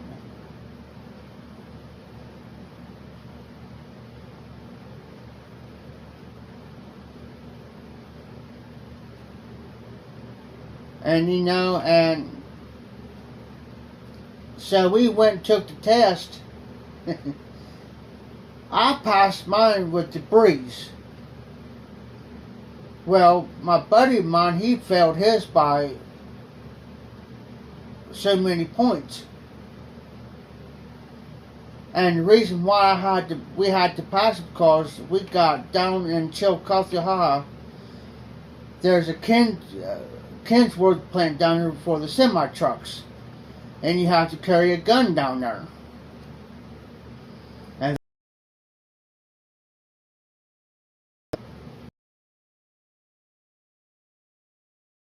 by the breeze, because they rotate the security guards. And at this plant, you had to check every truck that came in because of sulfent. There's enough sulfent at that plant that if it would have to explode, it'll wipe everything out. It's like radiation, it's like the atomic bomb went off. It'll kill everything in the side of Greenfield,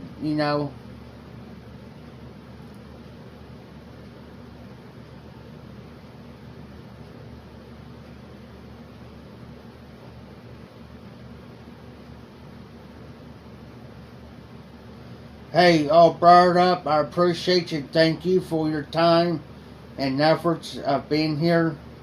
And I appreciate everything that you do. And I'll be glad to smoke a bowl with you when you come back.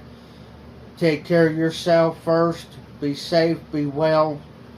And we will see you when you get back. And just take care of yourself. Look out for number one, not you, brother. And you'll be in my thoughts and prayers.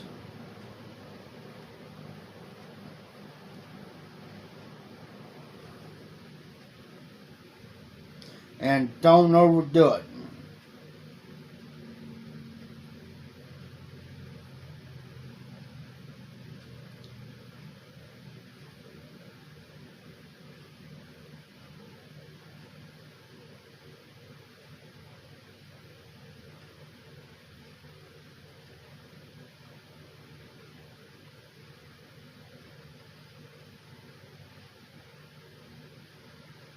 Thanks, John. Be careful, be well. I will see you on the next live stream. I should be posting videos soon. So, you guys, this is the Hot Piper. Keep them lit. Keep the embers burning. And y'all take care out there.